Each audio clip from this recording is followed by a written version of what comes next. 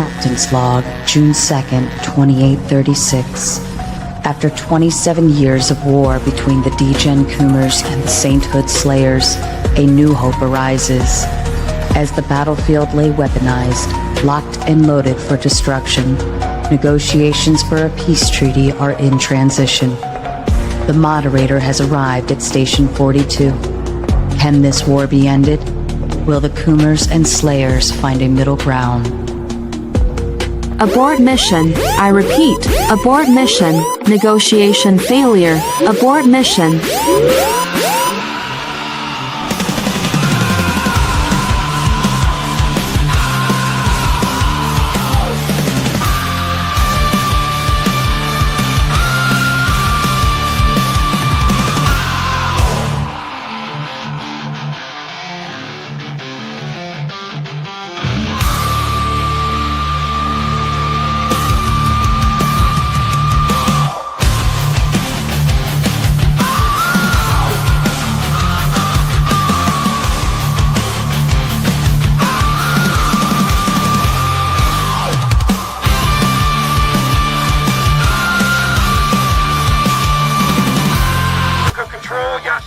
Heavy booty, 6+, low orbit, over grid 15-2.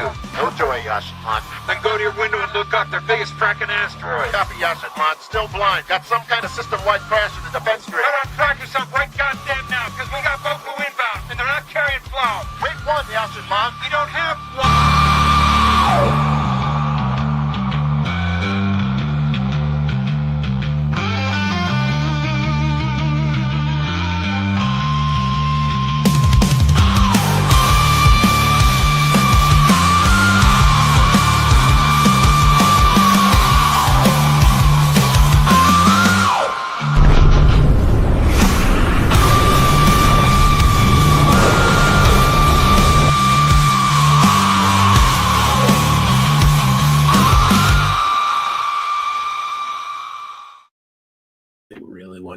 Okay, here we go.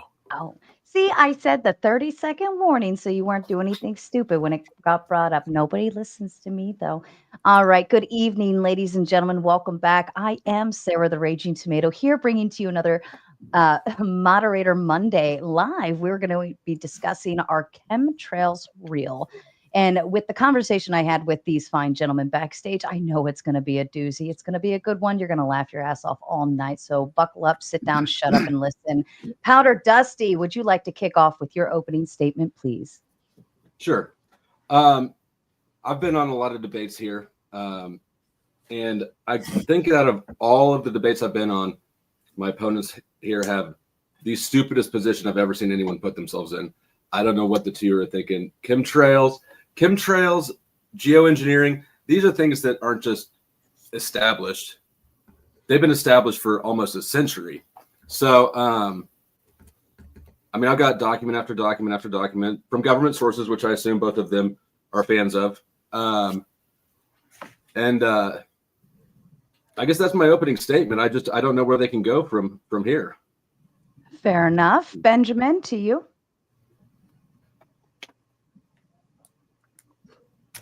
Hello, everyone.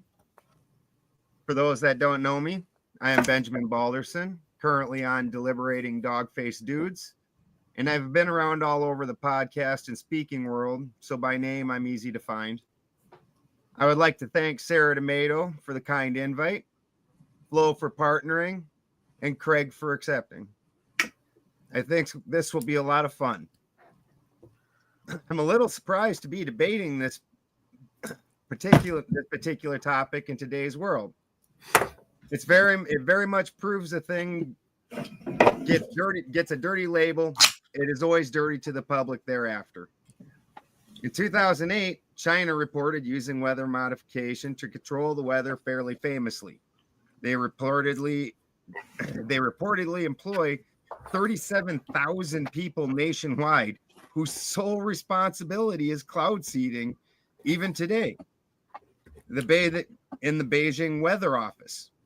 That was almost 20 years ago and was worldwide news. I understand you basically have to be a farmer to care about rain, and in today's industrialized worlds, farmers are few and far between. Not everyone hears of or knows about companies like Weather Modification Incorporated at the very odd address of www.weathermodification.com. Who would have guessed? Operating out of big old Fargo, North Dakota since 1992 and was founded in 1961 at their original location in such a tiny area in North Dakota, nobody even cares. Not everyone knows about organizations like the Weather Modification Association. You'd never guess what their website is. It's a hard one. Oh. Which was organized in 1950. In today's world, though, the Googles is in most people's hands. So this should be easy to fix. Then you could suddenly discover all the planned, ongoing, and failed projects to attempt at controlling the temperature or sunlight atmospherically. Like many patents pulled, many of these are scrapped, but many are tried with some interesting ways proposed. One thing I find interesting is looking at flight numbers during the boogeyman in the air years. I'm pretty sure these guys probably were running around with their masks on. Tampies. As they should be. Yeah. Then looking at commercial flight numbers during that same time period. The numbers were abysmal, with the commercial industry dropping almost 70% on average. Remember essential workers and all the closed companies and shipping interruptions? I sure as hell do. Private flights fell reportedly 80% on average during that same time period. But oddly, MIT, y'all have heard of MIT? Is that like neonatal MIT? Has been studying trail coverage through satellite imagery, and reportedly during the same time period, there was only a 22.3% in trail reduction, which is fairly head scratching. Little bit of a discrepancy. In closing, once again, thank you for the invite. And I believe this will be an interesting conversation. But in today's world, to pretend that all we see is frozen water crystals and you're a crazy conspiracy theorist for believing otherwise, I'm happy to take the easy win and have a good time. Thank you, Benjamin. And Craig, to you. Ladies and gentlemen, welcome to tonight's episode of That's Not How Planes Work. I'm Craig from FTFE, and I've been summoned here to defend basic atmospheric science from people who think the government is secretly crop dusting humanity with brain fog, infertility, and probably gluten intolerance. Now let's get something straight. Those white lines in the sky, they're not chemicals, they're not mind control, they're not some part of global eugenics plot. They're called contrails, which is short for condensation trails, and they've existed literally since airplanes flew high enough to hit cold, moist air, like in World War II. There are photographs of them and videos in the 1940s, but sure, Jan, tell me how you figured out the plot from your couch using a YouTube video and your gut feelings. Let me just address the most deliciously ironic part of this whole chemtrail conspiracy. If the powers that be really are spraying us with mystery toxins, then they live here too. They breathe the same air, drink the same water, and probably have to walk past Karen on Facebook ranting about the lines just like the rest of us. Apparently, the elites are smart enough to build a global secret spraying operation, but too stupid to install an air filter in their homes. I mean, come on, what kind of Bond villain forgets to wear a gas mask? Look, we've got actual data, atmospheric models, and a century of aviation science that explains exactly why contrails form. It's not a mystery, it is physics. But tonight, my opponent's going to ignore all that and hit us with, well, I feel like it's poison because feelings are the new evidence, apparently. I mean, let's just quickly attack one of the things that they said, the difference between chemtrails and geoengineering. Chemtrails, aka sky nonsense. What is it, supposedly? A completely debunked conspiracy theory claiming the government airlines or the global elites are secretly spraying the population with toxic chemicals from planes for mind control, population reduction, weather control, or insert whatever today's flavor of paranoia is. What it actually is, they are contrails, condensation trails, literally just water vapor and sometimes soot from jet engine exhaust freezing in an upper atmosphere, like seeing your breath on a cold day if you're mouth could move at 600 miles per hour at 35,000 feet. Evidence supporting it is as much as Flat Earth has supporting that. Not one shred of credible scientific proof, just zoomed in photos of planes, fuel tanks, misidentified ballast barrels used in flight testing, and dodgy YouTube videos narrated by blokes who think fluoride is a tranquilizer. Geoengineering, actual science. What is it? A legitimate field of climate science looking at possible ways to counteract climate change. It's mostly theoretical or in small scale experimental phases. Think of it as humanity saying, what if things get so bad we have to start hacking the planet to save ourselves? Types include solar radiation management and carbon dioxide removal. Is anything being sprayed from planes right now? No. There are no active large-scale geoengineer programs and certainly nothing being sprayed secretly over cities. There have been theoretical papers and very limited tests, like releasing small amounts of particles into stratosphere to see how they disperse, but it's public, peer-reviewed, and very, very cautious. Evidence supporting it is real research, academic journals, climate modeling, international ethics panels, and transparency, because everything the chemtrail crowd hates is right there. Too long didn't read is chemtrails are nonsense, geoengineer is real. But chemtrail believers love to hijack the concept of geoengineering to say, see, they admit it, but it's like pointing at a weather balloon and screaming aliens. You want the truth? Chemtrails are a myth. Geoengineering is real science. And conflating the two. Bring those goalposts back here. Failed a science class taught by a goldfish. Now let me say that again, but angrier and with a Southmead accent. Say the word. Over to you, Toon. All right, and MC wants to bring up. There we go. All right, thank you, Craig. So the title is "Are Chemtrails Real?" So what are chemtrails? I'll tell you what they're not. They're not cloud seeding.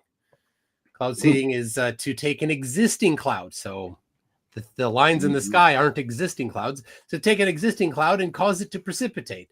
They use silver oxide, dry ice, calcium chloride, liquefied propane, or other things. The photograph there is a photograph of a torches, like they start fire on there, and that puts junk into the air, and the particles then cause the rain to fall from the existing clouds. Chemtrails are not things like Agent Orange, radioactive tracer tests. These are real things we know about. They are not other documented legit or less legit programs that are also known about. Chemtrails are not these ballast tanks that are used to test whether or not an airplane can handle the mass of a full plane with people and luggage. And it's not dumping fuel to reduce weight for an unplanned landing. Chemtrails, your claim, the word chemtrail, is this stuff. This is what is the claim. This is the topic of today's debate, not geoengineering, things that we know about. The lines in the sky behind passenger planes, the passenger planes that you can look up using any of a number of apps to see the flight number. And you can even get on these planes yourself. Now, what is the content of a contrail? A real contrail is because a passenger jet burns fuel. It's mostly kerosene. Jet A1 is the name of it, and it's highly refined kerosene. It's very pure. It has carbon numbers between 8 and 16 typically. There's a list of the different chemical compounds. And then there's also, because it's impurities in there, they can't have it be perfect. A little bit of water, that's the biggest impurity. Then they have other additives like a static dissipator so that, you don't get sparks and then explosions. Things for de-icing, things to prevent corrosion and lubrication. So here is the general formula for burning kerosene. There's the top one. I'm sorry that the interruption wasn't English, but so there on the top is the general purpose chemical formula for any of those there to burn. The bottom one specifically for C12 I chose because it's right about in the middle, C12H24 plus 18 O2s, 18 oxygen pairs, gives you 12 CO2s and 12 water molecules. That's what happens when you burn it. You get carbon dioxide and water. You deserve a wedgie. And why would it why would you see a contrail or not see a contrail? Well, the difference is the dew point. The dew point is a temperature. So the combination of humidity, air pressure, and humidity, oh my goodness, temperature. Temp is anyway, it determines if the water vapor will stay gaseous or if it will condense. That's the dew point. The temperature of the water vapor will condense. So if you have lower air pressure, you have a lower dew point. If you have lower humidity, you have a lower dew point. So contrails are less likely over Nevada. You will not find very many pictures taken from Las Vegas of contrails. And on the you will see them more likely over the East Coast, where you have lots of humid air because it's near the ocean, and it's cooler, especially farther north. That's where you will see more contrails. Plus, that's where more people live. There we go. That's all I got. All right. So, oh no, I got one more. I'm sorry, one more. So the burden to you guys is the empirical analysis of the contents of the chemtrails, as you claim. Maybe you could sample them. You could do some spectroscopy with or without a container. You could use LiDAR or satellite imagery. And then you need, this is going to be the really tough one. You need to document the delivery methods on these passenger planes. I got you backstage. Where's the application hardware installed in the plane? What is the maintenance procedure? Certainly the people that are maintaining these things need to have documentation for what we need all that shit to prove chemtrails. Dude, shut up. And go then so then there's mechanics, and so maybe you want to maybe have some mechanics that are like, yep, here's where this goes through, right? All of these things need maintenance. You can't just hope that they happen. They need to be maintained like everything else in the plane. So, and then the final thing, you have to have the motivation. It's been going on for decades. What is the purpose? Because you wouldn't go to all the trouble without a reason. And then the decision makers, as Craig said, they're affected by the same stuff as everyone else. There we go.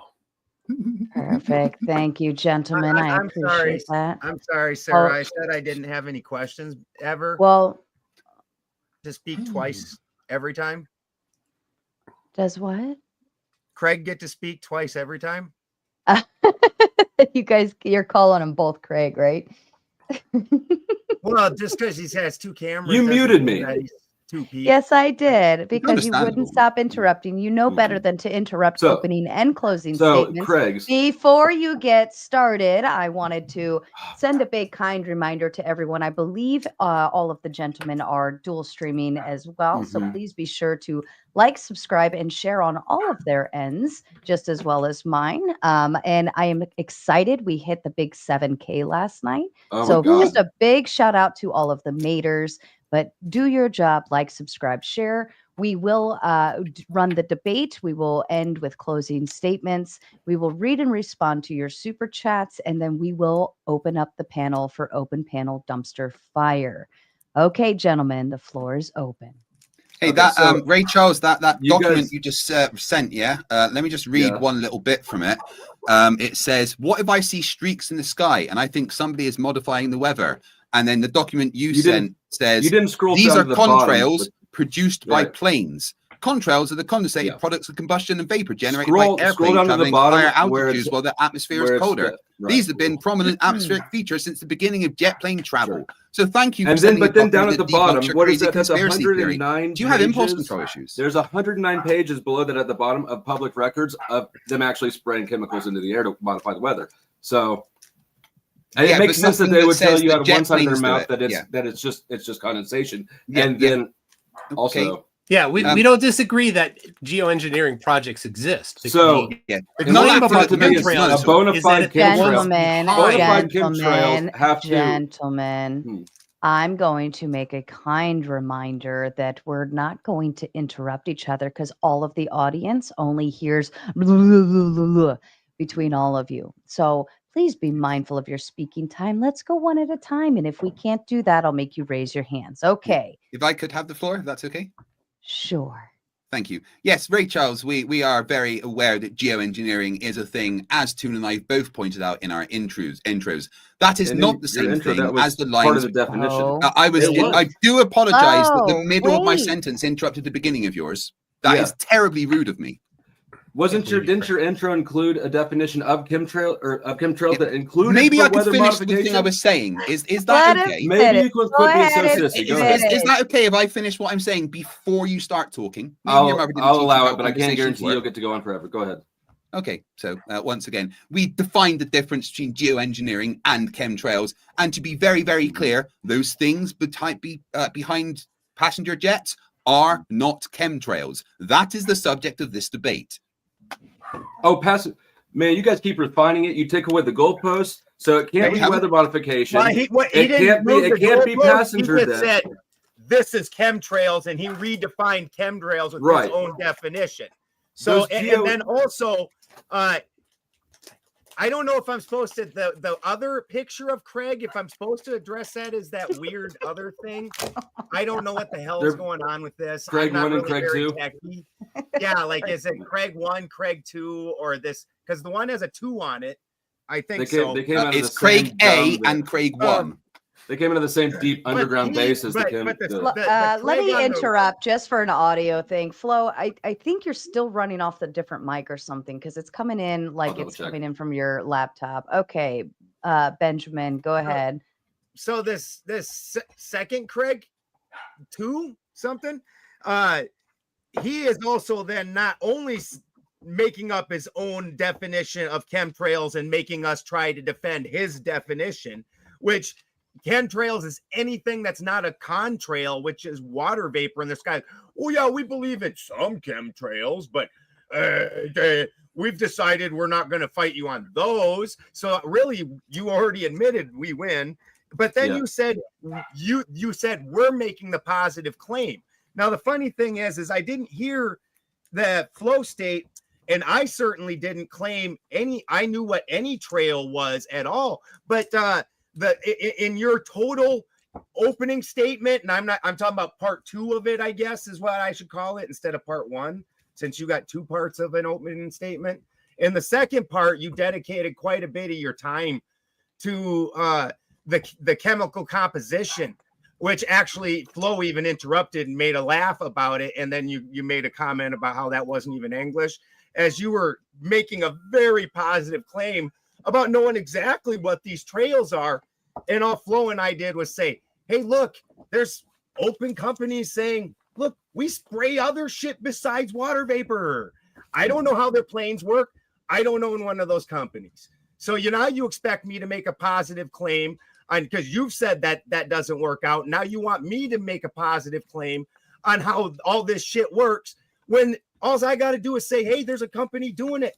I don't have to work for them. According to Looney Tune, you also have to have flown a plane, done maintenance on a plane, built a plane. No, I didn't say that at all. Toon, quick question. How many times did we interrupt them while they were talking there? Oh, we didn't. Oh, my God. Oh, right, we didn't. Right, just to double check. Yeah. You just did. So to be clear, both Toon and I pointed out how geoengineering is a real thing and no one with a brain denies it. Are those chemicals? I got like 1 sentence in. Yeah, Please let him give me the finish, respect Flo. of letting me finish my thought. Once again, nobody is denying the existence of geoengineering projects with chemicals, but the subject of this debate is chemtrails, and chemtrails are very well known as those things behind passenger planes. That is the subject of this debate. If you have evidence that the government is doing some secret shady stuff by spraying things and not telling people, that is the subject of this debate. If you're just going to agree with us that geoengineering is a thing and is different from contrails, then you should have stayed in your mum's basement instead of joining us today. So nobody ever has said that it's passenger planes, which is why you're including that caveat, I assume, because this is not the pattern of passenger planes. Those are passenger planes right there. No, this is passenger planes. Yep. Yes. God damn, I don't even know what to say to that. You don't think that this? Okay, you don't. I easily said, and I didn't ever interrupt you, gentlemen. I was on mute even, so my animals wouldn't make noise. So you could I just quickly share the screen, please? No, Craig. There you go. There goes your halo. Craig, sure. Could I please share the screen if that's okay? Sure. All right, thank you. Let me choose the right screen. But yeah, this one here. As in my opening. Yeah. So if is it sharing there? 80%. My goodness.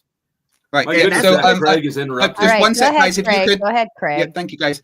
I've just literally Googled definition of chemtrails, and I'm going to read what it says here. A visible trail left in the sky by an aircraft and believed by some to consist of chemical or biological agents released as part of a covert operation rather than the condensed water of a vapor trail. To be very clear, that is the subject of this debate. Please stick to it. Is it a chemical released by an airplane? Please So stick go back to to subject the- of the sorry, debate. We are. Screen. We're defining a chemtrail. Is it Chemtrail. chemical Oh, or Craig, is you it got to bring water? it back up on screen. He Yeah, Chemical has could you some just put that back up? Yeah, Okay, sorry. yeah. short-term memory loss So, there. This is an ortho bro tech. What I'll do is I'll highlight it for you redefining guys. words. I'll Yeah. highlight it for you. Would this help? That's very kind of you. I know there's Can no you make it pictures. bigger? It might be a Chemical problem. Can you zoom in or for him? water? Yeah, I can. If I Gentlemen, just zoom in, gentlemen, that's not hard enough. Now make it bigger. That's better. That maybe they There struggle to we read. go. A little That's what further, she a little said. more, a little more. A little more, yeah. There we go. There we go. Maybe Toon, if you read it. Too you far, need too to far. I'll imagine read- I that. all don't right, like it I like can this. read Back it out. A visible trail left in the sky by an aircraft and believed by some to consist of chemical or biological agents resulting are released as part of a covert operation rather than the condensed water of a vapor trail, which is what I exactly covered in my intro. Yeah. So do you have evidence of that happening? And then we can discuss the top of this debate. I do or have you evidence. can keep crying because your mother hasn't brought you your Pop So, Tarts today. so first of all, let's make it perfectly clear that I see. you Okay, have what? lost this debate from the get-go. When All you right, open Austin, when calm your down. opening statement says chemtrails don't include geoengineering, Are you chemicals. done with the screen, Craig? Yes, No, yes. leave it- as no, long I- as- I yeah, leave it That's up. an immediate concession They're and confused by then it. trying to move the goalposts over. So I'm not allowing that, but I can move on to the next one as long as we establish that. No, you know what? I think I have a I'm playing good whack-a-mole. clarification here. I'm not conceding the first one. Gentlemen, listen, if I have to mom you through this whole conversation, we're not going to get anywhere. So chill out. All right. We'll all get our little talking stick and we can all take turns. All right. One at a time. Go ahead, MC. All right, so to clarify then, so that we can have some agreement on this, it seems to me that they are not making any claims about what is behind passenger jets, and their only thing is talking about the geoengineering projects, not about what's behind passenger planes. Correct. We're not following that weird little caveat Craig, that's never been. Hold on a second. I wasn't done. Well, Craig you and seem I. confused. I cleared it up for you. You seriously, Flo, you're get a just- piece of you're paper and a just little pencil. child. And before you feel the need to I'm your talk, daddy. write it down Take some instead. notes. Okay. Take some notes. All right. So Craig and I and you, all four of us, are in agreement that geoengineering projects exist and that airplanes spray things like silver oxide to seed clouds. Okay. All four of us are in 100% agreement on that. If that is your only claim, is that those things exist, and Craig and I are in complete agreement with this, we can end the debate right now.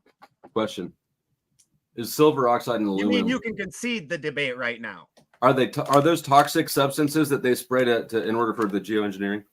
All right, wait, you didn't answer the question. And also, Is that the only thing that you're claiming that chemtrails are? And actually, that wasn't even the first thing that they tried for cloud seeding. It was actually CO2 pellets and numerous other things. Yeah, Let's dry not ice even was talk in my about intro. the Tuskegee experiment where things like that where they've sprayed it. Lots of things. But I don't know what are the they- hell. are all of these things we agree with? Yeah. Okay. It's But only are it's these only- and are this these is toxic? weird. Hey, Pardon Craig, me. Go ahead, Craig- Benjamin. Craig, and this is weird because Craig, on your second name, you didn't put CM2, you put MC2.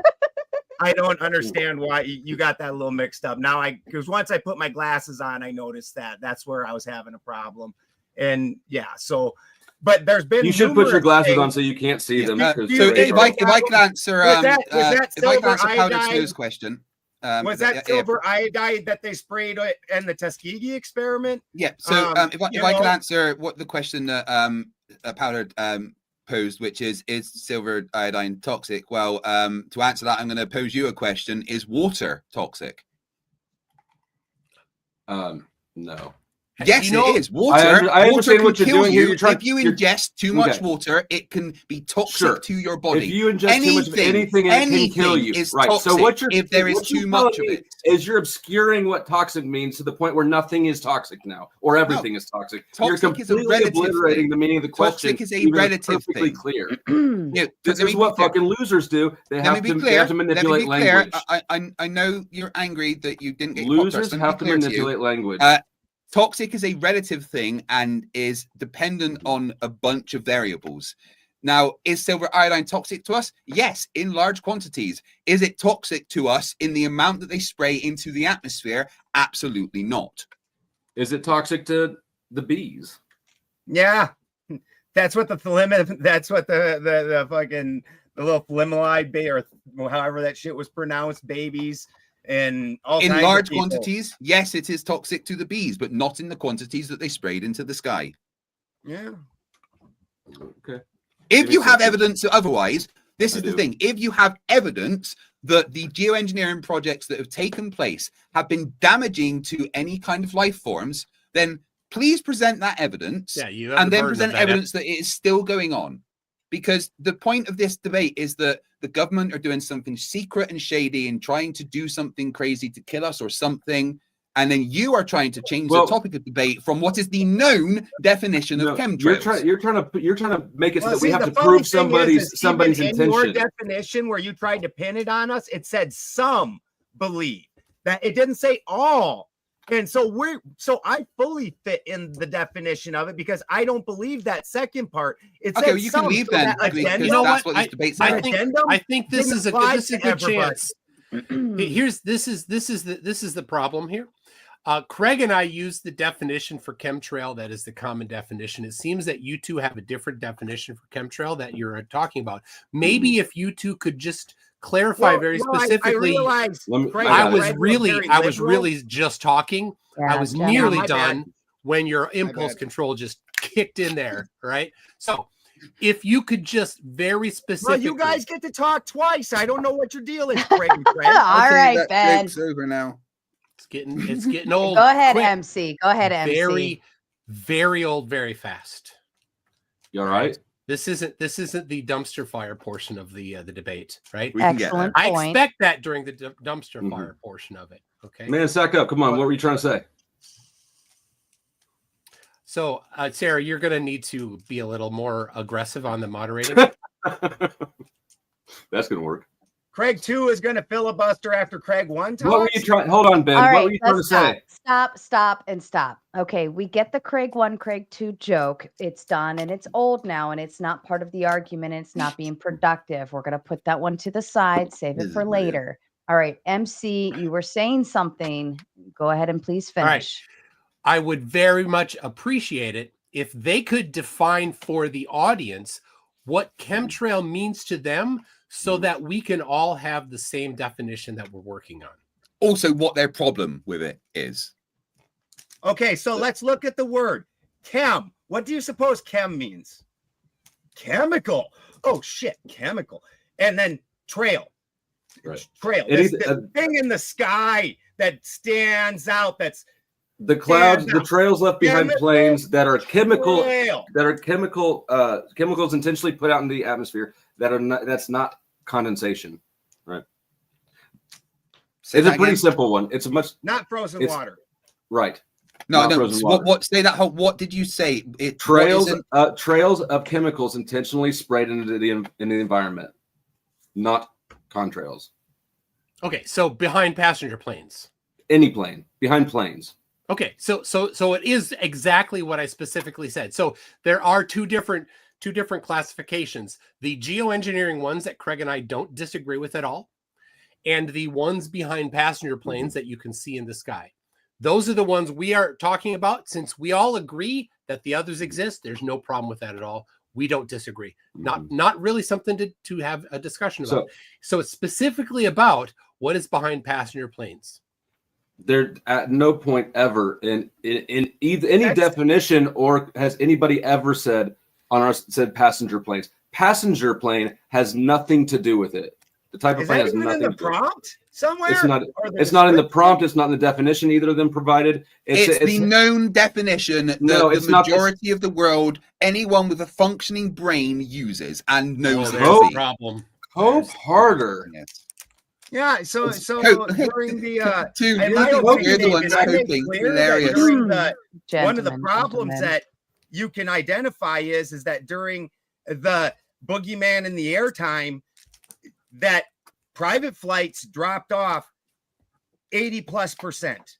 We're aware of this. We're all pretty aware that most people weren't doing anything but sitting home. Commercial flights dropped off 70%. Weirdly, MIT, and I feel like you guys are all right with MIT. It's not neonatal or something. That they've been tracking that on an independent study to do the effects. Now they aren't sampling them; they're just using satellite imagery to check coverage. And oddly, even though there was almost no commercial jets, no private jets flying, in between them, an 75 to 80% reduction, but only 20% reduction on chemtrails. Interesting. Or on trails. That's very interesting. I didn't make a positive claim on what's in any of these. I only heard you guys making positive claims on what's inside them. And I've never been up into the chemtrails with like a container, grabbing them. I don't know what it is, but I know that the people that are known to fly, that do stuff that I can easily track, they all quit flying. But and backstage, there's the PubMed paper about bees dying because of increased aluminum levels. Does it say the aluminum levels came from geoengineering? Yeah, you're gonna have to prove that. It does not say that. It doesn't. Oh, right. So it's relevant to the discussion then. Cool. No, not at all. Which is asserted without evidence is dismissed without evidence. Yeah. Let's use a little. Let's apply a little bit because this is not the point of the research. It's the point of the research is to find out what's killing bees. What's killing bees is aluminum. They're not. Oh wait, is this debate about what's killing bees? Well, you totally changed the topic of the debate. You just asked for that, didn't you? Just ask for any evidence that the chemicals being sprayed. I asked for evidence that chemtrails. There we go. Are killing. So what's the number one chemical being sprayed out of these geoengineering planes? I don't know. It's your claim. It's aluminum. Where's that? Can you show us the evidence that the number one thing sprayed out of the planes? You haven't looked at any of the evidence I've put backstage for you so far. I think the relatability flow would have to be, you'd have to prove that chemtrails are real in that regard first in order Sarah, to... you're roboting a bit. No, Am I? No. Well, I guess that was it might me. be you. It might be you. Yeah. You have to but you have to start with proving that the chemtrails are real and that then they would, contain aluminum. return you to effect based on, if you're going to run the line of logic, that would affect the bees, right? You can't. All right. Like utilizing I the can bees. do it for them because they want to drag their feet to the grave, but that's fine. Give me a second. And you also have to tell us how often the geoengineering has happened and the percentage of the aluminium that has then been put into the air and the toxic amount of aluminium to bees and the percentage that has come from chemtrails versus other ways of aluminium getting into the environment. How the delivery is done, because aluminum is a solid. I mean, that's amazing. That wouldn't be hard to think through. Obviously, you wouldn't be spraying aluminum bricks. It's an aerosol. Have you ever seen ash in the air or dust? I noticed that you guys. Wait, so we changed it from chemtrails to dust. Hold on. Let Benjamin finish. I noticed you guys keep complaining we aren't making positive claims. And that's, I'm 100% positive. Here's a positive claim for you, that you guys were waiting for bad positive claims for us, hoping we'd say some really crazy shit. So that way you can fight the crazy shit, when the fact is chemtrails are a known thing that they do in many different ways. Outside, not the stuff we disagree with. The debate is, are chemtrails real? Yeah, geoengineering is not chemtrails. Yeah. This is a classic Mott and Bailey fallacy here. The Mott being the thing that we know exists, right?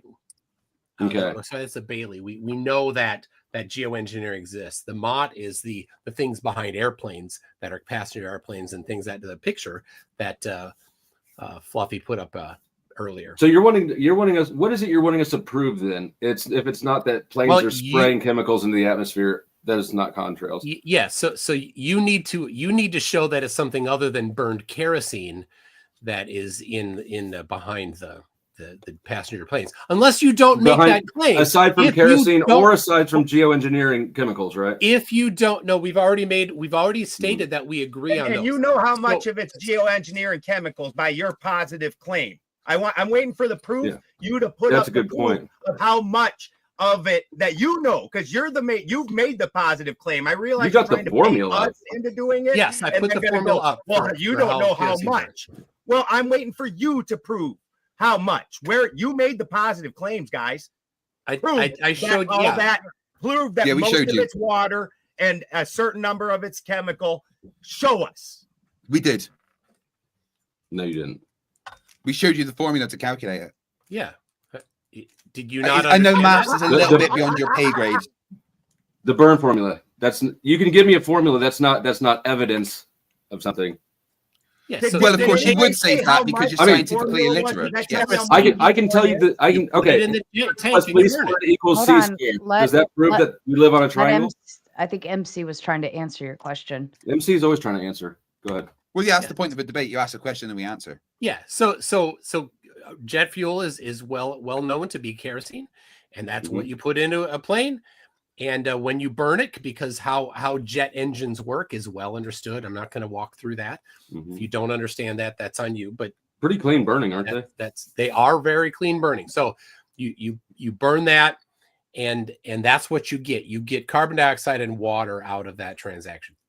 So that is water vapor in the air. What was the name of the fallacy that you said where we're covering the thing that everybody knows? And the dew point is what determines whether or not there's a visible condensation or not. So that is all well established science. I've made that positive claim, and I've supported it with the backing physics. Now, No. If you think there's something of how much, that's what we're waiting for you to answer in your diatribe. If you think there's something other than burned kerosene in there, then you have the burden of proof. But if you don't think there is something other than burned kerosene in there, then we are in agreement. Nobody's arguing with jet fuel. Yeah. Cool. You keep trying to answer a question and we're done. you didn't ask. Sarah, we're done. Our question was your positive claim of how much contrail versus chemtrail there is, because you guys, we didn't ask the chemical formula. We didn't ask about how kerosene and jet engines I don't think we made that claim. We didn't ask none of that shit. In fact, I'm not even arguing. Yeah, we didn't make that claim. Not We're even just making up a claim that we've made. You guys said that it's mostly just water vapor. How do you know? How do you know the percentages? Please do show me the percentages of what's contrails, chemtrail and what's contrail. We know the things you see in the sky behind passenger jets, they're contrails. Can you establish that besides just restating the claim? Yes. Okay. You can work out the chemical that will be released after the jet fuel burns and releases combustion. You will have water mainly as the chemical that is released, because obviously water is technically a chemical. Equal water and carbon dioxide, actually. Yeah, you have water and carbon dioxide and a bit of soot and dirt and stuff. Right. That's the chemicals. I'm in the middle of talking. Hold your horses. Yeah, but you're answering. Hold on. Hey, let me offer a translation that I think might be applicable. I may be wrong. So Craig and MC are saying this is what comes out of the tail end of the airplane, right? Based on the fuel, so on and so forth. Yep. They provided a formula. I'm guessing that came from chemistry. Physics, yeah. Okay. So that's basic physics, which that to me would be like proof in and of itself of what would like how physics operate in terms of aerodynamics and all that fun stuff. All right.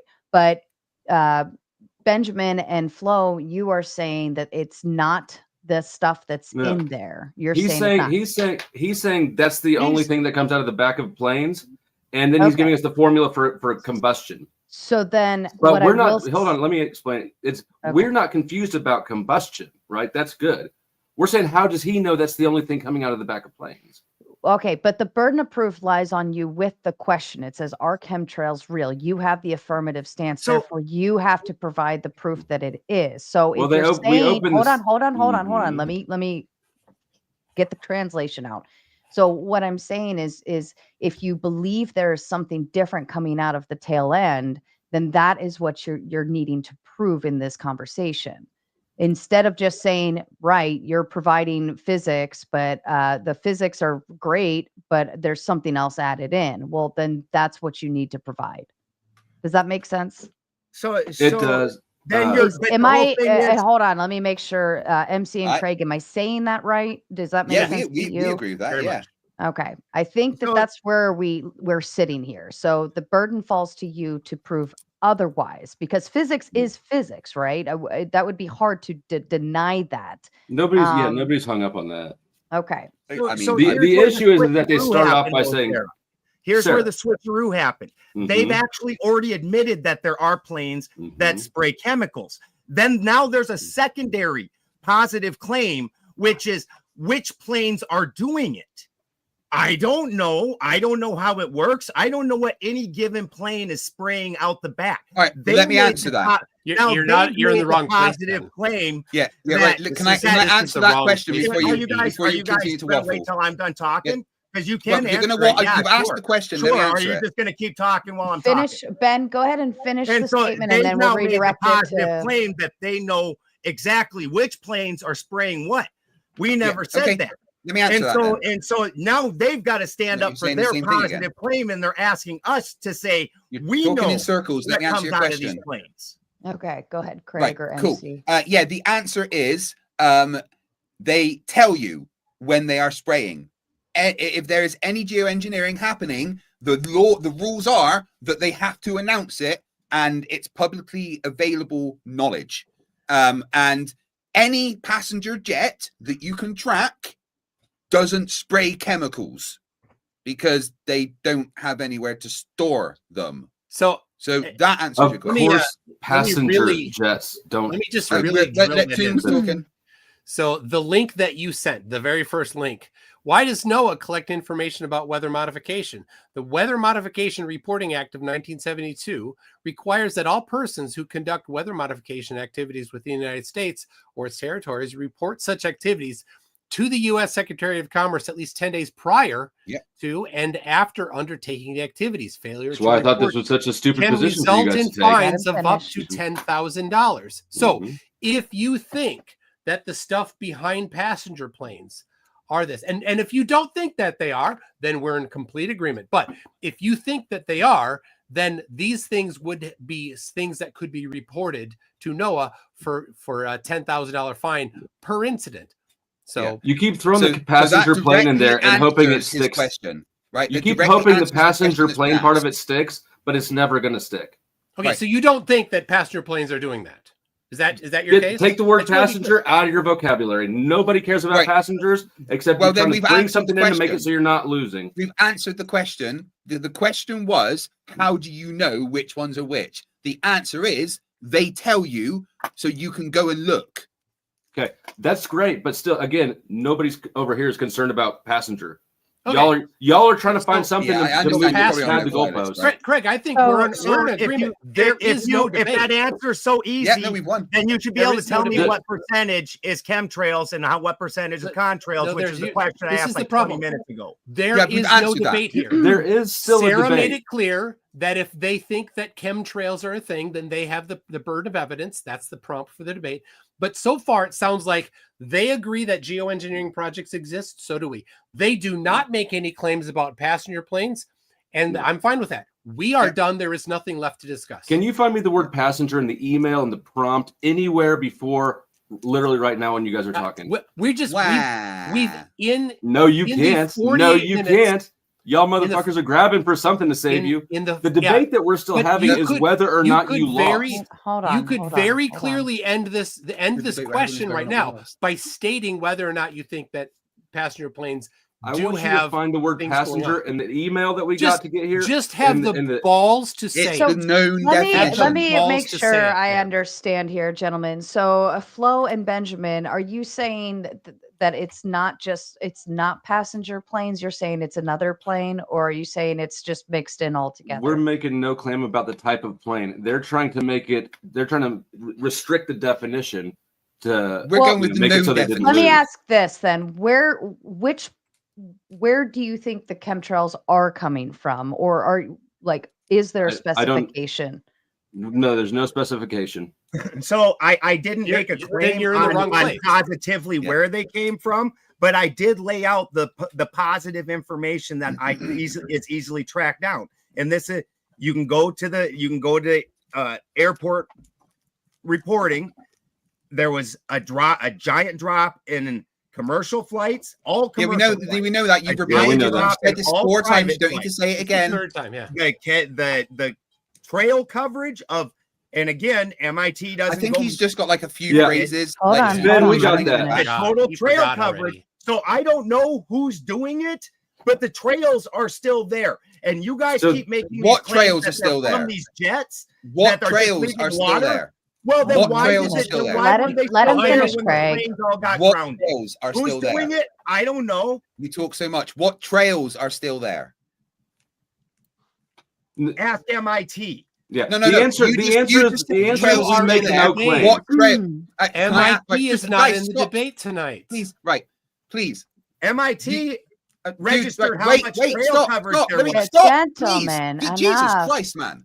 You were trying to just interrupt said, the shit will out you of me. stop and let me answer? Please, Hold- Jesus Christ. Gentlemen, I'm about to go mom on all your asses because you're all doing it to each other. So please, at least just wait for the person to finish. Look how okay? stressed MC is. Okay, let me. So, you just said the trails are still there. Balderson, what trails are you referring to? Whatever MIT is referring to, there was only a 20%. They don't make a claim of what. No, any you just said the particular trails are still trail there. is. What You guys trails? are the only ones doing that, telling us you know what comes out of any given. Sarah, any can you given ask him jet the or question? plane. Because it's like it's You're I going the will. through only and ones he's not I, doing listening. that. No, hold up, in hold up, fact- hold Why up, can't I hold up. answer? This dude cries like a little liberal girl Right. every time. Sarah, can you please Listen, ask I him the will, question? I Because will it's every time I ask him, he translate. says I something will else. translate to you, Benjamin, that if your answer when he's saying where are the chemtrails, and you're saying I don't know, which means okay, well then what are your sources here in this particular conversation? Where's this coming from? Because if you're saying yes, they are real, essentially you have to have proof He behind already why said they're real. MIT. Right. He already said but MIT. He's already, and I don't know why he even went into the diatribe again. We've already covered that. It was MIT. And MIT no, said what? no, we were not making any What claim as did to where the MIT planes say? come from. What They did said that MIT the It say? said, trails "Come pick are up your still mom. She's there. been One at of my you house talk too at a long." time. Even though the One of you planes at a are time. planes and right, stuff all Jesus right. Christ. You're all a fucking wrecking ball. My goodness, I thought MIT this was going to said be more what? fun. One of you please answer. It said, "Come MIT get your said mom. what? She's drunk and I'm tired of her." Right. MIT said what? Please, one of you answer. Yeah, please That's it. give the clarification on MIT, Benjamin. You made the claim. I'd like to hear further. What they're trying to do is get me to make a claim on how much. No, I'm of just any- asking what you're Well, talking about. Right. Hold I mean, on, you Craig. decided Hold to on, get them Craig. to Hold do on, this. Craig. And you can't yell at him because they're girls. I know MIT you said want to protect what? the fellow girls, but Craig. tell this Craig. one to shut up MIT for a minute. said what? Hold on, Craig. Let him talk. MIT said what, Balderson? What did MIT say? Be specific. Can I answer without you opening your pie hole? Do you need to mute? Do Just you actually need to answer. self- then. The four of you are children. Need an Ativan? Craig will be quiet. Balderson, go ahead. So MIT said that trail coverage, again, like I've explained numerous times, that it only dropped 22%. Now, then you turn around and you go to flight logs for commercial and private, and you notice that commercial and private flights of all kinds, whether they're cargo, whether they're whatever, dropped by 70% and 80%. So there is a giant Okay. discrepancy that apparently you can't get a hold of who's doing that. And these are leaving Okay, some I'll kind answer of that. the trail. And I don't know what it is. And guess what? You What? guys Who's don't leaving either. what kind of trail? That's what you keep saying. I don't know. See, you keep trying to make me to But make what an trails extra are lot you of referring to there? Can I, Sarah? Go Oh, ahead, right, wait, MC. wait, Go ahead, wait, MC. first- Well, let All me right, answer this his is- question quickly. I mean, I know where he's going and where the problem is. He thinks that every single plane that flies has a contrail. It's a No, 1-to-1 ratio. Yeah. yeah, that's not the case. Even if global air travel dropped by 80%. That does not mean there will be a direct ratio in the drop of contrails. Not every plane releases a contrail. There are many factors depending on how high it is, the temperature, the humidity. So your argument falls apart because there is no correlation in the way that you are thinking. I don't know why you're nodding, because you've just debunked yourself. No, he didn't. Because Dude, some those trails have come from somewhere. Listen to him Hold make on, another Ben. positive First of claim all, of shut up, claiming Ben. Ben, you overtalked, and so now we're defending something that's not even important. You fucked up there. Now, but it did make sense anyways. It did make sense anyways, because if it's not passenger J planes flying around, but there's still the same amount of trails floating in the sky. We just explained that. We literally just explained that. We literally just explained that. Toon, can you try? Because this is like talking Go ahead, to a child. give it a try too. No, Come, Rubik's Cube. I want to hear from you because number one didn't explain it well. He didn't explain anything actually. He just asked questions. What is that? Is that Zima?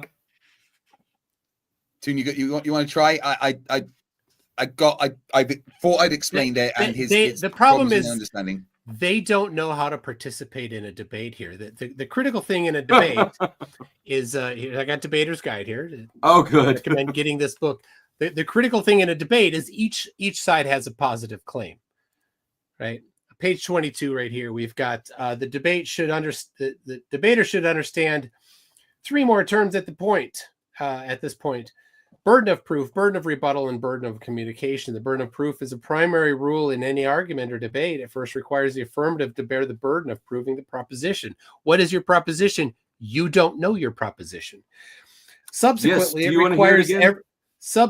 it requires every doesn't want to hear it speaker again. Hold on. Stop, Flo. Enough. Why is he teaching us this shit? It's fine. Obviously, this debate is gone array, so it's might as well let him explain to you why you're being retarded right now. No, I get it. I It's a get debate about exactly. how to have a debate. That's what happened I here. agree with. What's the first exactly one what he- again? Stop. Toon, what's the first one? Flo, I already explained this to you earlier, and he's giving you literally the book's guide of what I. What is earlier. the first thing you said there? The first point. I'm Try and dumb done. it down, You maybe. interrupted me. Oh my God, you big fucking He baby. The said first thing was there's know your two claim, right? Yeah. What was my claim? Have I stated my claim? No, you That won't they're make a That's claim. part of the problem, Spraying- dude. You won't make They're a claim. planes spraying chemicals, not condensation. And then you guys go, well, oh, we know that they spray that. That's geoengineering. Which planes? Yeah, which plane specifically are you talking about? Which planes? That one. Which So one? you understand that that's a secondary positive claim. You're trying to force You on don't us know after which your one. concession of the actual claim, which you So- concede, and they're like, yeah, but you can't beat us in this one now. Nobody disagrees that geoengineering is a thing. All right. What is your claim? Will So you you're acknowledge? by the very nature One of at the a way time. you state it, you're Yo. claiming that more of them are contrails than chemtrails, is what you're claiming now, because you're already conceding that chemtrails. Yes, we do can tell you the exist, exact and now amount. You you're can now find you're that asking, information. you're trying to Hold on, force Frank. us when you're claiming already that more of them are contrails. When let me see that proof. Where's Let me the be clear to percentage? you. Been asking for it the whole time. Single line. Oh, you still good. Go Let me ahead, be clear to Craig. you. Every single line you see in the sky is a contrail, not a chemtrail. If there are any chemtrails, they are not lines in the sky like you see behind passenger jets. They are other things, and they will tell you before they are doing it. That is how you can find out the exact percentage of what is contrails versus chemtrails by looking at the information available. So I hate to point out to you, but when you read that In one law, ear, it said out the other. persons need to report. That doesn't include government contractors. That doesn't include all kinds of different things. Yes, it does. And Yes, as it I does. pointed out, and there's actual easy statistics Yes, it does. to back this up. Is Yes, it does. that, You're wrong. Yeah, because the Wrong, government wrong, never wrong, sprays wrong. things without telling us what they're Wrong, spraying. wrong, That's how the Tuskegee Hold on, experiment hold happened. on, Ben, Craig. get back in the lane. Wrong, wrong, And wrong, so wrong. when you Hold were- on, wrong. Craig. Hold on. He's just You're saying wrong. wrong the whole time I'm You're talking. wrong. Craig. Sorry. Greg, look what you're Hold doing to your up, partner. stop. You're going to kill your partner. Stop. Craig, you are All the right. biggest complainer of being interrupted, and you're doing Yeah, this sorry. the He whole was just time. waffling a thing he'd already I said, will- so I was I just will mocking read- him. I will read. Because the thing I Hold on, said is hold you on. guys keep pretending like I didn't say that Yeah. thing that I said, Yeah. and like that doesn't We've bear. already answered And you. the whole thing is Yeah, you here we guys go. keep saying passenger planes don't leave the trail. I'm not even fighting that. Neither did Flo in any way, shape, or form. Because when they Craig. Sorry. If he's on repeat, then there's no point in listening well, to it. you You know? asked me to say it. You keep asking the same for And we've really not making answered a the positive question. claim I don't know why you'd and ask it not again. answering to the positive have claim answered you it. guys made. We've answered it specifically. I just did it. And when So I if try you to ask- answer, you don't shut the fuck up. I answered You're like you my specifically. ex-wife, only you're fucking uglier. Sarah, Did he just say I don't shut the fuck up? Gentlemen, enough. mute all three of them, please. I might actually. I normally don't mute gentlemen, but I'm gonna have to do this tonight because you're all getting on my fucking nerves. All right, and if I need to do this the whole night, I will. Go ahead, MC. You might not. You might need to. All right. He made the claim that that persons don't include corporations. Quote from 15 U.S. Code 330. No, I didn't.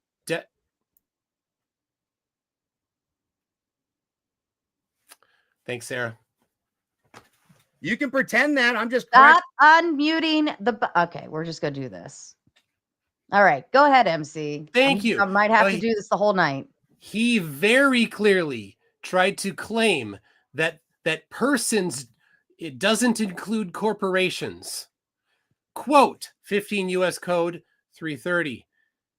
2. The term, quote, person, unquote, means any individual, corporation, company, association, firm, partnership, society, joint stock company, any state or local government, or any agency thereof, or any other organization, whether commercial or nonprofit, who is performing weather modification activities, except where acting solely as an employee, agent, or independent contractor of the federal government. Okay. Balderson, you have something to say back. I never said corporations. You are the biggest straw man making motherfucker I ever saw. And I understand that that's what you guys are used to fighting, which is why you've been trying to provoke us into making ridiculous positive claims. So that way you guys can be like, well, yeah, see, that's stupid. And that's the only way you guys know how to do things. I get that. I get that you guys have let yourself out of the flat earth debates for a minute, but you actually have to start backing your positive claims up in this way. It's really bad. I said contractors and government contractors do all kinds of shit without reporting it. All kinds of shit. Government agencies.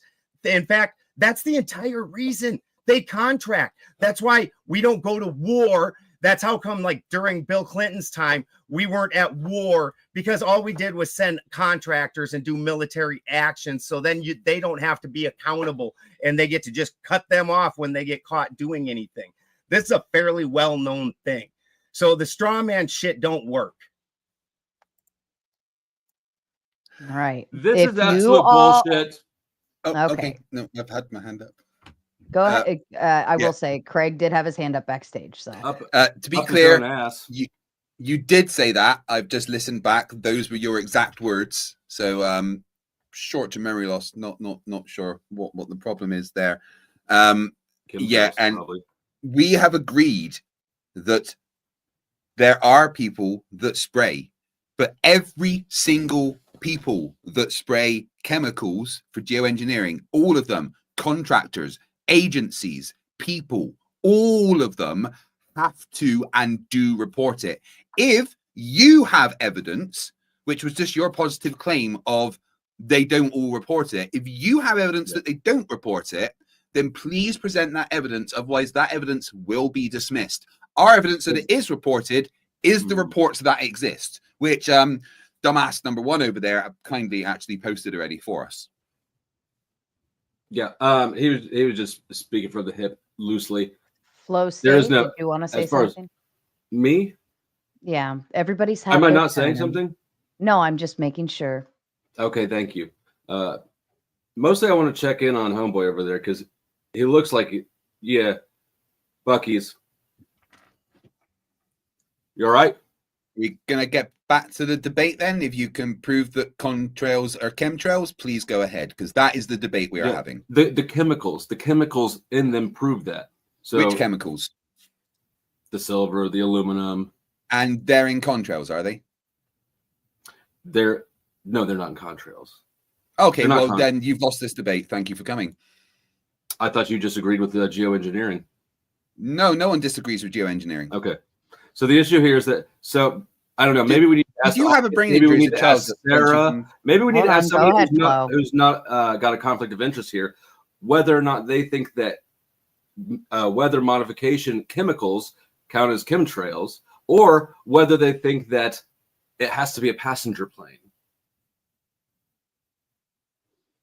Toon, would you like me to answer, or do I think openly for the conversation, I don't think it has to be passenger trains, but or passenger planes. I think in terms of the context of the conversation, are chemtrails real? We're not presuming one thing or another in terms of how those trails get there, right? But that you have the burden of proof to show that they are real. Well, everybody agrees that they're real. They're just trying to carve out the big, obvious, instance of it. Well, that's not really a contrail. That's completely moving the goalpost. No, those aren't real. In your opening statement, all right, you said they have to be secret. I said one word. Right. Okay, never mind. I thought you'd finished. All right. You know what? You right. The common known definition of chemtrail, the conspiracy. I was in the middle talking. The known common definition of chemtrails used by conspiracy theorists is referring to the lines left behind passenger jets that you find crisscrossing the sky in a busy day. Aren't we the conspiracy theorists here? Yes, you are. That is what we are discussing. So you're telling me what the ones here known saying that chemtrails are those things. You have the burden of proof to show that there are secret organizations spraying the masses with chemicals, because that is the debate we're having. If not, you shouldn't have come. So as the conspiracy theorists, you should let us define how we define things for you. Yeah, well, and I also wonder if the debate, if the debate was, is it passenger? It's the chemicals coming out of passenger planes. What's crisscrossing the sky, and are those chemtrails? Because I'm not sure that wasn't the debate. And I don't know what that is what I assumed the debate was. That's what I assumed the debate was. You guys conceded the original debate, and now I took chemtrail to be the thing that all the people say chemtrails are. Right, Sarah, we appear I just talked to all the people. Gentlemen, all three of you, or four of you, are get on your.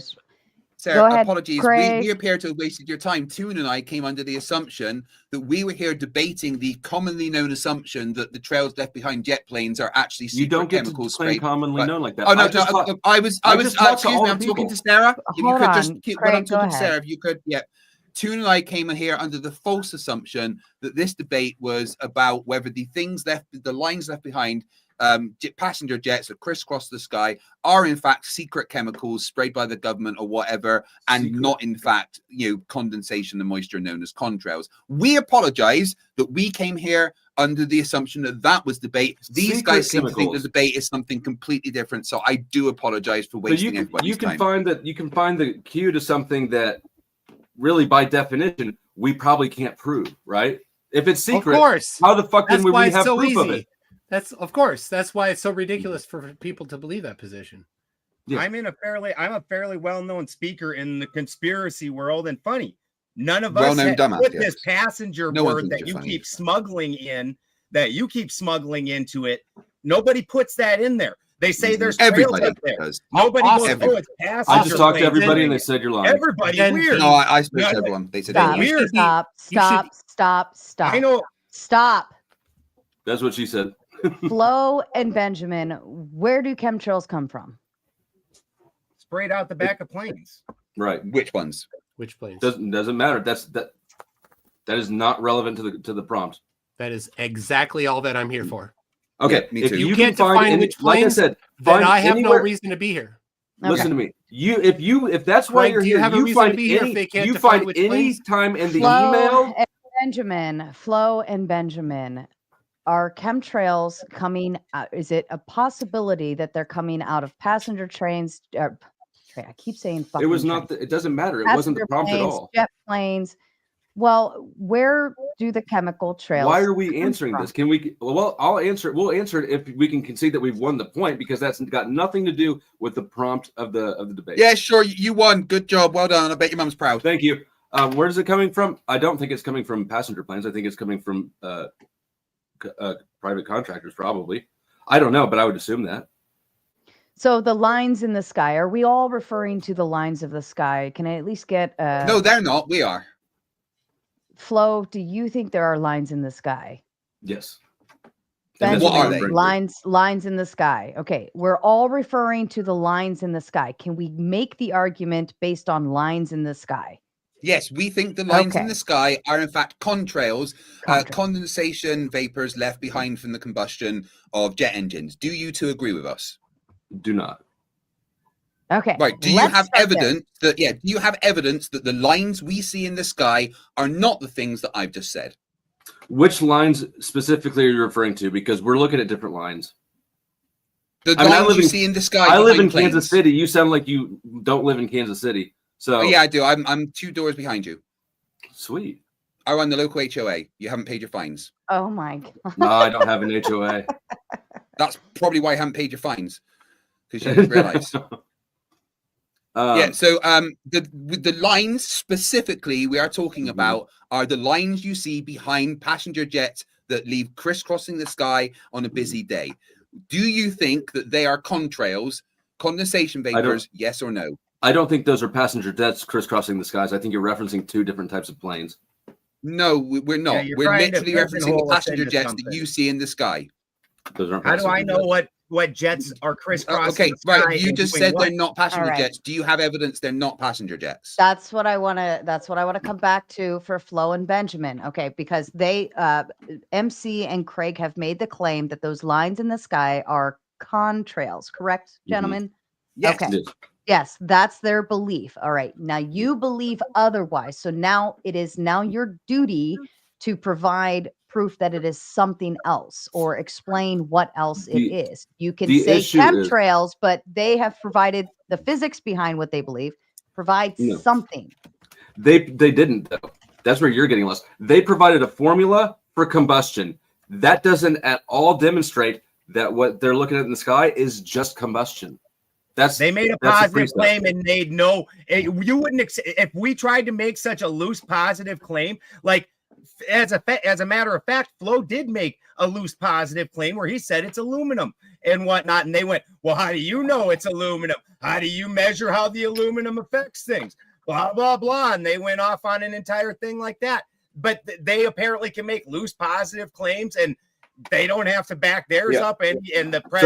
So can we establish how you know that it's only condensation coming out the back and not something else? Condensation and yes, because as we've explained several times, if it's something else, they have to say so. Okay, so can you demonstrate? I do agree with that. I agree with that too.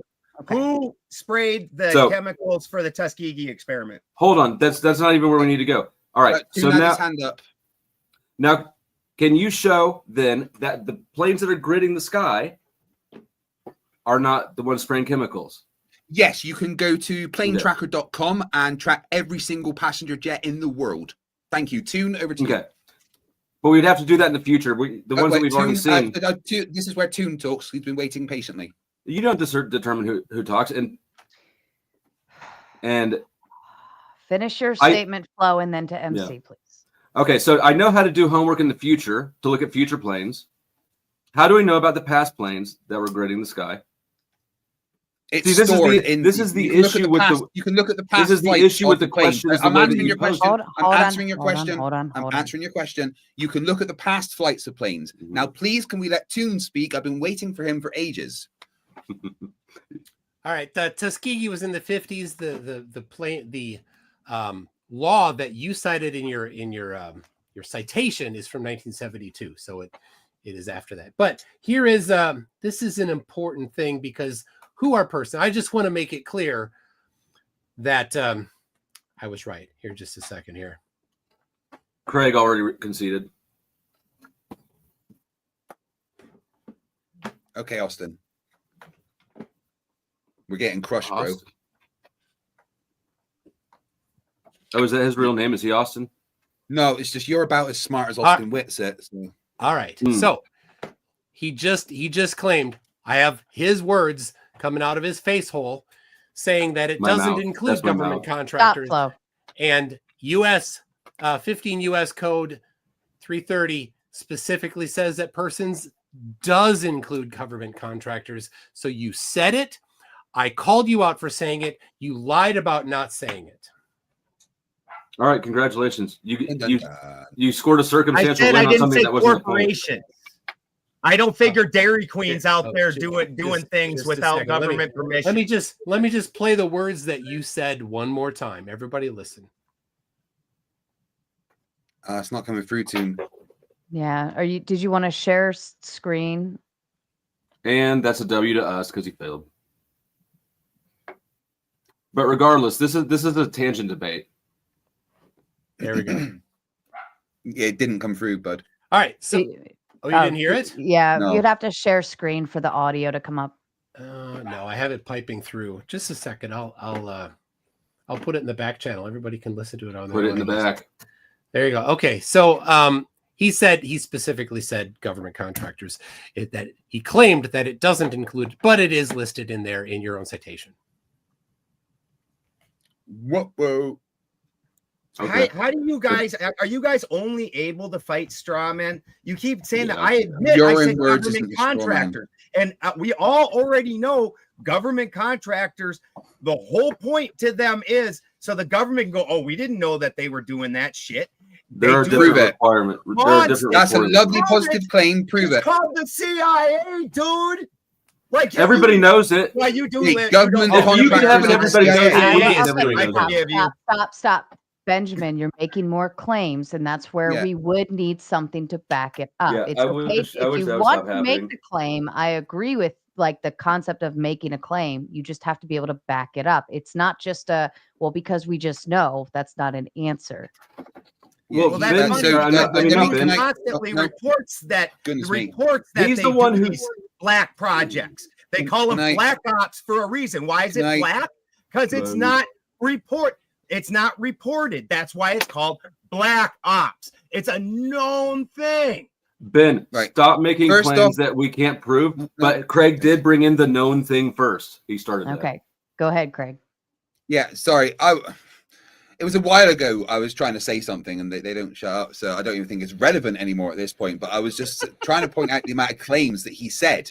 He said that the CIA are a government contractor, and then he said that the CIA aren't reporting the things that they do. So I just want some evidence for all of these claims that he's saying. And I've literally lost track of all of the claims that he's made. And then, dumbass over there, number one, said that, oh, well, it's just a well-known thing. It's a well-known thing that when we talk about chemtrails, we literally mean the lines left behind by passenger jets in the sky. So don't come to me with it's well-known if you don't know well-known stuff like that. And thinking that you won. Yeah. I do. Hold on. I do agree. We cannot just say, oh, that, everybody just knows this, or even to say, well, it's black ops, so we wouldn't know. But then I asked you the question, Ben, if you're going to say it's black ops, we wouldn't know, then how would you know? Yeah, he just says religion then. Yeah. Because they admit it later, and we keep getting reports of such things. Like the entire Mina cocaine smuggling operation. And that's what we need to bring up, Ben. Theory. Ben, then that's what we need to bring up. If you have proof of that, then that's what needs to be brought up. Yeah, while he's getting that, can we get the proof of what was the thing that Craig said everybody knew? Oh yeah, the definition included passenger. Can we get that as well if we're enforcing? So Can you hear this audio? So I hate to point out to you. You get that? But when you read that law, it said persons It said persons need to report. That doesn't include government contractors. That doesn't include all kinds of different things. Yes, it does. Of course. All right, let me read again. The term means any individual, corporation, company, association, firm, partnership, society, joint stock company, or any state or local government, or any agency thereof, or any other organization, whether commercial or nonprofit, who is performing weather modification activities. Yeah. So he was wrong about something that was not the debate. It was said in the debate. You're right. There was something said in the debate that wasn't the topic, that was inaccurate, or maybe everything you guys have said is the topic. Yes. All right. So we're still at an impasse here. They know that so undefensible that they will not address their specific position. They will not give a clear definition of the thing that they don't accept. We have given lots of clear. We've done it several times. Can we get, since we're enforcing everybody knows, can we get the everybody knows proof that everybody knows passenger is an important part of the definition? Define chemtrails and define the planes. Chemicals. If you real. No, hold on. Don't even give him that. No, it's your turn. And hold on. It's Sarah's turn to enforce the same thing on both sides, and it's your turn to show your definition. I think I'm still waiting on your claim to kind of come to fruition, Flo, only because what was my claim? It just keep coming. It's like chemtrails, they're there, they exist. And then Balderson's talking about black ops and super secret spy shit. But I haven't really heard. Yeah, but that's the point. I need backstage. Can you throw your claim out very clearly and then elaborate further with, because you do have the burden of proof on that. Okay. Yes. And this way, now they can tear into yours. You've already torn into theirs, right? But it's your turn to make the positive. Okay. I don't know how anybody hasn't heard this yet. Chemtrails are the trails that you see behind planes that are not contrails, that are chemical agents being intentionally sprayed into the atmosphere for any number of reasons, but particularly the one we have proof for, and they know we have proof for it, is geoengineering. So they don't even dispute that. I did drop some stuff backstage demonstrating that is the case. So they tried to move the goalpost and say, well, even though that's chemicals, that's not what everybody means when they say chemtrails, and it has to be passenger planes. So I yield. All right, cool. Well, then we're in complete agreement. Thanks. Welcome to the Tinfoil Hat Club. So geoengineering is, let me make sure I'm understanding this correctly. Geoengineering, you all agree on. Yep. Yes. Okay. No disagreement. That happens. So if I could just respond to Hat McWear glasses inside over there. When he asks for proof that it includes passenger, if you look at the Wikipedia page for chemtrail conspiracy theory, it specifically mentions the theory of seeing tanks in passenger aircraft, and proof that this is therefore tanks that are in passenger aircraft, where in fact these are. And let me read the passage. Let me read the passage. Photographs of barrels installed in the passenger space of aircraft for flight test purposes have been claimed to show aerosol dispersion systems. The barrel's actual purpose is to simulate the weight of passengers or cargo on the passenger plane. The barrels are filled with water, and the water can be pumped from barrel to test different centers of gravity while the aircraft is in flight. So there is the proof that the common knowledge of conspiracy theories includes passenger jet. Thank you very much. How far down? First of all, we didn't reference the Wikipedia page for the prompt, but no, it's not listed anywhere in the prompt. But second of all, how far down the page? Hold on. I was quiet. Let me go. How far down the page did you have to go? Because I'm looking at it right now, and the first sentence, the main definition, does not say anything about passengers. So how far down did you scroll? I just used the logical thing to do: press Control F and search for the word passenger. There you go. Yes, and came up with not in the main definition. With the point that within the description of the conspiracy theory, it clearly mentioned passenger jets as one of the main things. That is my proof that our claim had the thing we said. So we have fulfilled any burden that we have ever had. If you agree that geoengineering is a thing, which we do, but if you have proof that the normal things the lines we see in the sky are anything other than contrails, then the burden is 100% on you. Please present evidence of that. I think it's crazy that you think that just because you found the word passenger somewhere on the entire Wikipedia page.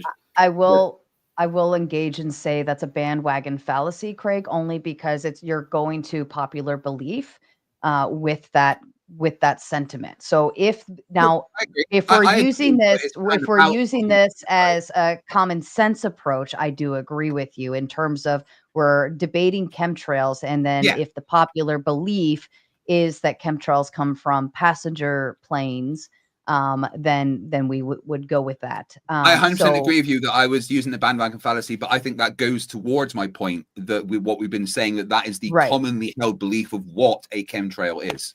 Right. But but I'm not done. But Flo and Benjamin are in disagreement with the popular belief, and they're arguing that it is something different, correct? He's asserting it's the popular. In his definition, it said some. He said it said some people believe this. So apparently, because some is in the conspiracy theorists. What is the number of some? What's the percentage of some? The sum that that's referring to is conspiracy theorists. Sarah, we're not making any claim as to whether or not it's passenger planes. The passenger plane component is completely additional. Right. To answer the direct question, or is most common? Okay. So to answer the question that was directly put to me, some in that sentence is referring to the conspiracy theorists. We're them. And we're telling you you're wrong about what we say. Your move. What percentage? The common definition of chemtrails disagrees so with the rest of the chemtrail Sarah, honestly, we are at an us. impasse. We're just going around in circles about what the debate is about. Toon and I have made our position very clear, and we've answered every question that's been put to us where they have failed to provide any evidence for anything that they've claimed. I honestly think that engaging with them further is kind of pointless. So let me. Okay, so Craig and MC say this is coming from passenger planes, because and then they're able to dismantle that conversation with their physics and so on and so forth. However, you guys don't believe it. So you are dismantling their argument by saying it's not coming from passenger planes, or maybe it could be, but it also is coming from other things. Right. They're saying we're saying something that we're not actually saying. But again, I need you to solidify your claim in terms of dismantling their passenger planes. You need to solidify your claim on the other end. That's where the issue is. Sarah, they're saying we're saying it's passenger planes, and we're saying no, we're not saying that. So I don't know how else we could pull that apart.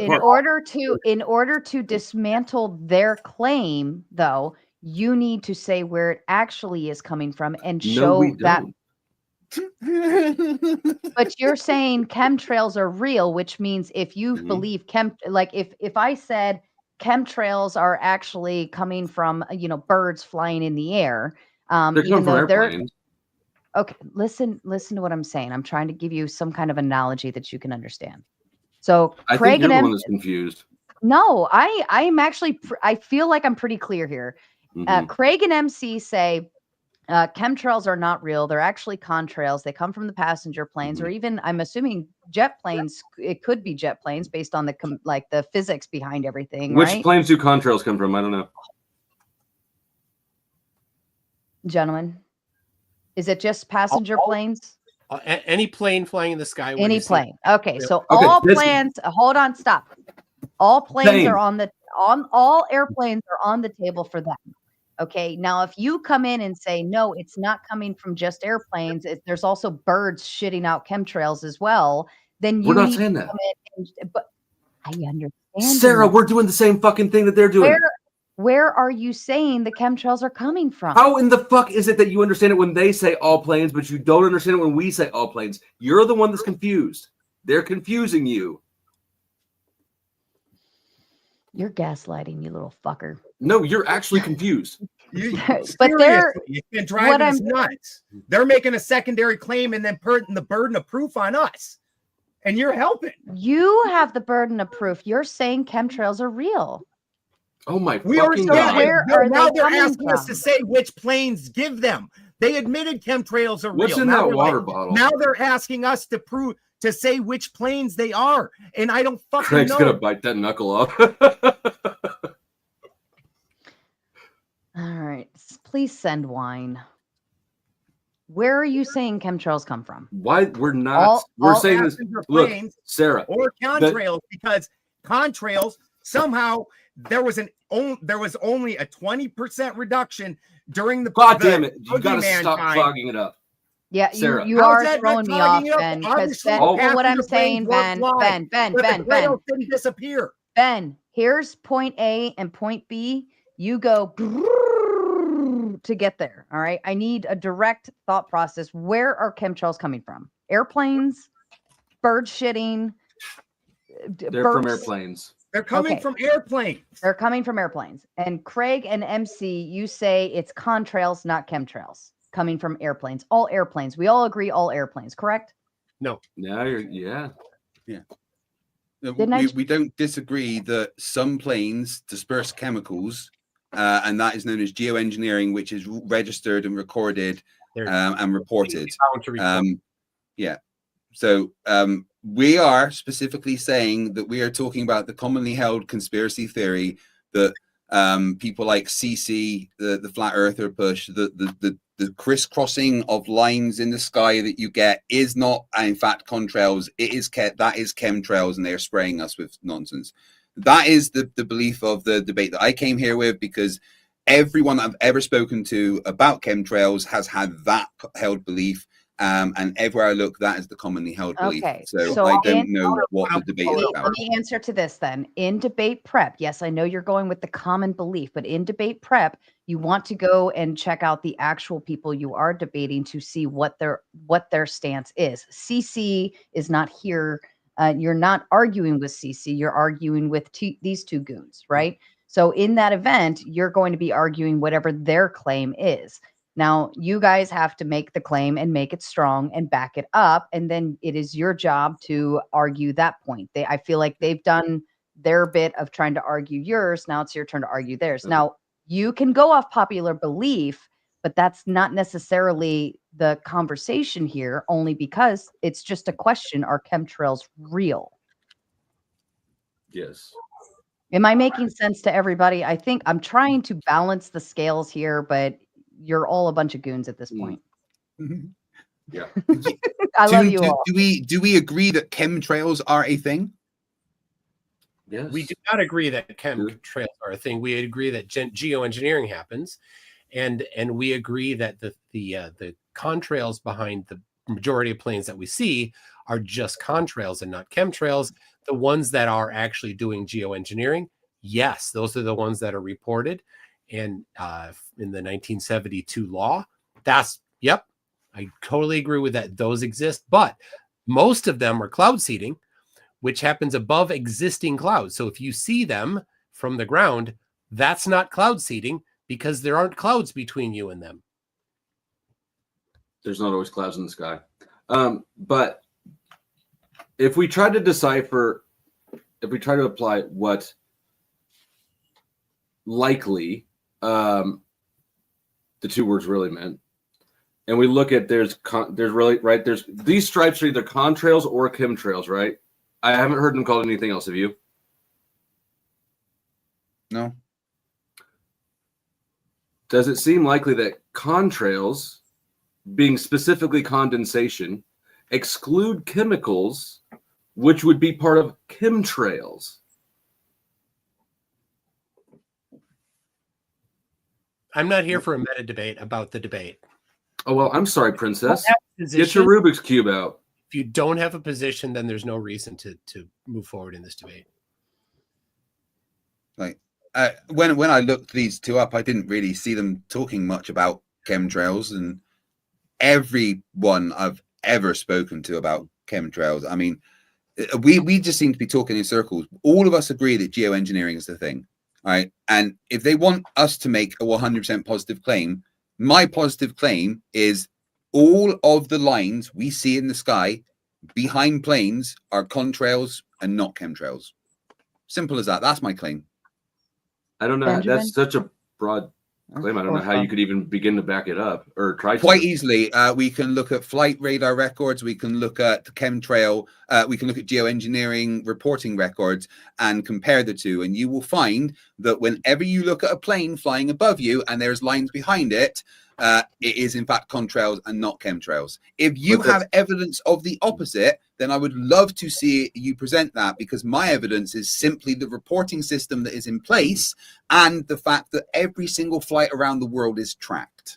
But that's not actually evidence, because for it to be evidence for this purpose in a debate, you would also have to bring like time-stamped and location-stamped photos of the sky to demonstrate that they're not there. I think that so we what evidence do you can. have in- I think we can presume it's there if he's willing to back it up with that. I don't feel the need to throw that up on the screen and go through timestamps of that. But if he says, doesn't have it. That's what I'm saying. He's saying that as well as the flight radar records and the reporting system, he also wants photos of every single plane to reference. Well, I mean, you're saying that we need evidence of the evidence of the evidence. That's what your claim corresponds against. You're saying that we can look at this and we can look at this. I use the claims of the flight radar records, right, and the reporting systems that is in place. Right. So I don't need to do anything else. That is all of my evidence. It exists for everybody to see. The other piece of evidence that you would need is that there is no chemtrails or contrails in the sky that day, but you don't have that. So I can say that I saw them. That's your claim that they are. So you need to show evidence that they are. I agree here with Craig, because I think MC also provided that in terms of like the weather differential, why you wouldn't see it on the West Coast, but you would see it on the East Coast more, so on and so forth, more people, different weather, different density, blah, blah, blah. So he did provide that information up front. So we can presume that he has more information for that. So the fuck if we can. What he did was give an explanation. But he didn't. What Craig's trying to do is say, look, we can correspond this specific thing to that specific thing. But he hasn't brought the specific thing that needs to be compared to. We can't actually, for the sake of this debate, you didn't bring any evidence to demonstrate. You made a claim that this will correspond to the sky, or did correspond to the sky. They were just telling you exactly where my evidence is. Then what is your evidence, Flo, for chemtrails being real? Oh my God. My evidence is that they spray things in the sky. We have records of it. We're both referencing the records. And what he's doing is he's saying that when it says that they're spraying, you don't see trails in the sky. Okay. But we're not looking at the sky. Now, my claim, which I suppose would be circumstantial, but at least it's definitely some evidence, better than, oh yeah, trust me, bro, there were no stripes in the sky that day. Hold on, let me pull it up. My evidence would be this pattern. This is a dusting pattern. This is covering territory. This is not flight. This is not passenger flight paths. It's evenly spaced. It's a straight grid. Right. Right. So that's passenger. It is. Yeah. He just made a very, very positive claim that is not passenger flight grids. Could you provide evidence of that, please? It's way less of a positive claim than you saying if we check in the sky on these days, we won't see them. Yeah, but like I said, this is circumstantial. You just made the very specific claim that what's in this picture is not from passenger planes. Can you provide evidence? I have said that I have said that this pattern is a spread pattern. This is a crop dusting pattern. It's right. Can you provide evidence that specifically is crop dusting, please? I don't even know where this picture came from. Oh, well, you should probably remove it then, because it's not anything that you should bring up. So again, you're doing a straw man where you're trying to say I'm speaking of this literal picture. I'm speaking of this I'm pattern. sorry that I assumed that the evidence that you're presenting is the thing that you were talking about. That's all right. my mistake. Let me see let me see the picture of the sky when these logs were that you say doesn't show any contrails. I didn't say I had pictures of the sky because I okay, that's right. So yeah. But if I did have a picture of the sky, I would be able to tell you when and where it was taken and what it was looking at, instead of just a random picture. Do you not understand I'm using this as a model, random picture that you said is not even your point?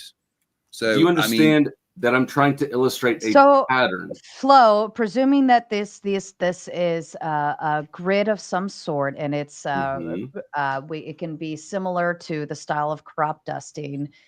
Do you have something further as to why that would be considered crop dusting grid-like style and not the passenger planes just happen to be on that like perfectly coming out of spaced, the same perfectly straight?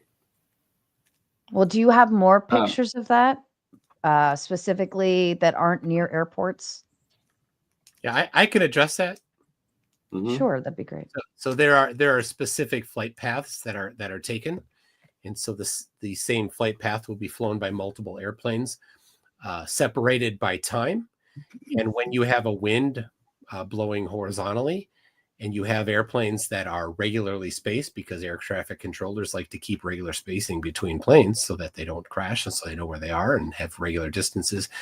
Then as that wind blows sideways, you will get these contrail patterns that a plane goes through, the wind blows the contrail to the side, another plane goes through, you repeat that, and you get this exact pattern. Okay. I'm sharing a screen right now. Okay. There it is. Okay. Apologies. So this is actually a live flight tracker. Yeah, there we go. Does this Brilliant. look like a grid? Toon just explained why it looks like that. Did you not listen to any of the words he said? He supported exactly my claim there. You see that they're in lines. Those lines that you see are exactly what I'm talking about. They're airplanes that take the same path between common places, because they use regular flight paths, and they're not all at the same time, and they're not all next to each other. No, this is live. Each other. Those planes are behind each other. So you have a plane that goes through, and then another plane that goes through, and then another plane that goes through. And between the time that plane 1 and 2 went through, there's wind that blew the contrail to the side. And between 2 and 3, there's wind that blew the You don't know the wind conditions when this picture was taken. And also, no, I don't. But I'm not making making a claim about the wind conditions. Explanation is an understandable explanation that wind blows things sideways, number one appear, blow sideways, make grid. It's not even a grid. It's not two-dimensional. It's just lines. Well, yeah, there's a couple of lines in the background behind it that he doesn't realize that are a higher altitude because he's got no depth perception.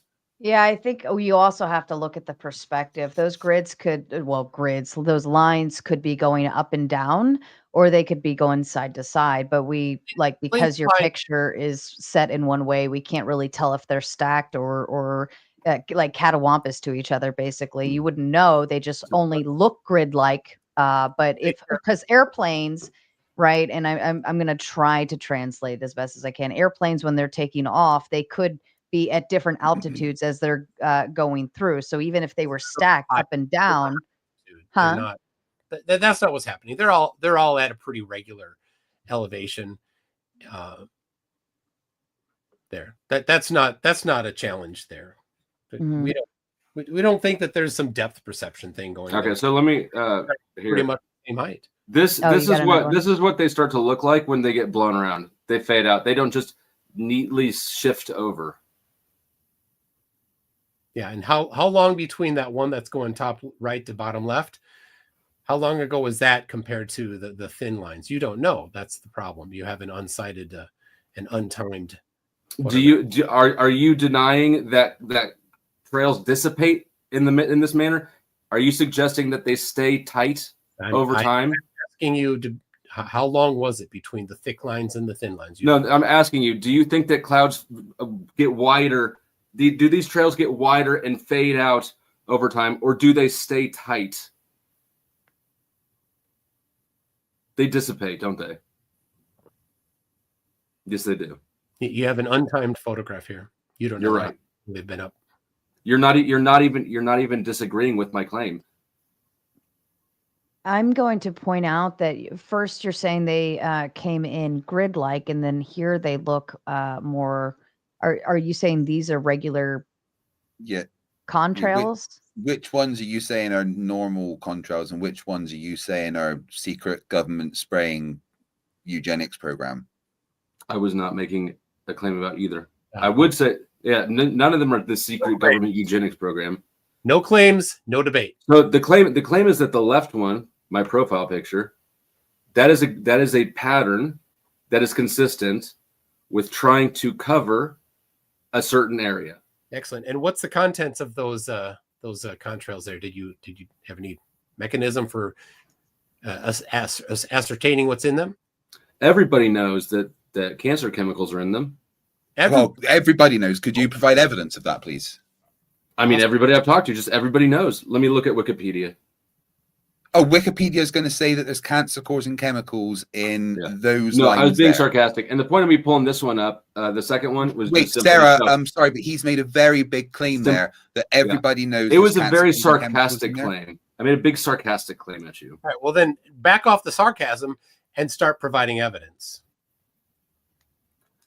Do you disagree that with both of them, contrails and chemtrails, that over time, as they disappear into the air around them, that they fade and spread out and blow around? Your photo there, the ones closer to the bottom of the screen are more spread out than the ones near the top of the screen. You're right. Yeah. Good job. Mm-hmm. Yeah. And to answer your question more specifically, it depends on the conditions. There are many variables. Conditions can also change very quickly and make a contrail disappear within minutes, or make it stay for hours. It really depends on what is going on up there, and those conditions can change extremely quickly. I don't disagree with that either. Cool. Right. Sarah, I honestly think that they've made no claims. So, I don't know what we're debating here. Yeah. I think that where we're stuck at is that a chemtrail or not? And if you think it is, then present evidence. Yeah. All right. Give me 60 seconds, and then we'll go into closing. If you want to spurg some more. Yeah. My evidence would be that it is a chemical that's being sprayed into the environment intentionally. It is not condensation, which is the other explanation for the trails behind planes. You got evidence for that? That was you said that was your evidence, and then you made a claim. Yeah. I was waiting for the evidence. Claim. No, you said claim. No, you said my evidence is, and then you made a claim. So where's the evidence bit of the words you just said? Forgot that part. What do you want evidence for? Oh, you claim. Yeah, well, no, you.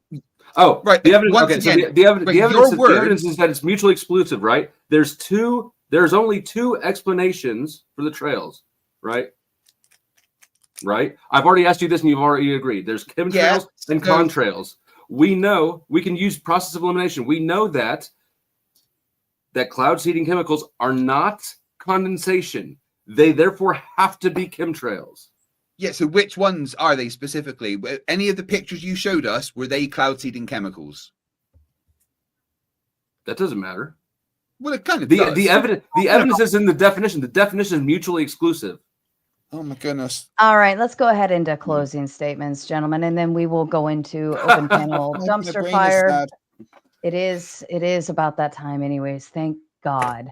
All right. So, and just a kind reminder, I'm about to, for members only, I will drop the backstage link into a members only post. Stand by for that. In the meantime, MC, would you like to start with your closing statement, please? Sure.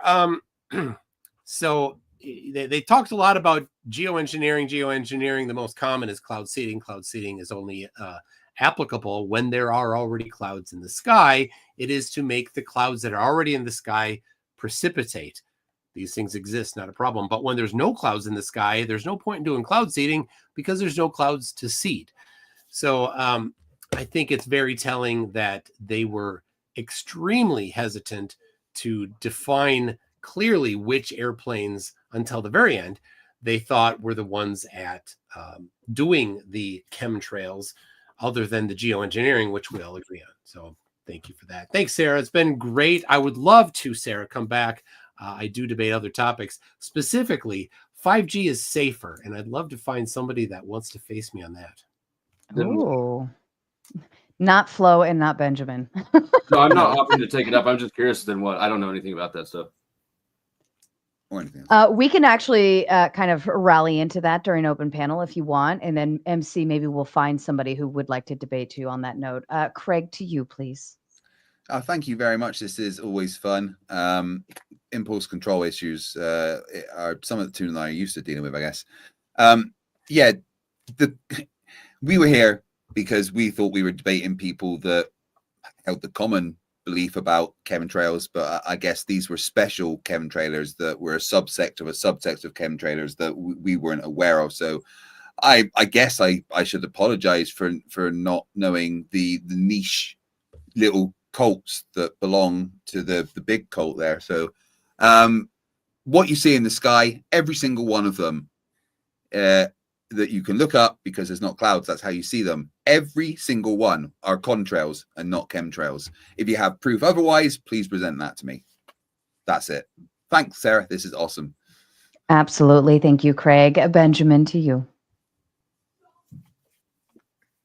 So we spent pretty much the entire debate after they conceded that there's chemtrails. And then Craig tried to change the definition, and even the word some, he tried to make that most, like some is common. If I find some, when I got a pan of gold and I found some in there and I wasn't happy, but most, that I'm happy. It's a pretty simple thing.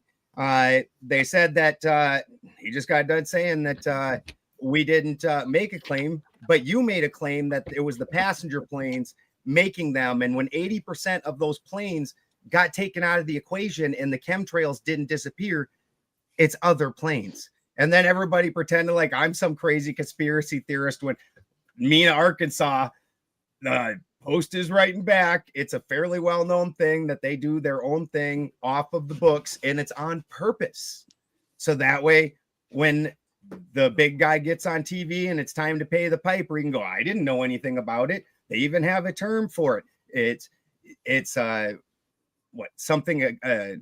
reasonable deniability or plausible deniability. Like, that's not a known thing all of a sudden. So the chemtrail debate got taken out of the equation right out the gate. That was admitted that there are planes spraying chemicals. When I tried to question how come when 80% of passenger planes get taken out, they stay, but you're telling me that it's passenger planes leaving those. Well, and then I didn't make a positive enough claim, so I don't know where to go with that. But good enough. Thank you, Benjamin. Flo, to you.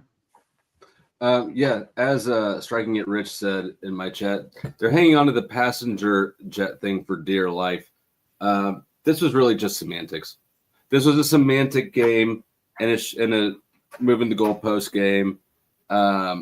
Ultimately, obviously, the components of weather modification, discharge, pause.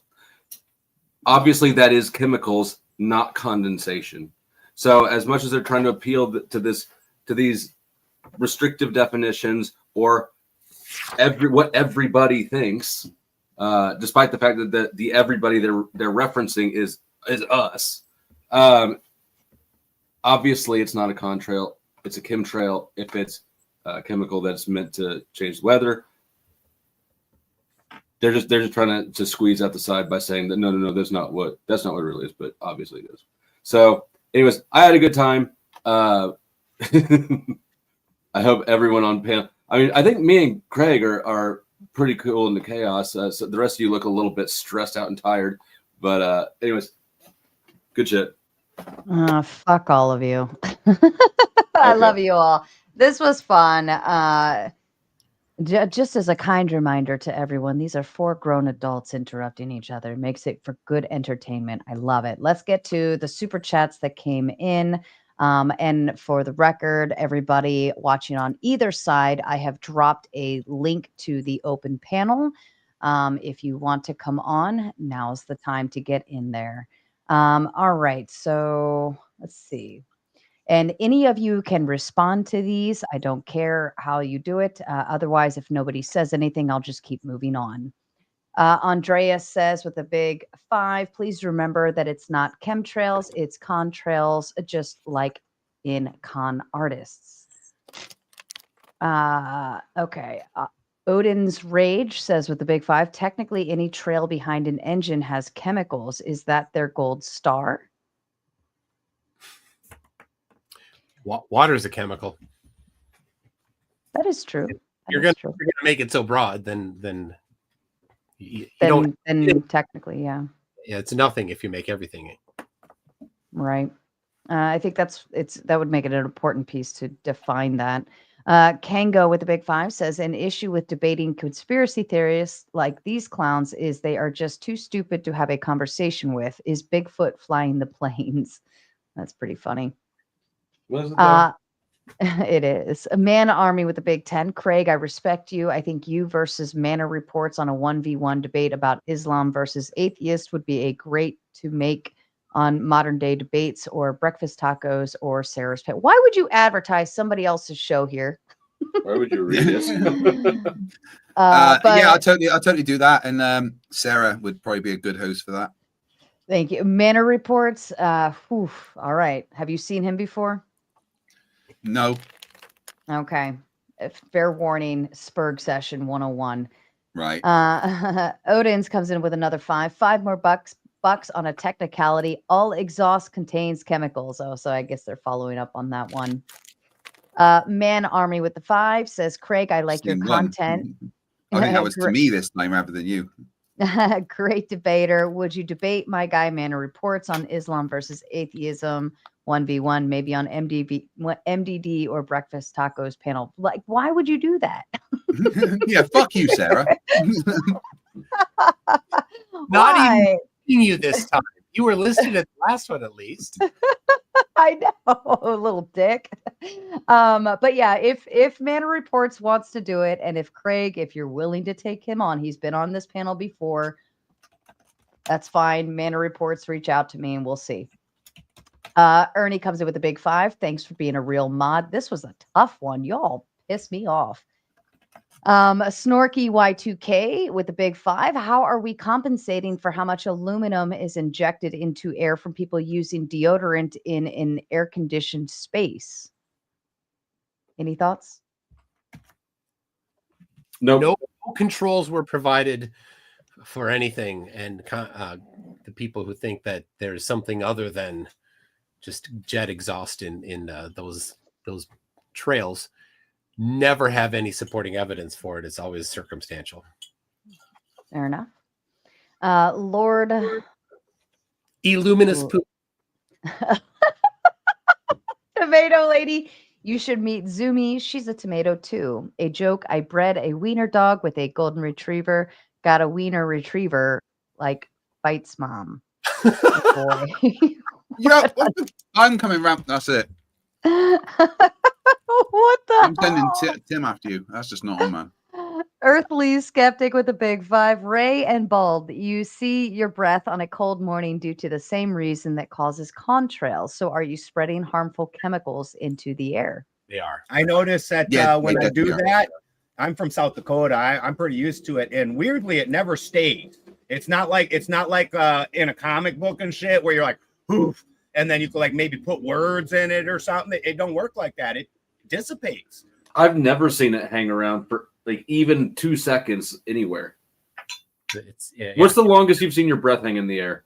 Because the dew point, immediate dissipation. Out at the dew point there again. Hey, we didn't bring up the comparison. We're just pointing out why it's a bad one. All right, fair enough. And then big red sky with the big 5 says, Craig, turn your volume down if you don't want to listen. No one wants to hear you ever complain about interruptions again. I don't think I just let them shout, really. I will say, the thing is, I wouldn't need to complain about interruptions if they didn't interrupt. Craig, you're one of our interrupters too. Oh, yeah, I know. I was doing that on purpose once they just started talking around in circles, to be honest. I was just having fun at that point. That's fair. F. Grood with the big, I think that's 10. More Sarah, she's awesome. I don't know if you meant to spell more that way. It was okay. Observer comes in with a big 5. Here is some money for some headache meds.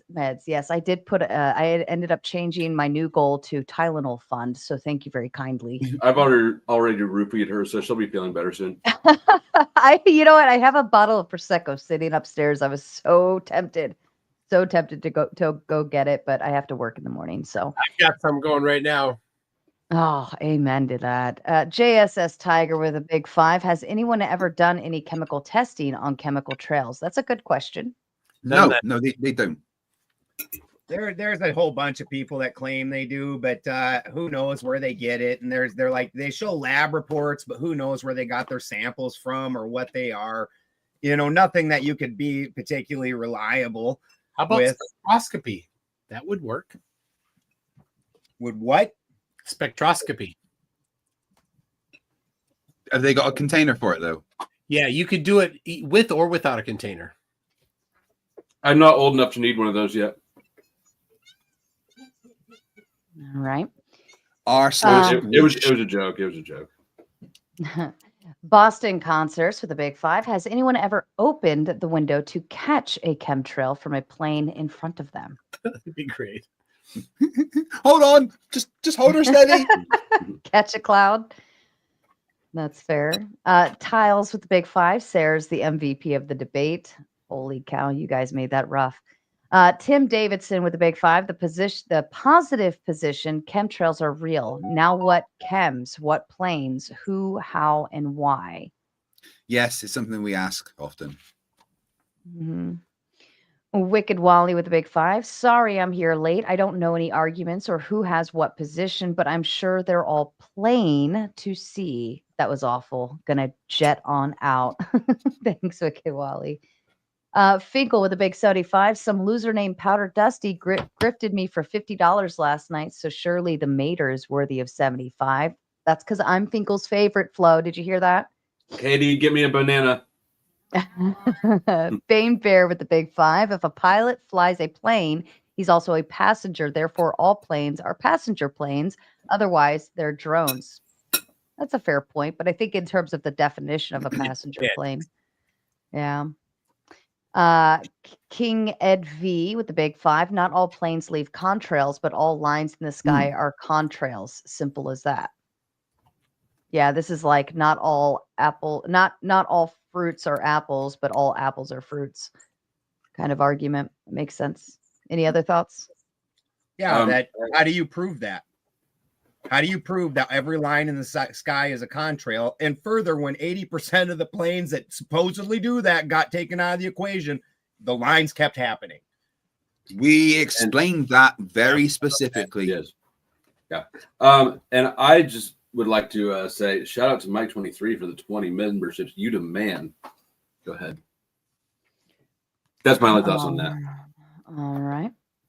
Kengo with a big 20 says, do the chemtrail clowns think that in all commercial airports have people that fuel and maintain the planes are in on the conspiracy, loading the chemicals onto the planes? All the commercial pilots are in on it too? Yeah, they'd have to turn it only on. Only the ones at Denver, because it's got that crazy horse with the demon eyes, outside of it. Denver's the only one. Yeah. Lucifer. Yep. Mm-hmm. No, I clearly said that when they cut out the commercial planes and all that the trail still went on. Clearly stated that. All right. Robert Demita with the big 10. Windstream. Thank you, Sarah and panel. Robert is the kindest one, always in the bunch with the manners. Thank you. The Sun Express with the big 5. Why the evil they who are doing the super evil contrailing, living and breathing in the exact same atmosphere as the rest of us? That's a good question, actually. Mental. Makes no sense. Yeah. Because it's fun. Here comes something with no evidence. Yeah, no, there's no evidence for this. It is speculation. If you're in charge of whatever you're in charge of, if you're in charge of modifying weather for some portion of the country, it's presumable. I don't know it for sure, but it's presumable that whoever's calling those shots probably doesn't live in that part of the country or the world. And if he does, he probably dismisses the harms of doing it as much less than the harms of just not doing his job at all. I'm speculating entirely, though. I don't have any idea. So let's so there's the meeting. Here's the board meeting of the people that eventually You're trying to pick apart something that I said is pure speculation. Hold on, let him spit it out. Jesus fucking Christ, go ahead. We start spraying poisonous chemicals on everybody. Somebody else in the board means like, wouldn't we get that too? The first one's like, yes, but it's worth it. No, it doesn't make any sense. Yeah. Are you presuming rich people live like us? He's intentionally misunderstanding, so I'm not going to bother. It was just speculative anyway, so nice dunk. All right. Ken go with the big 5. Worried about chemtrails while smoking. LOL. I guess the health concerns around smoking are just a conspiracy. Yeah. I think that's a shot at you, Flo. I mean, okay. Clutch those pearls harder. I smoke cigars too. I used to smoke harder things, but. All right. I'm going to leave that alone. We're on the same team. King Ed with the big 5. Chemical seeding or geoengineering does not leave trails. How do they not know this? I have been personally involved with seeding operations. All right, Avatar. The power within with the big 10. Craig and MC Toon need to investigate the gematria guy. That guy has scammed people over $1 million and convinces people to gamble. Flowstate knows how he is. No, we are not doing gematria tonight. Fuck no. No, and no, I refuse. I sat through 2 debates on that. I was miserable. Absolutely not. That was the first debate I watched of yours. Oh my God. That guy's. Woohoo. I have a quick sidebar question. What's the story with the shoes on display behind you? Oh, somebody sent me them. They're NASA shoes. That's pretty cool. I figured there was a reason they were there and not just mess. Jay with the big 5. They all believe in cloud seeding, and Flo and Brian, I'm guessing Benjamin, can't admit that they are wrong about contrails and passenger planes. Yeah, because we're not wrong. All right. Nobody said that. Right. And huge arse with the big 5. So how many people have died from chemtrails? If none, what's the problem? That's a good question too. How would we know that? How are they going to know? The one They're that not gonna know. debate.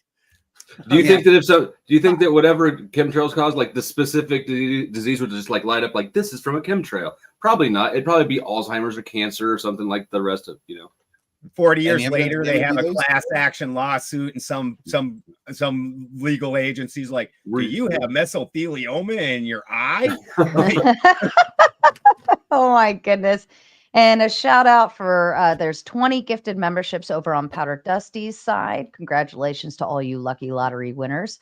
And another 10 as well from Mike. There you I go. appreciate 30 it. out the door. All right. Are we ready to really fuck shit up and get crazy now? You 4 are already on my short list. Okay. Be gentle. All right. I can hang for about an hour before I need to go to sleep. No problem. You guys are able to leave at any point in time whenever you so choose, and I will not consider it a rage quit unless you're whining like a bitch out the door. Here we go.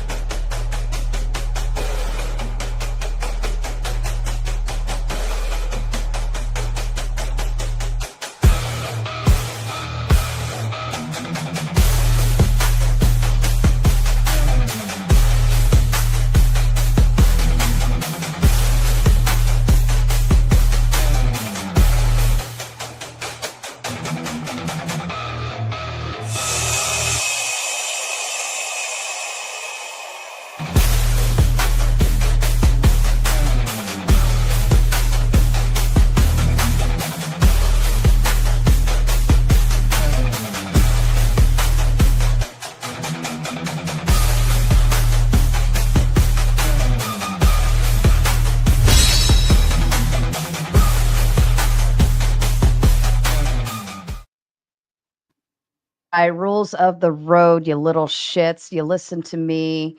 I am the voice. If you hear my voice, that means you should probably shut the fuck up. That means you've pissed me off because It's you're the guy who eats fat interrupting pussy. or yelling over each other or doing shit like that. I just remove you because it gets on my fucking nerves. All right, Yes, we're gonna ma'am. play, have a good time. We can start with everybody asking a question here or there. We'll go from that route, and then we can, let you guys have in on it. Okay. All Okay. right. Yes, ma'am. Chuck, you were the member first in line. Feel free to start the conversation, please. Well, I'm not trying to upset my illegitimate stepson. Too late. Your mic's already fucked up. It is.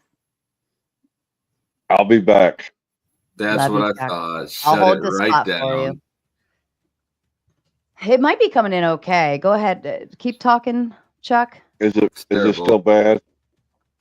It's still the same. No, yeah. Okay, All right, I got to switch browsers. I'll be back. Okay. All right. All right. I have See how efficiently I dispatched to that? I Just will. like it was Craig and Craig. I have a question, Sarah. Sure. Go ahead. Does everybody on the panel have a consensus on what evidence is? I bet probably if you push that too far, we would not agree. Yeah, I don't think you guys even understand, or well, not necessarily understand, but agree. Like I've heard you use anecdotal evidence. I've heard evidence from inference. I've heard logical evidence, but I haven't seen any physical evidence. Yeah. Right. But well, the what you other didn't thing see is the things that I was putting backstage. I did put several things backstage that I guess were not shared to other chats. I got you, Chuck. Right, but I think that the biggest form that we didn't see was prima facie evidence, like what was obvious on the face of it. Right, you guys didn't even try to attempt to see like to explain it to a person that wouldn't understand at all. Right, break it down and distill it to its simplest form. Like you guys didn't even attempt that. We actually did. We did it a ton of times. You guys, I don't know, for some reason you're saying like, no, that's not. Yeah, we did.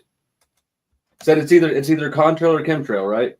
And if it's a chemical, it's not condensation. Binary does not mean distilled. I didn't follow your objection, but I assumed that it is meaningless. It was just an objection for its own sake. I imagine that you need that to be the case in order for your argument to make sense. Okay, well then re-explain it to me like I'm 5. I'm trying to. Like you didn't put anything prima facie, bro. Like you didn't make. I know anything... you've already said that. Yeah, well, that's my objection. You have to repeat. Okay. I don't know. What do you not understand what prima facie means, or do you not understand what prima facie? Well, it's on the face of it, right? Right. Yeah. Right. So like, I know you showed like the patterns of like dusting from like crop dusting. Okay. I know you shown that, right? But what you didn't show was like photos with perspective, with like a mountain in the foreground or in the background, where you could show. Oh, that's what would have satisfied you. The planes. I'm sure that would have been. It would have helped clarify for the layman in the show. What do you mean? In what perspective wouldn't it have? I have no evidence for this claim. It's just my instinct that you would have had an objection, regardless of how many mountains were in the background. Just a hunch. Chuck, you're back. Let's see if you're what a douchebag. Testing. I agree. Douchebag is. I don't even disagree with argument. Chuck, go ahead. Let's see what you got. Testing 1, 2, 3. Is that any better? Way better. Exactly the same. It's exactly the same. Okay. I haven't changed. I'm trying to give Chuck a minute here. Let me see if let me turn off. Oh, is it bad? God damn it! How about that? Now talk. Testing 1, 2, 3, 4. Testing 1, 2, 3, 4. Way better. Okay. All right. Just you cleared up. Go ahead, Chuck. All right. Point 1 is these knuckleheads that inhaled nitrous oxide. I am not sure about, but have you ever watched videos or audio of planes when they talk about coming in heavy to an airport? No. Means they got too much fuel. Mm-hmm. The way they do that is they dump the fuel while they're up in the air, which will dissipate into the upper atmosphere or upper echelons. Also, when they're up that high, the air is quite colder up there, which means any condensate will probably turn to ice crystals before it turns to condensate, therefore lasting longer. How often do planes coming in heavy? They have to dump fuel. Quite a bit. A lot of planes coming into most airports have to dump fuel before they land. A lot of people don't realize that. Yeah, because they end up with too much fuel and they have to dump the excess before they land. And you think that's what the stripes in the sky are? No, it could be part of it, but contrails. Also, I think it was 2023, there was a study done by a group of independent scientists from the East Coast and the West Coast, and I think they monitored 9 locations.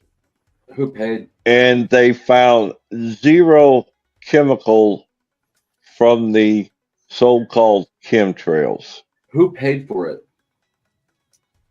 I was trying to find it before I came on and I ran out of time. I can't look it up and do both. I was trying to find, because I knew somebody, especially Flo, was going to ask my sources. And no different than when they try to ask us, how did people collect it? How did people collect it to say it was a contrail? You take atmospheric reading. Good question. I'm not even. Yeah, I would even concede it. I just want to know who funded the study. Our clouds clouds are formed in low pressure, right? What does a plane do when it's flying in the air? It compresses air to a high pressure. So if you have a high pressure immediately followed by a low pressure, what does that create? Tornadoes. Condensation. It creates a cloud. Yeah. It creates a cloud. It creates a condensation cloud. Especially because you're burning fuel and it's leaving behind an ash, which creates a condensation nuclei that gives the moisture a surface to grab onto. That's how planes fly, all of them? No, jets mostly. Jets. So some planes. I didn't say that. Well, that's how they fly. The conditions have to be right, man. Okay, you have to be the right altitude. You have to have the right pressure, the atmospheric pressure, the right dew point. Right. If you don't have enough moisture for the moisture, if you don't have enough moisture in the air to grab onto the surface of the burnt fuel, then you're not leaving behind a cloud, right? Or if the pressure's too high, then you're not creating enough of a difference at that altitude to create a condensation nuclei cloud that would leave the trail behind you.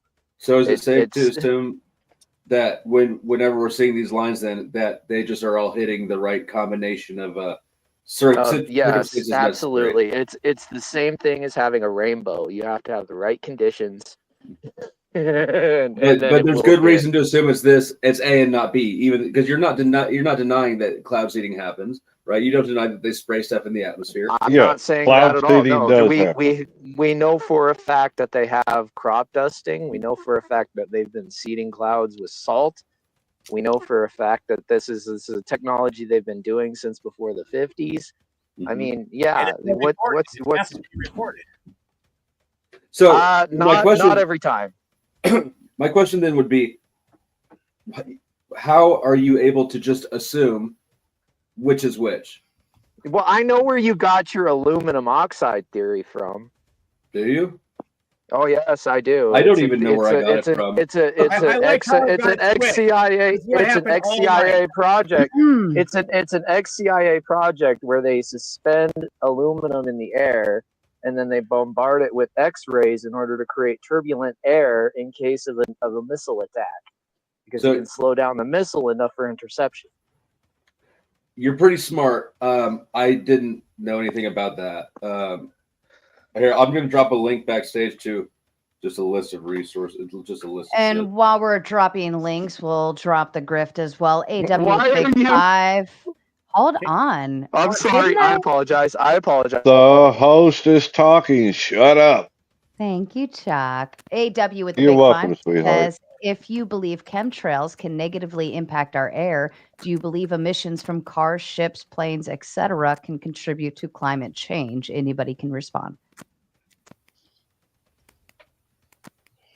Yes, the amount of carbon that comes out of fuel exhaust, I do believe, plays an effect.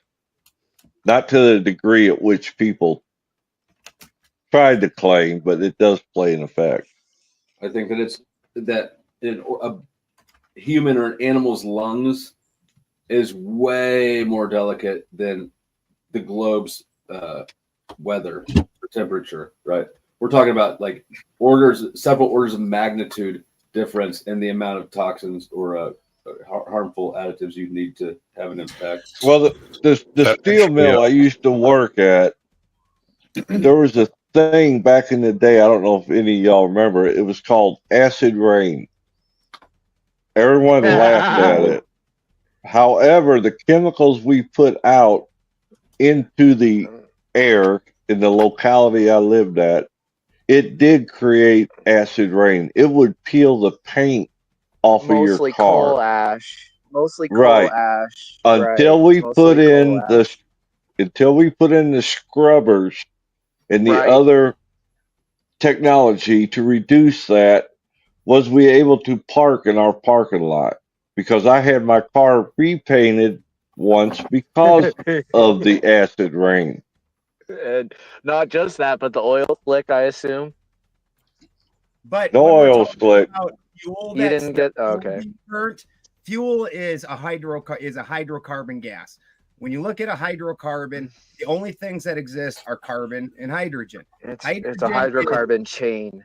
Yeah, it's just a chain, and it just depends on how many of each that you're looking at. So there's nothing else existing there. The carbon is not unnatural to the atmosphere. It's something that gets cycled back and forth through the atmosphere. Yeah, but SO2 was a byproduct of that process. One volcanic eruption equals all the Yes, of the cars. I have to agree with that. He's 110% correct. We could run every gasoline engine on the planet at 100% capacity for a year solid and not equal the damage of one volcano. That is 100% correct. Kilauea does more And as far as that's concerned than anything else. Mike 23 coming in with a big 10 says, Flo, you are my brother moving forward, bro.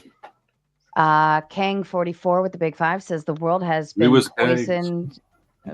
The world has been poisoned by plastic and the petrochemical industry. Why invent the chemtrail thing? That's a good question too. Like, we already have enough shit going around. Yeah, you know what's really bad? I read a study yesterday that was tracking the amount of microplastics in the human brain, and they tested a brain from 2010 and a brain from 2022. And in those 12 years, the amount of microplastics in the brain had increased by 800%. Yeah. Oh, I can believe that. I think microplastics are a bigger issue, probably for sure. But this is not an either or, and this is how you know that I'm more objective than somebody like Kang. Is I don't decide what to believe based on what I prefer to believe.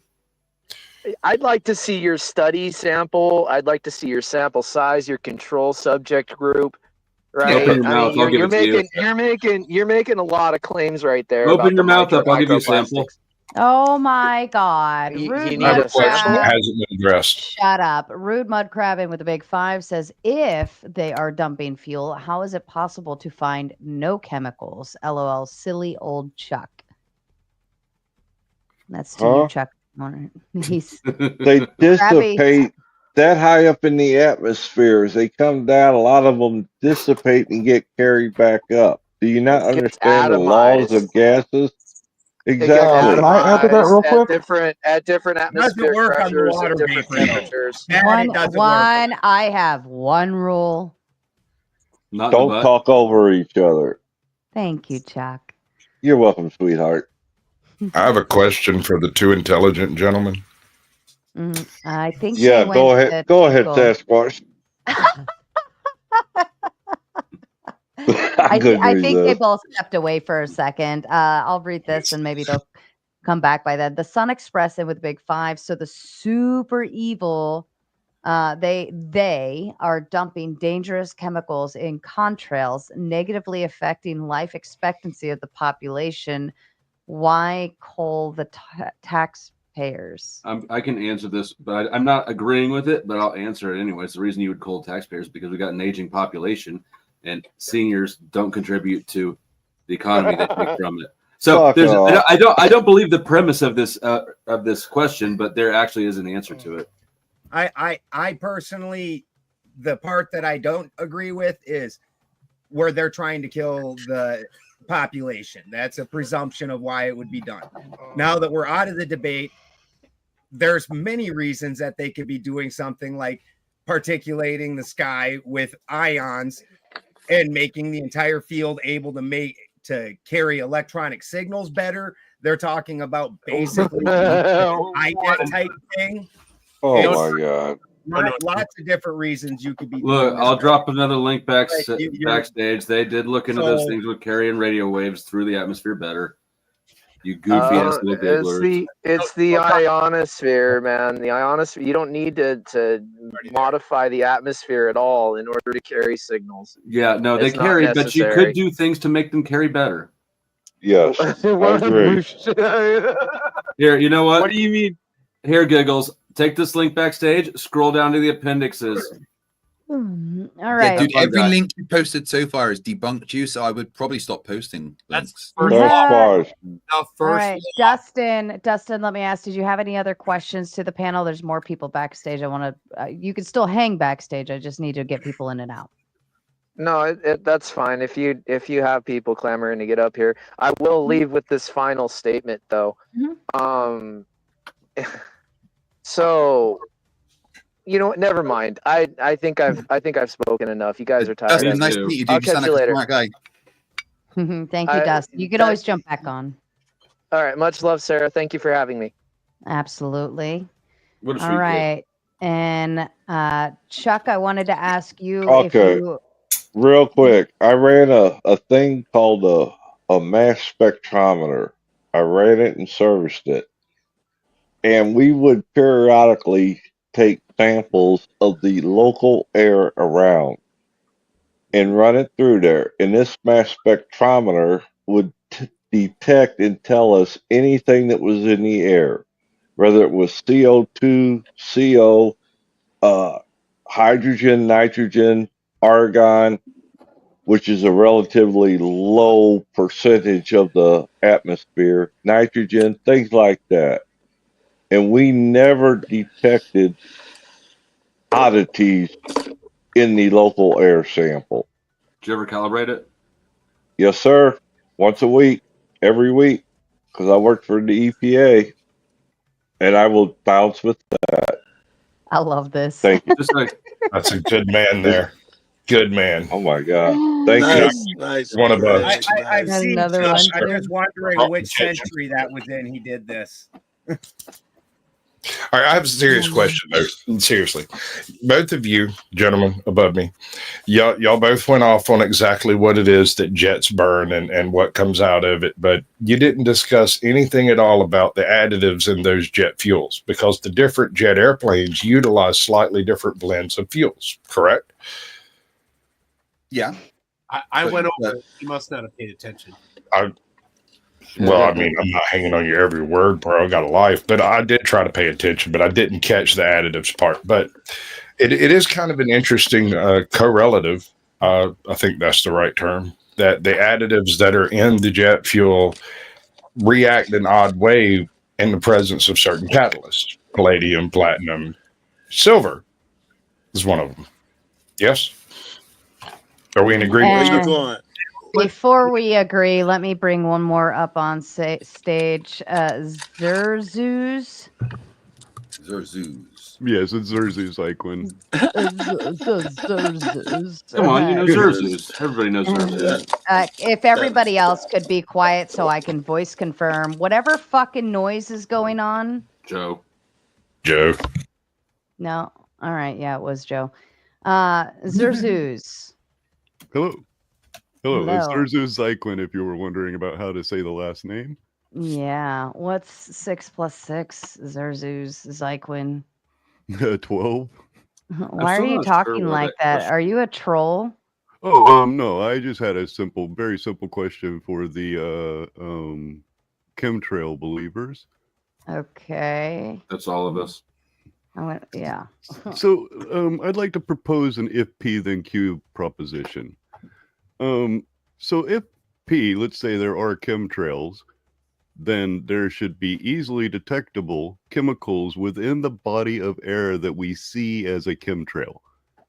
Now, what I would like to propose is something kind of like the flat Earth final experiment, where you guys fundraise to get a airplane which is specifically designed to basically sniff the air for specific chemicals. Now, we'd first have to assume that you know exactly what chemicals would be released from standard jet fuel so that we can eliminate those chemicals and look for chemicals that wouldn't normally be present within standard jet fuel. This would be a very simple way to prove your argument of chemtrails being the chemicals that you say are not normal fuel chemicals and some sort of government additive to the air. This sounds simple to you. It does. It sounds brilliant too. That's the way you're gonna have to. All right. Well, you're gonna have to get somebody up there with filters. It sounds know what to look it for, sounds know the difficult. Why don't you guys get me a plane with the special? If you guys could get the plane, then since it's simple, I'll participate.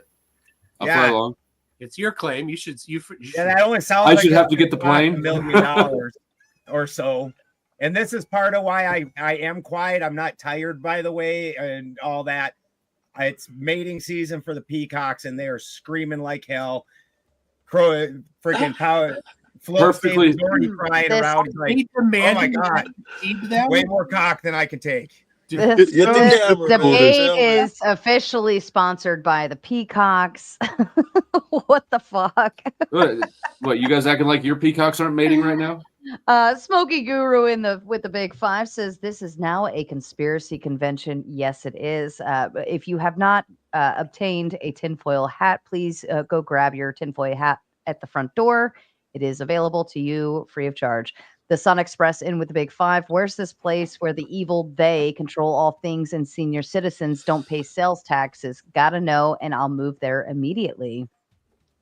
Gosh, as much as I want to just ignore it because it's obviously disingenuous, he's like, if he's trying to suggest that senior citizens on Social Security are not a net burden on the financial system, he's crazy. That's a crazy position to take. I think. Yeah, they pay more. He was asking where he could move and not pay taxes, and that's Florida, bro. Could you imagine thinking that senior citizens pay more in sales tax than their income from Social Security? And Q-Tard in with the big 5. I need a Jay Dyer laugh from Joe Cool before I leave. I barely know who Jay is. Somebody tell a good joke though. And can I say, fucking Craig too, huge fans. I've been fucking seeing and arguing with these flat earthers. You guys are gods. Fucking love you. And I appreciate it, Joe. Flo is my man. I love these people, but I must assume that they stepped outside of their field of expertise fucking with you two cats. He sucks dick too. I would like a second to report only on difficult Tuesday, claim. so, yeah. I would like a second to report the sounds difficult. That sounds like an argument from incredulity. It's that it's too hard to do, so therefore we can't do it. That's not a logical sound argument. I wasn't making a logical argument. I was sort of scoffing at it, saying, "Okay, of course you were. I'm not going to do it." Right. Oh yeah, you think so? It's a reasonable request for me to. Why don't you? The special plane with the special sensors and flights on that, in order to set which I agree with you about your premise of we need to set a standard, and after that standard set, then we find a deviation. I absolutely agree. That's a lot of flight hours. Jet A fuel is definitely not cheap. Joe Cool, if you want to answer the Jay Dyer thing, imagine a giant, complete douchebag who wears hot pink but thinks it's cool. And let me. I cammed up to respond to the suggestion. Fuck no, I'm not doing it. I wouldn't walk to the end of the driveway to prove something to you. I just am not that interested in it. It's pure laziness. Yeah, I had to, There's no incredulity. I just don't give nearly enough fucks about it to have any desire to do that plane for you. Enter in this debate. Sarah, you found the wrong person. Yeah. Okay. Do you care enough to get to invent a plane with special equipment? I care enough to support my claims. Yeah, Toon cares enough. Can I chime in real quick? He went to Antarctica. Oh, did you? Can I chime in real quick? Went to Antarctica? I went to Antarctica. Okay, that's interesting. I would go to Antarctica if it was a vacation, but I'm Go not ahead, yet. King Ed V. Actually, I don't know if I would. That sounds miserable. Shut up, Flo. No. In reference to what Flo is saying, them aircraft already exist. U.S. Coast Guard used them when they monitor hurricanes. Don't even care. Not even doing it. I'm not doing it. Sorry, guys. I'm wondering if it's been. They also done use them to before. Can I detect ask different Tony? types of chemicals released in forest fires. Sorry, Joe, I didn't mean to cut you off. I'm not accepting homework assignments That at is this a time. question for Tony. Did you say chemicals coming out of planes? Tony and Craig, maybe Go ahead, Joe. maybe y'all hashed this out already. Thank you. I heard you guys talking. Can I assume that all planes at a certain height, assuming they use similar jet fuel, would all leave the trails as long as they're at a certain height under the right conditions? Right conditions, yeah. You need the right pressure, temperature, and humidity. Yes, assuming it's the same day, same conditions. If one plane goes through and it leaves a trail, the other planes, assuming they're similar, should leave trails as well. I can look for that shit and see in real life. The same plane too, because different planes have different specific makeups of their exhaust. But if they're similar, then Right, you I'd can have to get into it. post expectation. But somehow during the Boogeyman event, even though 80% of planes got taken out, 12 the times ones that do that, they all Oh my still God. flew. Precisely. Yeah, Toon, why do we over talking sometimes? These people just don't listen, do they? They don't. Oh, can I add one more thing? By the way, everybody keeps forgetting. Propeller-driven aircraft also leave contrails at the proper altitudes, not just jets. Very good. I didn't know that. I don't doubt that that's true. I've never seen it though. I never heard of that. I've seen it. Look up pictures of World War II B-17 bombers, and you'll see a perfect example of them leaving contrails when they're flying for bombing runs. Show that video now. If I could I share my think screen. you're right. Has anybody else on the panel flown a plane? I've been in aircraft. I'm an air traffic controller. Not legally. On RC planes. Somebody go get Grid One. He would be able to speak to that. So in the meantime, I'm the first most authority on the panel about airplanes. Suck it. Okay. I highly doubt that. Just saying. You won't walk to the end of your driveway. No, not to prove something to people who are determined to not learn anything. But I already know more than you about airplanes because I've flown one and you haven't. So, yeah, just because you can drive a car doesn't mean you know anything about it. Yeah, but if somebody knew a lot about a car, you would think that they'd have drove one at some point, didn't you? It has nothing. If you had a brilliant mechanic, but he didn't know how to drive, don't you think that there's something fishy going on there? Well, if you're a pilot, what's your rating? Thought at all. A+. Single engine, multi-engine, passenger. All the engines. Chris, did Nice you try. have You're not a any, pilot. I'm not a pilot. Yeah, you would have Shut up, known boys. immediately about instrument ratings or non-instrument ratings or. Exactly. That's why I asked that. I'm a retired air traffic controller, so I know all about that. Okay. Yeah, no, my grandma was a flight instructor.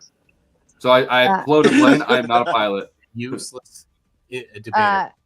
Wow. Chris, I wanted to know if go back to your Rubik's Cube. Have you finished that Rubik's Cube yet? It. Both of you shut up. Chris, I wanted to know if you had something to add in. You're muted. You're muted, Chris. Still muted. Oh yeah, I mean, Oh Jesus, Joe, stop it. But the one question I had was actually specifically because we know of contrails back from, or actually, and I'm using the wrong terminology, I apologize, but for the actual chemical trails, when do they actually start Like, just even if it's a conspiracy, just when do you guys think it actually started? In history? I think World War II is just the when we earliest. had airplanes. In the 50s. I know it was used actively in it was used actively in Vietnam, but I think that there's records of it like in World War before that, but I don't know exactly. Whenever planes flew high enough, I'd assume. Yeah, because we had contrails back in the 40s. I was just trying to kind of figure out exactly when you guys think it started, and you guys answered, and I appreciate you guys. I mean, actually, hold on. Let me chime in real quick on this. Chemtrails or no chemtrails? I was just wondering if he believed there were chemtrails or no chemtrails. This trails the question is, what is your name? I don't believe in them. Hold on. What's that, MC? He's asking about when in history did these trails appear behind planes? I think so, yeah. And Chris, do you believe the chemtrails? No. Well, I mean, that's a good question. Like, if they are true, when did this begin? You know, and there would have to be some type of starting point to it, right? Ben, The observation of the air blasts of bombs in World War I led to an increase in the amount of rainfall that took place over the battlefields. They deduced that the amount of particulate matter in the atmosphere led to more condensation around the nuclei, creating more rain. The specific question you're asking is, when did contrails first show up? Chris? Because Sasquatch answer would not be sufficient. I think he was asking when He the was asking conspiracy when started. officially cloud seeding started happening, and it was about 1950 when officially they admit that cloud seeding was going on. So what's been going on before that? You'd have to presume that they at least tested it without telling anybody before they could even go in and say, "Hey, we have this thing that works." But somewhere in the 40s, then you could probably presume at least. Yeah, that's what I'm asking. Like, he's saying contrails because you're saying contrails are chemtrails. So basically, when did contrails start appearing on aircraft? Because that would be your chemtrails, correct?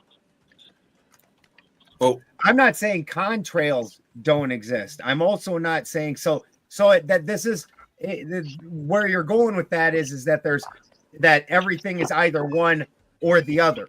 And I'm not saying that contrails don't exist.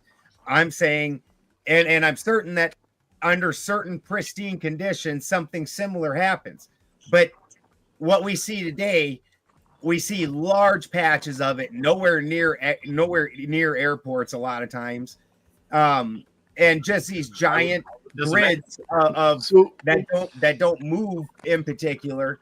Do I think that all of that is contrail? No, I think that's crazy. So is there a way to determine visually which one of the contrails are contrails and which one of the chemtrails are chemtrails, or do they pretty much all just look the same? If they pretty much all just look the same, then how could you come to the conclusion that some are chemicals and some are not? The ones that you would typically be under question are the ones that don't dissipate within 15, 20 minutes, something like that. The ones that literally you can go out there at lunch, go out there in the afternoon, and that bugger's still sitting there looking exactly the same. Those are the ones they that spread out. Yeah, they don't look at so this eliminates several hyperbolic, of the but you know what he means. for the ones that are remaining in the sky. So now we have a target that we can choose to use different instruments such as LiDAR or even air scrubbers to find out which chemicals are within these specific chemtrails, leaving out all contrails, because now we have a definite definition of chemtrails as ones that stay in the sky for a prolonged duration. I think that was from the hip sort of explanation of how he looks for him, not a definitive definition of him. But my question, and I don't know the answer to this, isn't like a gotcha or a lead. What is the temperature up like at that altitude, just from the range? on average, Yeah.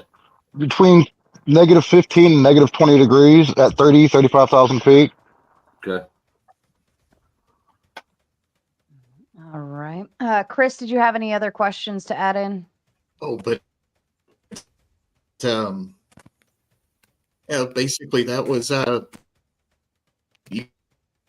right. Is he Starting to go. stalling for anyone else? Yeah. Yeah, he's stuttering for me too.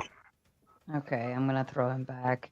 And let me do this real quick because Ben's like dying to ask a question. Ben, is that you, darling? Yep. How's it going? Yeah, next time get a membership so you're first in line, ding dong, okay? All right. Mm-hmm. What's up, All Flo? right. What's going And on? I think you need to ask your question quickly since Craig is going to make his exit shortly. Yeah. So, Craig, I was just gonna ask. It's more related to how you debate. I think it might have already been asked before, but why do you cry so much when you debate? Like, you tell people, "Don't interrupt me, don't interrupt me," and then you just interrupt all the time. I'm just curious. Because I have a rule. I treat people how they treat me. If they start interrupting me and over talking me, then I will do the same to them. You will never find it that I'm the one that starts it, but I treat people as they treat me because that seems fair. You can look at many of my debates and see where that doesn't happen because the person I'm speaking to has some impulse control themselves. But if someone wants to act a dick, then I will be a dick 5 times worse. If you don't like it, then suck it. I don't know. I think that makes sense because I guess you. I assume you're gay, right? Oh my God, Ben! Are you hitting on me? It. Sorry. Oh. Right. Am I gay? Right. So this is. Let me put this up. This is my wife. Of 18 years that I recently took Was to that Amsterdam photo on our on when you 18th bought it? wedding anniversary. Took her to Yamamoto restaurant at Akura Hotel. So no, I'm definitely not gay. I hate to disappoint you. I'm sorry, but if you like, you can still take a picture of me and use it for your wank wank. Look at MC2 sitting there with that knowing look on his face, like he really is gay. But... Nice. So Spank bank or spank bank? Because we always say spank bank here. Last thing, and I'll drop off to let somebody else get up. To be fair, the haircut. I mean, yeah, is that a faux hawk? That's a faux hawk. Yes.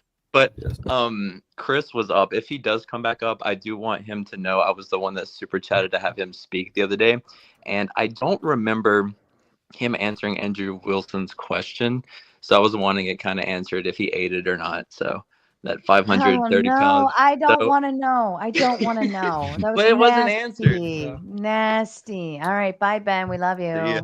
Bye. And in all fairness, So many people rocked try to faux attack hawks me by too, so that was calling me not gay. shade. So many people try to attack me by calling me gay. Number As one, Ben leaves, it's I not an believe I'm insult also. in 2025. And number I'm two, also going to step out for a second or step off so that other people can come up. Hold on. He has the Stop best being rude. mustache in the game. All right, ladies and gentlemen. Craig, are you making your exit? yes, I am. I have to travel to Edinburgh tomorrow for a podcast, so I do need to sleep at some point. This clone wasn't programmed to stay awake forever. Thank you very much for keeping me. Let me come and have a laugh with some people who understand nothing about basic physics. It's always fun. Everyone watching on my channel, go and join in on Sarah and Toon's channel, and make sure you join in on Thursday on my channel for part 2 of my debate with Mr. Trump-tastic. It's going to be a dumpster fire. I'll speak to you all later. Ooh, fun, Craig. And would you like me to disconnect?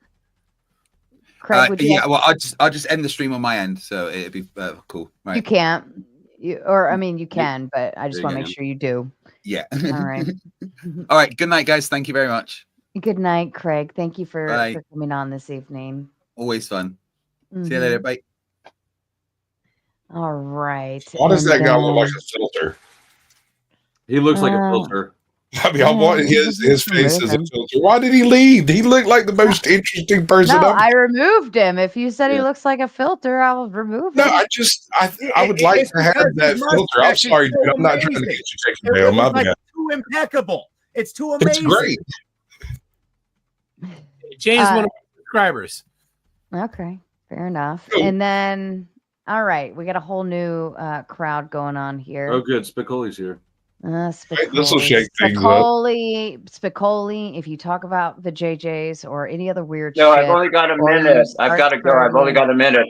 Thank I've got a God. minute. What is it? Well, I just got a minute. I'll be leaving in less than a minute.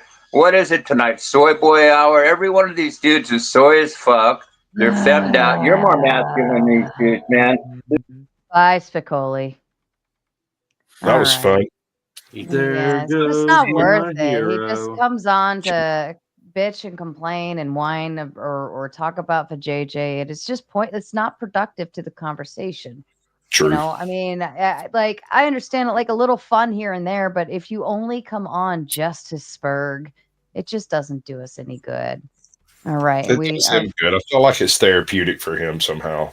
I hope it is anyway. It's like him and Imperious. It Therapeutic. could be. Very well could be.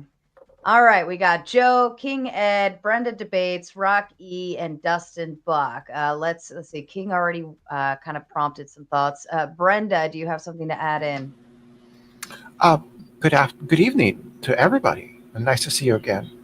Good evening. Yeah, I'm just glad that Craig and Mike Toon did not divulge the true ingredients in chemtrails, which is it's called the transgender retroviral anthrogenetic program, also known as TRAP. I knew it. It makes frogs gay. Alex Jones was right. Turning the frogs gay. They're turning the frogs gay. I'm glad his mic clips. Sarah, I worked on that joke. I wrote it down. I got the words right. I worked on it. Look at her face. She loved it. It could have been better. All could have right, been but- better. Sarah. Professional. Well, to be quite honest, Brenda, and here's why, and it's nothing on you bringing that joke to light. It's that every debate we always somehow end up in the transgender conversation somehow. And I was like, "Yay, we're talking about chemtrails tonight. It's not going to come up." And then Don't worry, Mel. somehow She's a turf. you found a way to bring it in, and I'm like, "Oh, we'll never get I away from that retracted. conversation." I won't push it any further than that. Right? That's okay. I'm It was sorry. Mel, still a I thought it was a funny joke. no, That's not Mel. whoops. Brenda, I thought it was a fantastic joke. It's not your fault that Thank Sarah's you. a turf. I liked it. She's not a turf. Mainly because they're turning all the frogs gay. Yeah. I like it less now. I totally get it. It's funny, but I'm just like, oh, we could have gotten through a whole night of chemtrails without going there. But since we're talking about it, Oh God. No, All I right. didn't have anything to do no. with any of Go that. ahead. Just- Are the chemtrails causing the frogs to turn gay? Let's do it. So I do remember. I am probably one of the older people here, and I do recall seeing contrails as a kid in the skies. So I don't think it's a recent thing, right? And I noticed also when I was a kid that the contrails tended to move in the direction of the wind in the upper atmosphere. It would move as a whole unit and also gradually spread out, get thinner and thinner.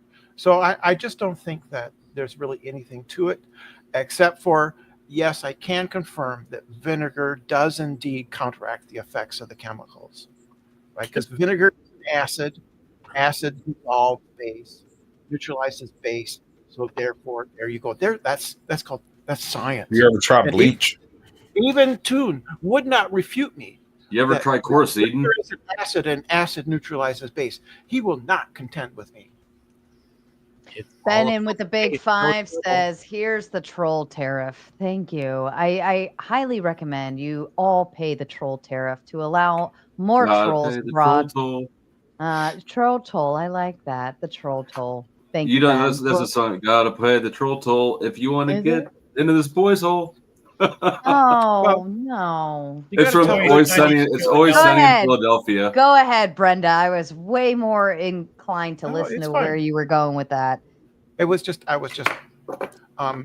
think the two requirements are either, right, you be informative and educational, or else funny. So I opted for funny. And you've been knocked out of the park tonight, whether or not Sarah's being a turf. Bad taste is always approved.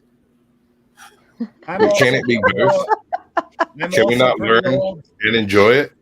Can it be funny? I mean, it has I'm to be also funny. pretty old. I don't recall them from when I'm a kid, but I don't ever actually bring that up as a point because I'm from South Dakota, and who the fuck goes there? Like, we didn't have that many planes. why would you look up? Yeah.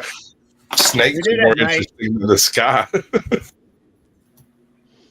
Oh, goodness. All right. Are the frogs turning gay? And okay, I do have a question.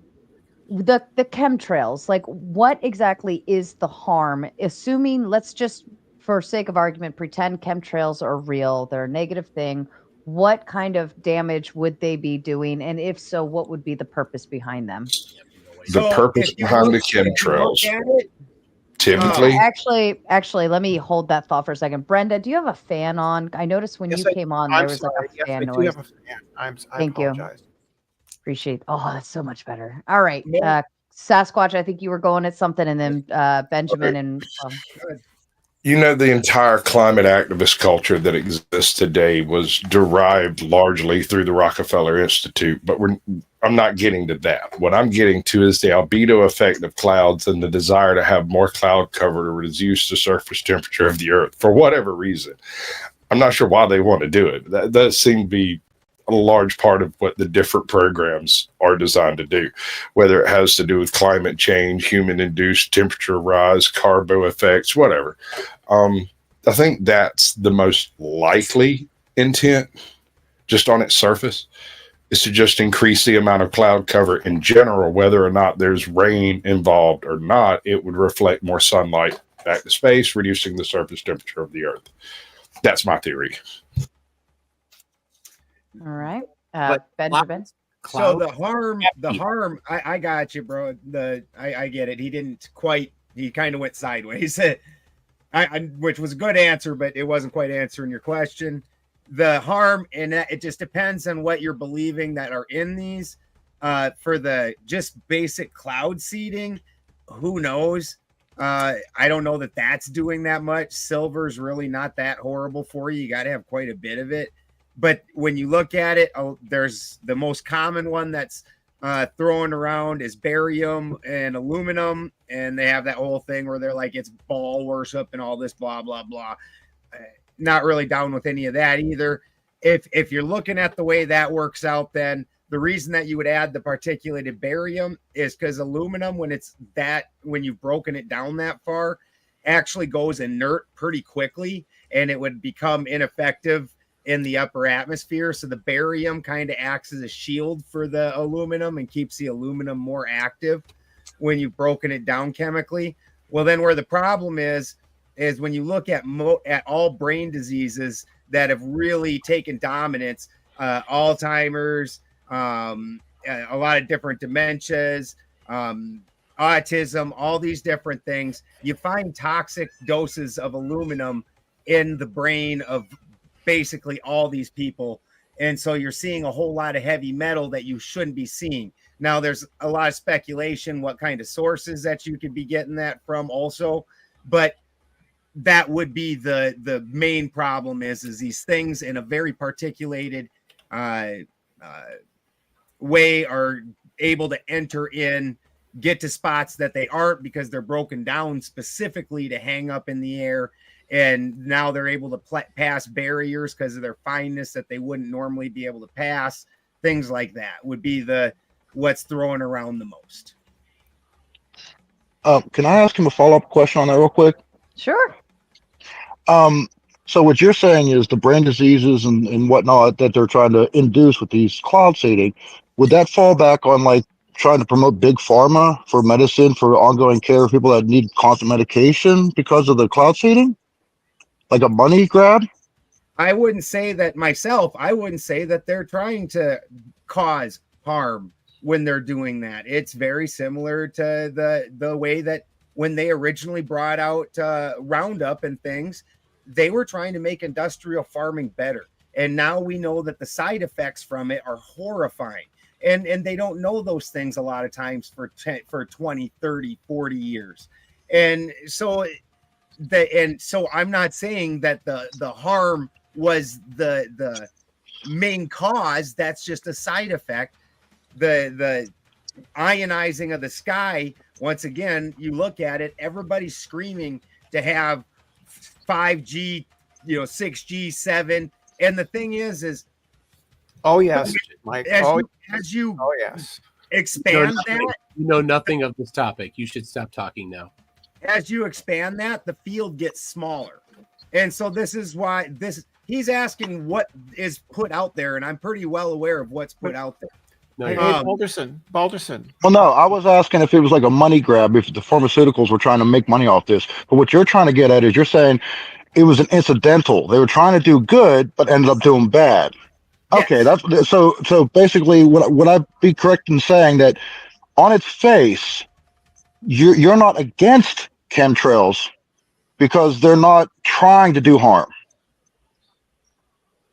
I'm not sitting there going, there's some evil sons of bitches. I think that, we have a fairly shallow understanding of most things. You have we don't a shallow understand the consequences for a very long time. Very Balderson. Okay. Have you ever had an X-ray, Balderson? Have you ever had an X-ray? Not of your lungs, but of your GI tract. Of your GI tract? No. GI X-ray. One of the things about that is that you drink quite a lot of a barium sulfate, either in liquid form or you swallow it in paste form. It is a considerable amount of barium, far more than you could possibly get from an airplane flying over you at 35,000 feet, right? So it's not, it's just not going to be something that's going to be resulting in health problems, right? Since you literally drink, problem. I specifically said the barium keeps the aluminum from going inert. It's barium is going to bond. It's very reactive. It's going to combine with whatever is around it pretty much. And barium sulfate is used as a contrast medium for X-ray departments. I worked in an X-ray department for many years, right? You drink a barium solution to take a GI X-ray. So it's just not a problem. You know the difference between a solid and a very fine gas, right? And just because a doctor gives same things. Yes, I took science in 8th grade. Yes, you're right. I know the difference between solids and gases. Okay. So how does the fact that you got an X-ray make the barium healthy? The barium gets healthy. It absorbs your life force from you, right? That's the whole point. Shut the fuck up. That's bullshit. They didn't tell me that. And Striking It Rich comes in with a big 5, says, when did people start trusting the U.S. government so much? This feels like a panel of people who trusted the science and took the vaccine. Shaking my head. Dude, I got made fun of because of like shit like the CIA and saying that they do things without reporting it. Made fun all the time, like, oh, that's some crazy shit. Like, all you have because every year it comes out that different projects that they do. Type activity. All right, let me. Emmett, are you with us, darling? I am. Hello, Sarah. Hello. How are you this evening? Doing great. How are you? I'm good. What's 6 + 6? 12. All right. You used that before. You got to. Why do you? All right, Emmett. What's 7 + 7? 14. What's the square root? But Sarah, I actually don't understand why you asked that. What do you think you're catching? It just prompts further conversation to make them continue talking. That's all. Okay. I just think it's a bad way of weeding out people. If they're I have a. What's the limit of 1 over x as x approaches 0? You win. You win. What is the terminal velocity of an unladen European swallow? Terminal velocity. Is it carrying a coconut or not? All right, Emmett, do you have a question? Yeah, I do have a question for the people that believe in chemtrails. Go for it. Well, one of the things I've noticed that very few people seem to know about is that gases usually have colors. And all of the chemtrails they usually point out are just white. So do gases why normally is have it colors? I don't think yeah, gases normally do have colors. You look around you and you don't see colors, right? Air doesn't have color. Steam doesn't really have color. steam has a color. Steam is white. Well, that's what chemtrails are. So I assumed that you were not treating that as a color. Well, if there's like a specific, you guys usually talk about the specific gases, and those gases have colors. So if you go ahead and you say that you're making chemtrails out of it, and they're just white, I don't understand where you're coming, where your logic comes from.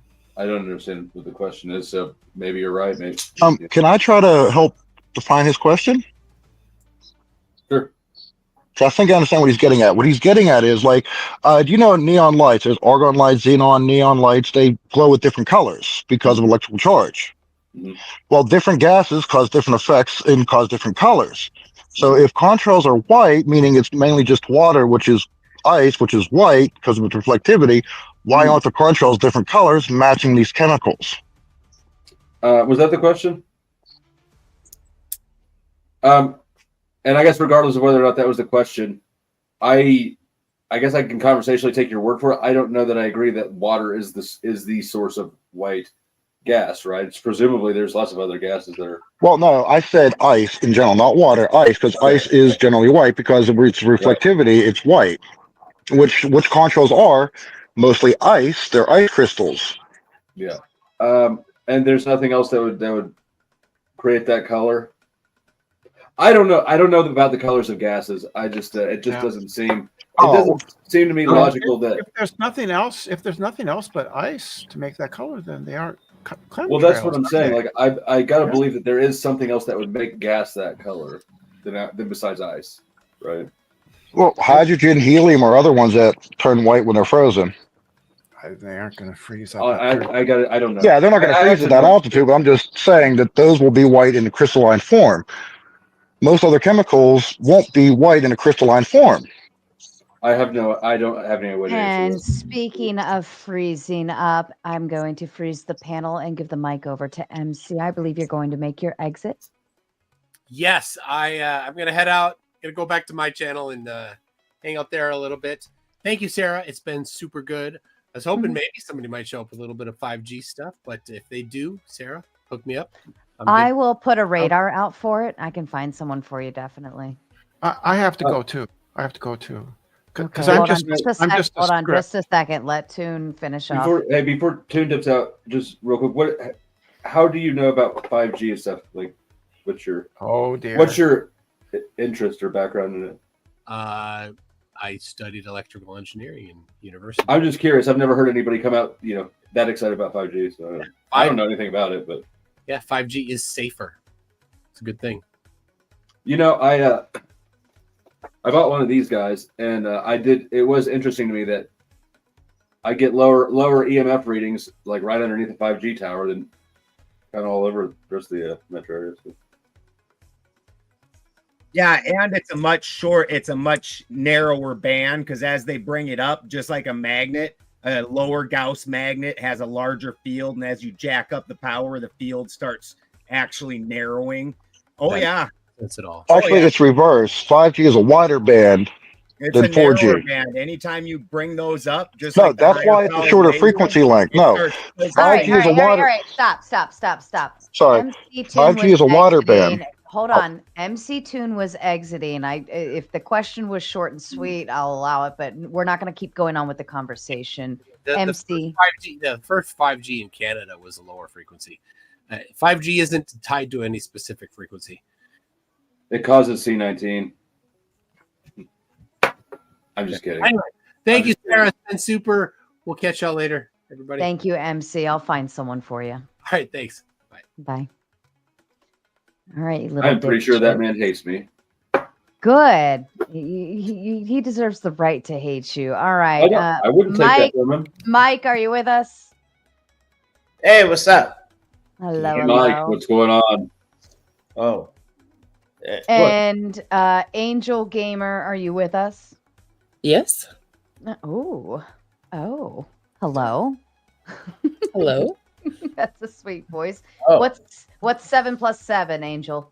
14.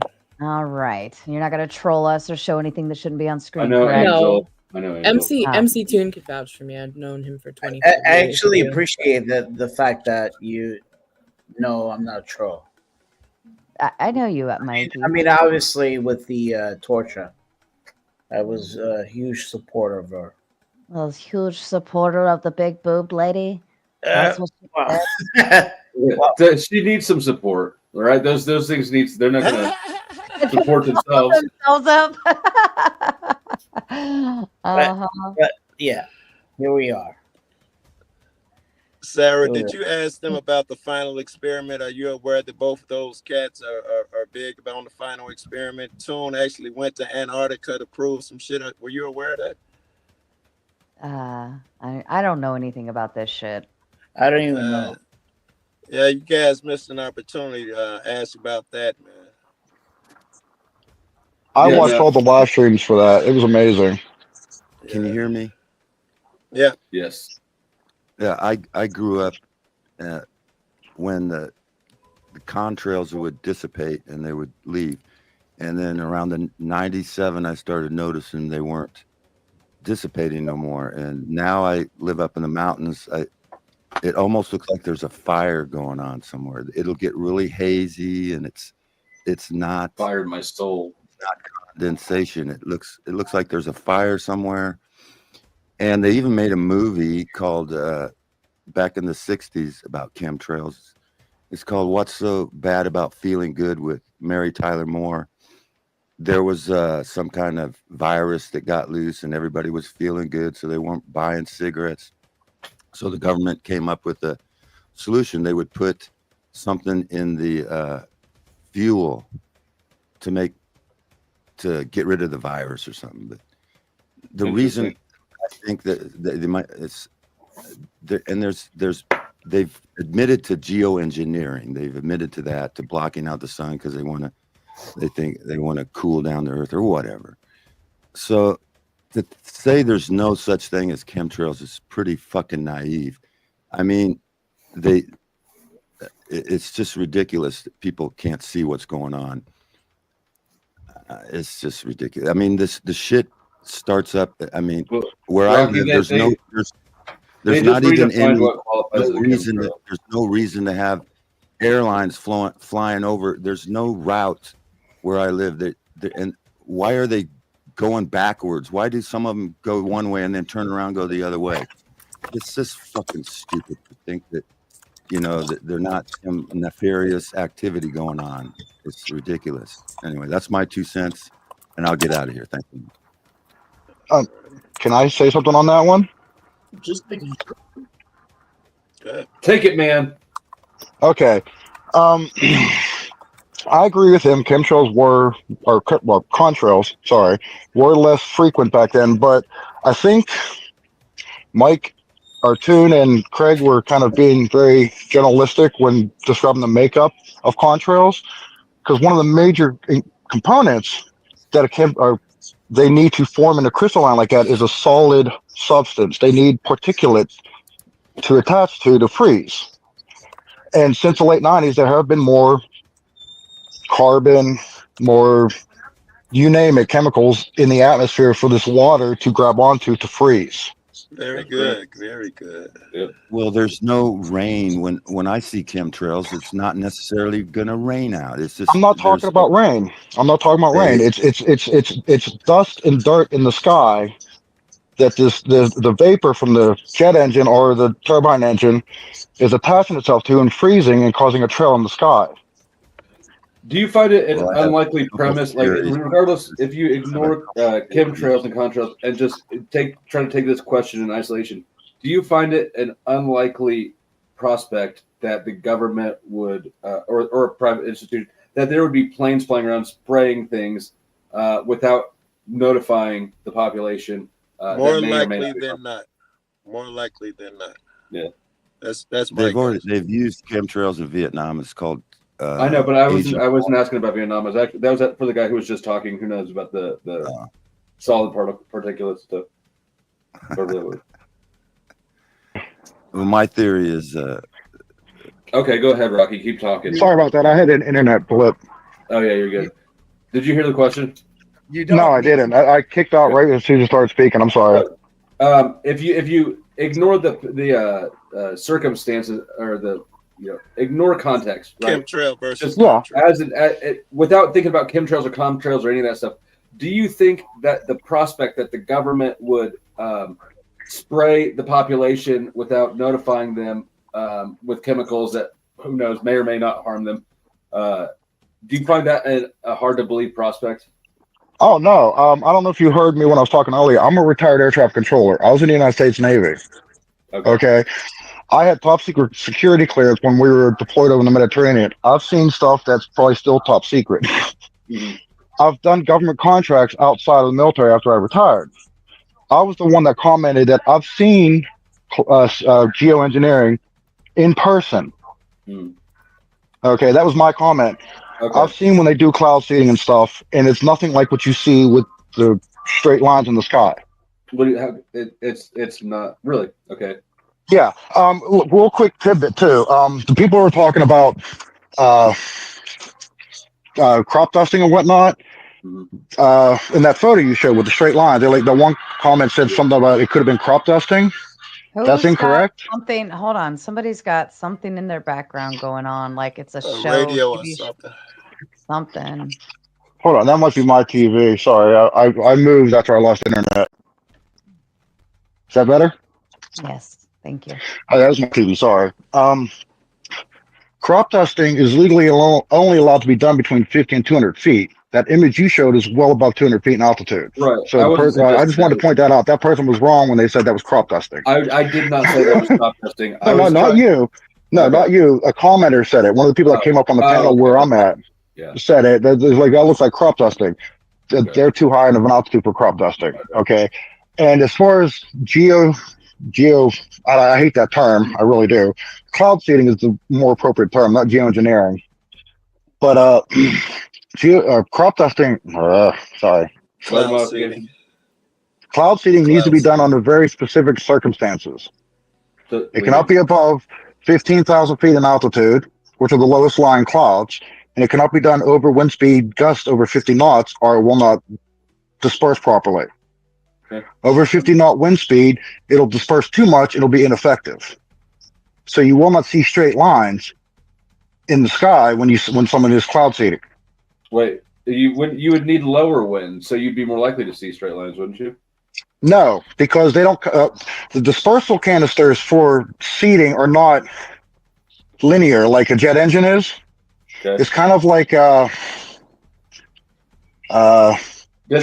have like a yard fertilizer, like something like a fertilizer, like it has a little disc, or like a salt truck, like a salt truck. It spins out a little disc and shoots salt in every direction. That's the kind of dispersal units they have for cloud seeding. That pattern would so it wouldn't even be thick enough. There wouldn't be enough material to make a line. Period. It's dispersing a fine mist over 200, 300, 400 feet, not 15, 20, 30 feet that you see the diameter of the initial lines in the sky. I'll take your word for it, but so you're saying it's not visible at all? It's too little material? No. Do you ever take like a garden hose or one of them little sprayers for your garden that spray water in the air? Yeah. Does that make lines? No, but that's less material. That's my point. No. What I'm getting at is that's the dispersal unit. That's what it looks like. There'd be such a fine stream coming out from the distance from you to the ground would not see that line. But water isn't the idea. Yeah, I mean, you want that material hanging out. If it's effective, effective, wouldn't it attach to the existing water and then become visible as a cloud? Which is why you. Well, that's the thing. Most times clouds. Sorry, yeah, that's the thing. Most times cloud seeding is done when there is chance of cloud. We'll call it. Like there'll be forecasts for weathers that'll tell you when there's a chance for a cloud cover or low pressure system to move into an area, and they'll use that to their advantage to throw sodium nitrate into the sky to try to build that cloud. Wait. Are you saying you know what I'm saying? Cloud seed on existing clouds? No. They when a low pressure system moves into an area, that's where you can get a chance for cloud and rainfall. Okay. But not always. You'll not always get a cloud. Okay. So when they're trying to build cloud cover, like out in west for the fires this year in California, they were trying to cloud seed to bring rain into the area. They can only do that under a low I'm pressure not sure system you're when there's a answering my chance of question. clouds I'm to not sure increase. you're answering. Okay, I'm not no, sure you're answering my question. okay, rephrase it. All right. Is it possible that the cloud seeding apparatus will go over a place in the sky that's clear because the conditions are right? Then they put the stuff out there and clouds form. It turns white. Yeah, that's what I'm saying. Yeah, they do that under conditions to where they could. It gives a greater possibility of forming clouds. Yes, they do it on cloudless days to try to help form a cloud. All right. So does that mean that you could turn that you could have a white line behind the plane? No, because like I explained with the water sprinkler effect, the streams and the particulate coming out are so small that it's not going to coalesce into a thick stream like a jet engine or a propeller does. Well, we know it's going to coalesce on other water vapor that's already in the sky and turn into clouds. We know it's going to turn white at some point. How fast is that process? Is it near the tail or no?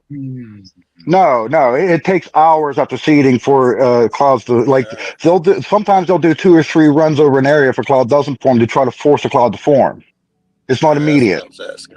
That's what I was Oh, okay, yeah, no, it's definitely not immediate. No, it's kind of like a buildup of steam in a tea kettle. The kettle doesn't immediately whistle because there's not enough steam at that point. It just slowly builds into a structure where it'll pull the water molecules together to form a cloud. I'm gonna be googling cloud seeding because it just seems likely. I'm gonna be googling this shit today. It's very interesting. Trust me, I loved my time working there. It was so cool. I learned so many cool things when I was there. You know what I mean?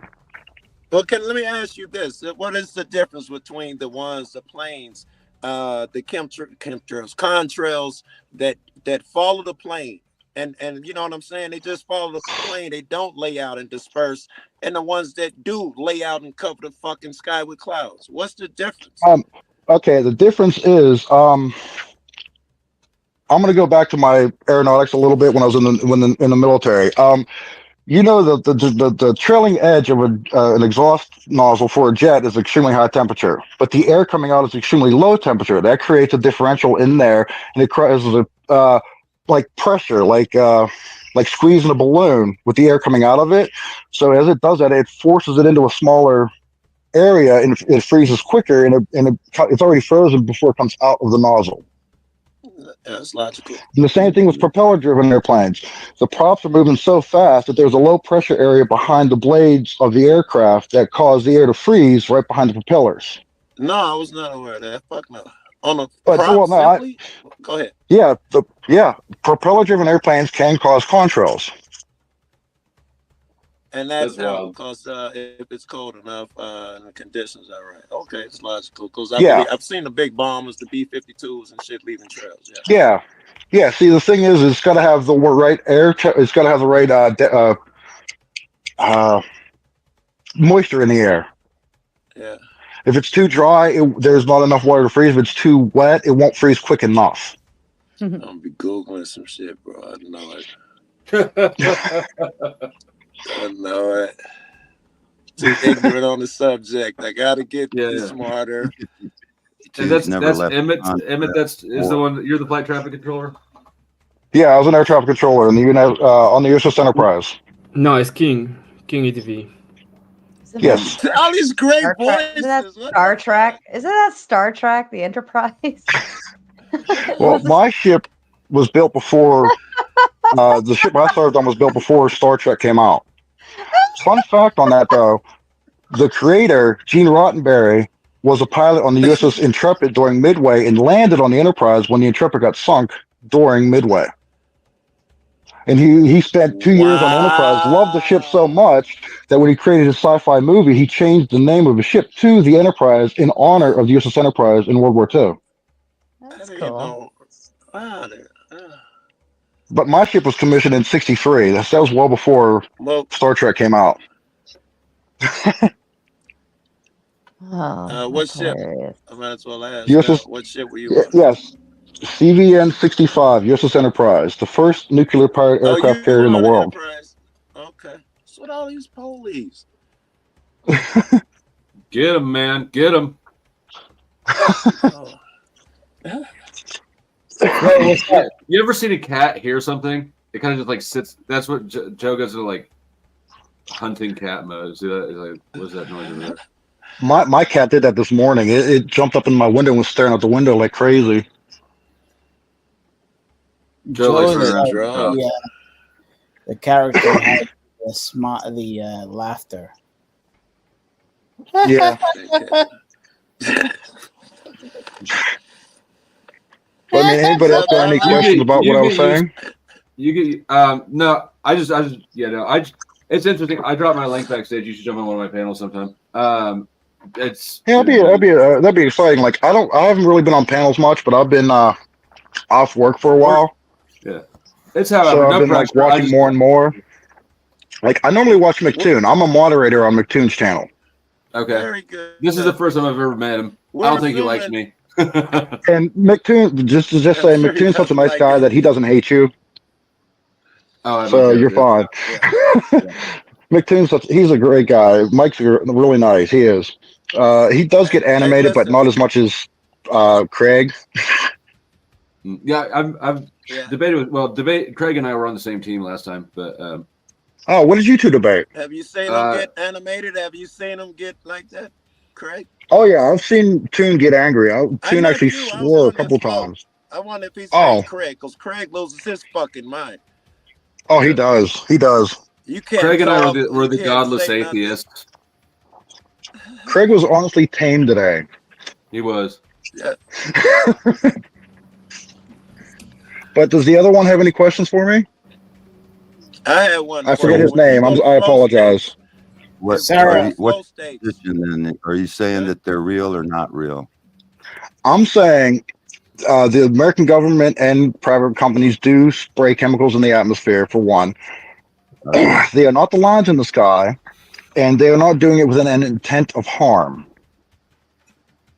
No, Well, aluminum, I think they're doing it with an aluminum, acceptance of harm. and aluminum, then that's may cause Alzheimer's. Well, It here's may the not- thing. To refute that claim real quick, atomized aluminum is very impossible, or almost impossible, to disperse aerosol like. Well, Okay. there's But been we know studies they that put they aluminum found in there. excess aluminum in the mountain top snow where it's accumulated in the tested. Yeah, but that's not from cloud seeding. Do you know how much how do I say this? Inert aluminum is in our atmosphere at any point in time? They're using aluminum as a conductor to increase signals for maybe HARP or something. Well, here's the problem with that one. If you try to put aluminum oxide like in the air, or aluminum or atomized aluminum in the air, that'll affect radar. Because radar will bounce off the aluminum in the air and it'll cause a cloud. It'll cause like a false horizon or a false bounce on there. They're using I it in think you conjunction just proved his with argument. radar I think and you proved HARP. Rocky's argument. He is saying that they're using it to bounce the HARP waves in a certain fashion. He wants. Well, no, I think he's getting at what the other one was talking about, increasing the distance of radios. Right? Sometimes you No, can no. see I mean, I don't know what he's Yeah. talking about, but I do know that when I was kind of looking into this stuff, one of the whistleblowers about this stuff said that that whole we should put stuff in the atmosphere to cool the planet. That whole idea and method came out of the stealth technology program because they were trying to find ways to block radar like that, basically. So. Yeah, but see, that's a double-edged sword, because if you block their radar, you block our radar. So they wouldn't be cloud seeding or doing anything like that over the U.S. because that would just affect our radar, and that would be a downfall You for don't think they us cloud because seed our over early the warning US? radar wouldn't work. Okay, you Really? guys know that Wait. You think aluminum the and U.S., who's tinfoil been are cloud two seeding things. since the 50s, 60s that I know of, only does it over foreign land? Oh, I can verify that they've done chemical warfare along the lines of that in other countries. No, I'm sure that was my question. Unofficially, I was talking though. about, cloud seeding. I was talking about cloud seeding. I thought you just said Oh. that they wouldn't cloud seed over the U.S. Where else are they? No, I'm saying they wouldn't dump like aluminum and other toxins like he is applying in the air here because it would affect our radar. All right, Yeah, that's where you was going. But cloud seeding, yeah. the cloud seeding is different than what he was explaining. I'm Yeah. not sure that's. I'm not so sure that's true. The atom. Joe, I think you're mistaken what he's saying. He was just saying that wouldn't be the purpose. They would not want to block radar space over American airspace. Yes, that's what I'm getting at. Exactly. That part. I was not just used for radar; it's also used for weather manipulation. Holds because when they try to use enough to block radar, the pieces are relatively big compared to some atomized. I'm not sure. Oh yes. Oh yes. Yes. Even if atomized, it's still what? It still would, because if there's enough in there to grab enough of the signal to scramble the signal, basically, it would give you a cloud-like return. It'd give you a fluffy or a false return, which we call it in the radar. Like whenever we have distance, surely. No, for the longer the distance, the worse it is, because you're getting a more and more buildup of false return signals, so it's getting a thicker return. You know what I'm saying? Like if it hits one atom and it bounces back, you may not see it. But if it hits 10, 20, 30, 40, and it gets fuzzier further out. So the further out, the worse it would read. Yeah, I was assuming it would not read. It would get so far so fast, it would not read anymore. That's what was my assumption. Yeah. It pretty much like block it, like have a radar horizon at X miles away from the dish, where it wouldn't be able to see past that. How fast? It would depend on the concentration. That would depend on the concentration. I can't say for sure because I don't know. It's never been tested. You know what I'm saying? I can't say it'll stop at 40 miles because I don't know. It would just have to be. They'd have to test that and see that the distance it would, how much would block. You know what I'm saying? Like the distance over a mile or volume. They'd have to see where it affects what at what distance. I wouldn't know. And let me interrupt for just a moment. We are shifting the stream over. I'm going to shut the Raging Tomato side down, and you can continue over on the Gauntlet. I pinned the link. You just click over there. The show will continue on. It will just continue over on the other channel. This is the DGen Power Hour where the weird shit starts coming out, and we're going to host that over on the other end. I did set up a redirect, so when I do shut this side down, it will redirect you over. But if you want to go ahead and make your way over now, that way you don't have to move later, you can do so now. All right, continue on, Joe. Sarah. You talented motherfucker. Okay.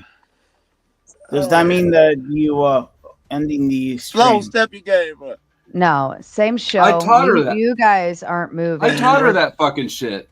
We're just shifting. We're just shifting the YouTube live stream over to my other channel. She's doing exactly what I did with Flowstate and the Powder Dusty. She sounds more professional, though. She sounds more professional. That's right. She is more professional. I always am. I have the HR mode. So the show is still going. It's just going over on the Gauntlet. I will say I have been on a couple of streams lately, and this has been the most organized one, so I do like that. Kudos to you, Sarah. Don't count your chickens before they It's not always that way. I will say that. It's not always great. Sarah, I will be dropping down. I was just wanted to ask that question specifically. Thank you so much for having me on. Thank you for answering. Have a good one. Absolutely. Hey, fucking accent, right? Well, if you guys didn't know, I'm sorry. In the back, yo. Look at this. Look at that. There you go. Straight from the douchebag's mouth. Sorry. To elaborate, by the way, on what Rocky was saying, he was saying there's more aluminum on snow and stuff like that. And do you know one of the, besides titanium, one of the components they use in jet engines and stuff like that? Rhodium. What else? Well, my point is that it's not natural. My point is there are parts of the engine. Also a conductor. It's a conductor.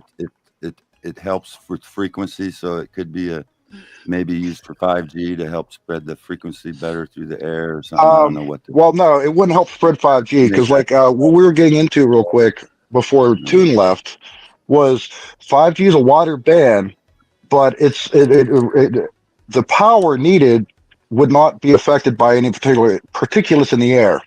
I always use an analogy when somebody asks me about radio signals when I was in the military.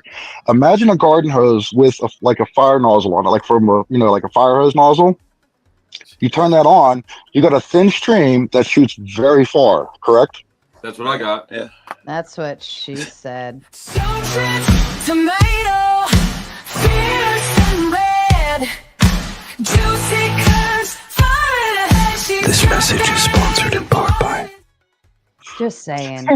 Yeah. If you take that nozzle off, you'll have more volume, but it won't flow as far. That is the purpose of 5G. It's because the What's that data got to do needs with the of modern people need more data space, but you can't transmit that as far without having adverse consequences. Like if you pump up the wattage too much, it becomes dangerous to the areas around it. So they have to keep the wattage low, which means more repeater towers. Any amount of particulate in the air would not increase that distance. It needs power to push that signal. It can't bounce. Like 5G is not a bounceable signal. Does that make sense? If you saturate the air with aluminum, you would actually decrease. All right. The And radio. Yes, it would everybody effectively in, decrease the range. Correct. everybody in the Raging Tomato chat, you've had your time. The link is pinned at the top. Shift over to the Gauntlet. I am disconnecting the Raging Tomato now. We're moving over to the Gauntlet. So move. But flow or state be- carries on. Or be powder dusty. redirected. Flow state. Yep. I can See what I Still mean getting about it. my professional flow? You guys are not your tinfoil hat. That's tinfoil is a non-conductor. Aluminum is a conductor. So when you put an aluminum foil hat on your head, you're doing the opposite of what tinfoil does. Anyway, aluminum is a conductor. Not for radio waves. So if you get Yeah, aluminum not for in radio your- waves. That's what we're getting at. It's a conductor for electricity, but not for radio waves. Radio waves have to have a direct line of sight. So something's in the way. All the time. Can you stop for a minute? Sorry. Can I say something real quick? Everybody interrupts me all the time. I didn't mean to Aluminum interrupt is you, a Joe. conductor, so I didn't so ever if- interrupt you, Joe. 5G can be, and then if you got aluminum in your brain, it can be used as an antenna. You put that aluminum tinfoil, that aluminum hat on. People interrupt you That because is- you go on TED Talks. The aluminum conducts, so you're doing the opposite when you put aluminum foil hat on. Tin foil is a non-conductive metal, so tin and Man, we're not and really aluminum- wearing this shit. Yeah, I was just telling I you. want to that say something real aluminum quick. is a Well, hold conductor. on. That's why they spray it But so they can. but aluminum blocks radio waves. Crystal Math? Sorry, I'm not even pronouncing his name. Crystal Bricks. I don't know. I don't want to. He looks like the older version of Leonardo DiCaprio. He does. Well, I Right give next him to that. Sarah. Fuck yeah. Right next to Sarah. And he eats fat pussy. With all due respect. If he was 5'6" and banged fat women. Bangs fat women. Is that I what you think said? DiCaprio is only like 5'7" anyhow, so you're close. I would have assumed they ain't I mean, no 5'6" and a half disrespect, I on my promise. driver's license. They gave me half an That inch. means he's. That means How he's fat 5'6". are we I was talking about here? to How say fat? that. How, I promise I didn't mean it. Oh, yeah. She was over 500. Yeah, we're talking fat. She was 5'3". I have cows that We fucking actually- don't weigh we had- 500 pounds, dude. Oh shit, Flo, is this the guy that did the heifer? This is the fucking guy. I talked about you on my show. Oh my god. I know, he's famous. Yeah. I have cows Did that the heifer don't mean hit what I that. think it means? What? Did the heifer? Does it mean what I think it means? Don't make me say it. I don't even understand what you're asking. Was she fat? Yes, she's fat. Oh, did the heifer? Oh, yeah, she did the did. chick? I was thinking. She weighed a half a ton, Flo. I mean, Joe, she weighed a My half a favorite ton. part, and this was savage. Katie found the like the little segment from. At the end of it, they get her like running off stage, and that was just savage to have. That was 500. painful. Painful. Like, I mean, to her credit, she. She nearly took. Oh, She nearly That's took what more Sarah's down. gonna look like after streaming for legit. another year or two. One of my people wanted to know, Sarah, why you put tomato. Why am I the tomato? Yeah. So The she's red and juicy. The Hormaxer named me. He was mad because we had a Oh, bad yeah. we had a bad speed date over on Playing with Fire a long time ago. And the next time I ran into him on panel, Wait, he how like was it bad? his first question to me was, "Do you like you like the sex clubs? You want to go to a sex club?" Yeah. And did you get offended? Yeah. I wasn't offended. I just returned fire with like, "Does that normally work for you? Like, is this a thing that works for you?" So did he leave butthurt from that speed date, or did you He leave? left very butthurt from that speed date, and then He's the got a next little sensitive ego. he's very Sarah, he's sensitive. happy now. He's But happy. anyways, the next heard time I about ran the into him story. on panel, he got mad at me for whatever reason, and he's like, "Your face is fucking red. You look like a tomato. You're the raging tomato." And I was like, "Ooh, I like that." I I heard thought about it was the story. because you were red and juicy. I'm red Dusty, and I heard about the story. He came with the name, and he feels that he's entitled. He talked about that in his For this one or for the other, for Dusty or for Flowstate? for the Raging Tomato. Yeah, I've heard her version of the story. Yeah, Yeah, I didn't hear about the fight beforehand, but yeah. So he feels like he's entitled, and apparently like he's just like, you know what, screw you, Sarah. You know what, like me and you, we're not friends anymore. Like that kind of thing. he's just a sensitive man with his tiny pointy chin. Yeah. He reminds me of a cousin who was Italian who's just winning to win the lottery and never he's always broke. I noticed Sarah called him the Hormaxer. That was interesting as fuck. I'm not sure why. She didn't say Hormaxer. She said the Ohio State. Hormaxer. Interesting. Yeah. Hey, can I see that mug again he was drinking out of? That's cool looking. I like ask him that. what's in it. That's a beer stein. Oh, that looks like a German. Yeah.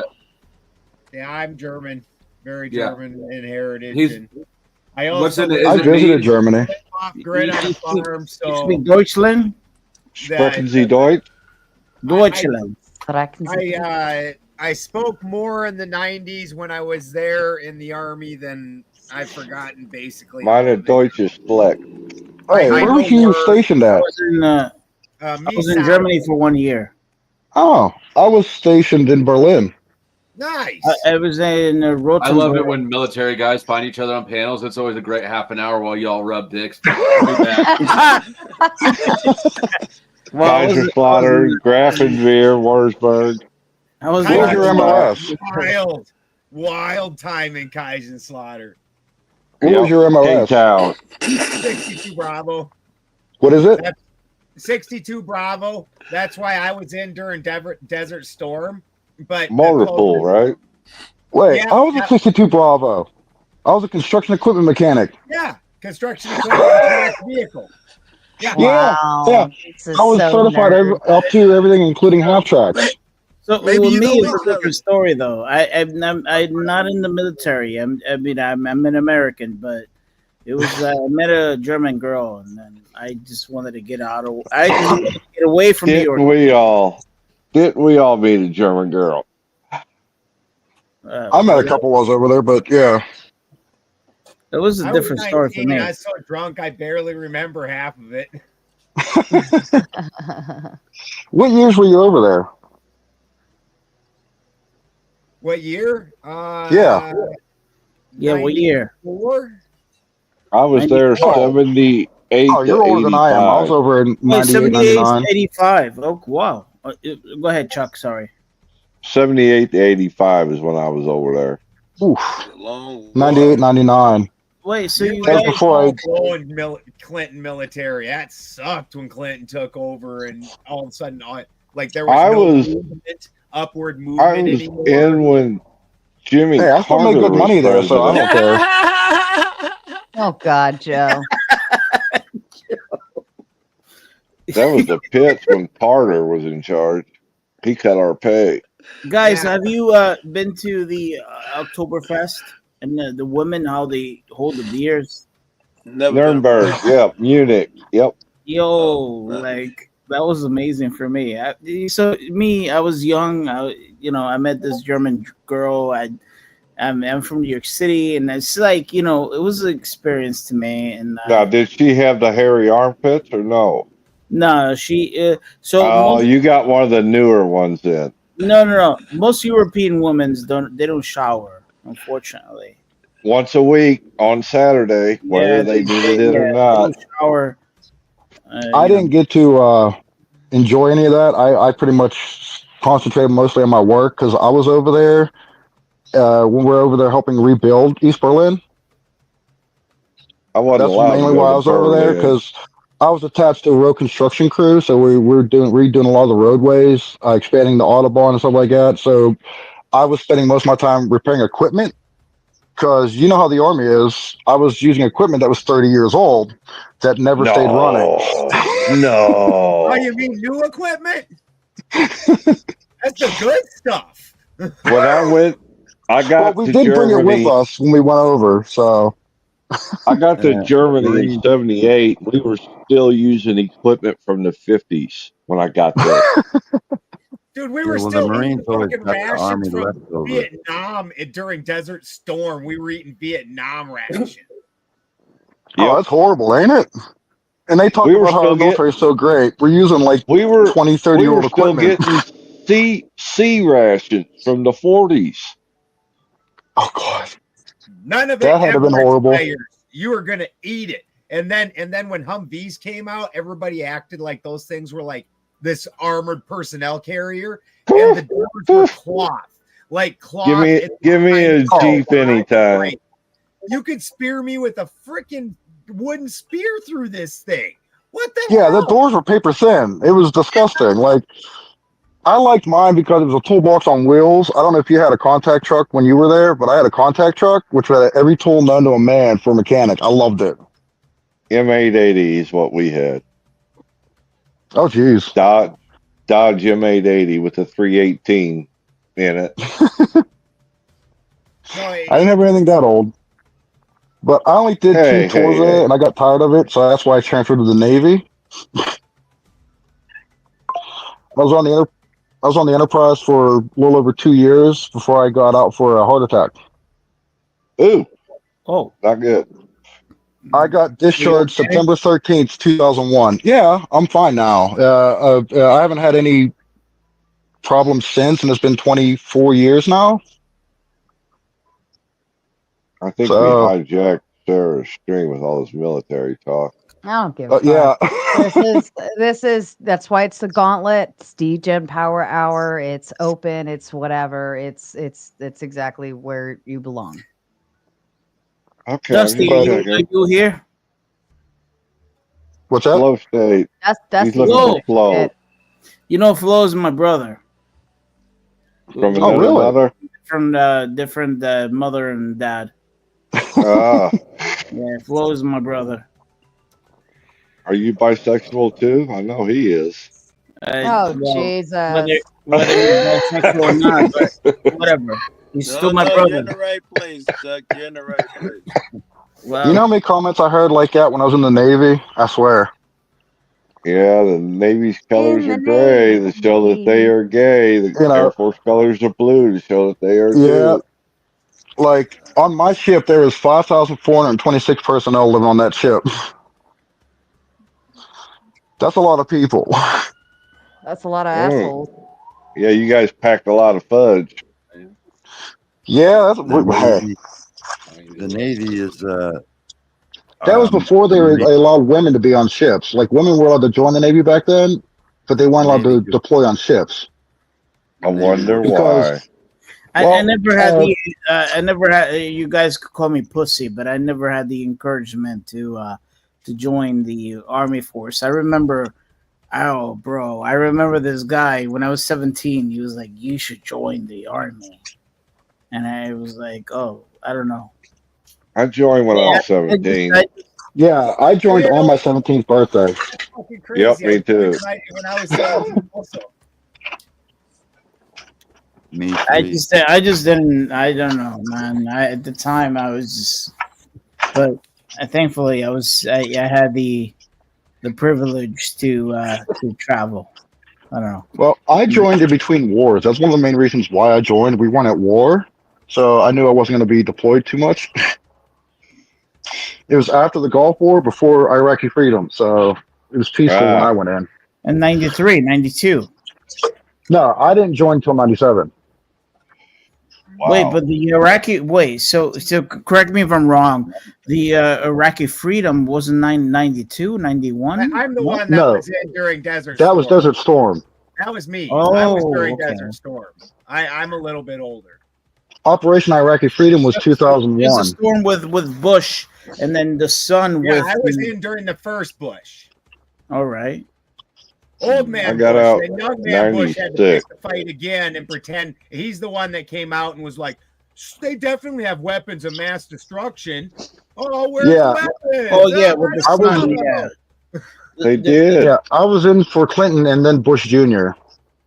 Yeah, Bush Jr. I fucked everything up.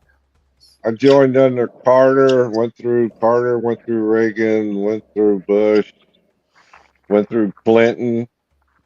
Carter with the Vietnam War. No, he wasn't. Yeah. Carter wasn't Vietnam. No. Carter Carter was 76 to 80. Yeah, the Vietnam War like ended 75. No, it didn't. So he was like right after it ended, he Vietnam started. War ended in 72. Well, officially, yeah. LBJ Ended in 75. Well, 75 was the final evacuation of U.S. troops from Vietnam, the embassies and stuff. No. Yeah. So what are you saying, Chuck?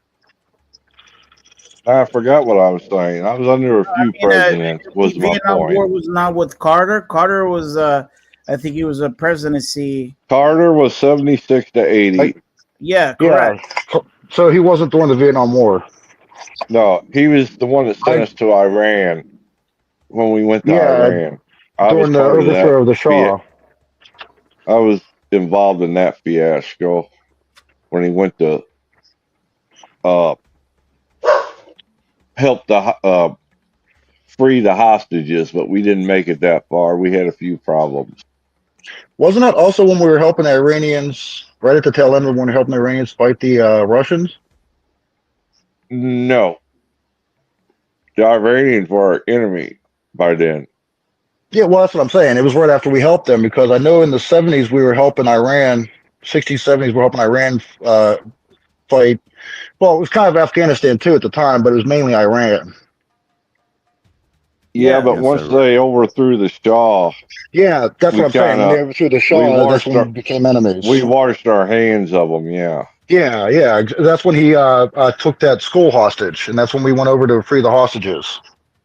Yeah, the ones they held for 444 days until Reagan took over, and then we went back over again because they weren't going to let them go. Yeah, and then we got involved in the Iraq-Iran war after that. Yeah. You're in the Well, that was only Navy, actually. Only the Navy got involved in that one, though, and that wasn't too long of an operation. It was a couple of day operation for that one. What about Grenada? That wasn't no fun either. My uncle was in Grenada. He was one of the Marines that landed in Grenada. Nothing like getting shot at before you could even get off the airplane. Right? He was one. His platoon was one of the ones that landed at the airport, because there was the division that landed at the airport, and there was two seaboard divisions that landed from the sea. Baby shark, do do do do do. Baby shark, I hope you're not getting bored. Baby shark. Change the subject. No, Ticky Tack sent in a big 10 on Cash App to hear Baby Oh. Shark. Oh. Mm-hmm. Somebody ought to I hear that pistol song whip too that much because man. my friends have young kids, and it's so annoying. Yeah, I It don't. I is. mean, I didn't mind it. My kids listened to it on Oh, I repeat didn't mind it at first times. either, but like I've I been had hearing to it for the last 10 years. I had to put up Mhm. with Barney with my kids. I Uh, love you, you love me. We're one happy family. And he turned out to Ah, be a rapist too. We got Let's oh not yeah, say those words. Let's not I have say no those idea words. about grapes. yeah. I heard something about that too when I was younger. It was weird. But now my kids grew up with early 2000s. I'm trying to think of some of them stupid cartoons. Early I got 2000. You lucky with must be young. my kids like the I'm Powerpuff Girls and late Dragonlance, 40s. Oh, Pokemon. okay. It wasn't that bad. Like Chuck, my kids just actually moved out like 5, 6 years ago. They're 21 and 23, and I just had my first grandkid about 6 months ago.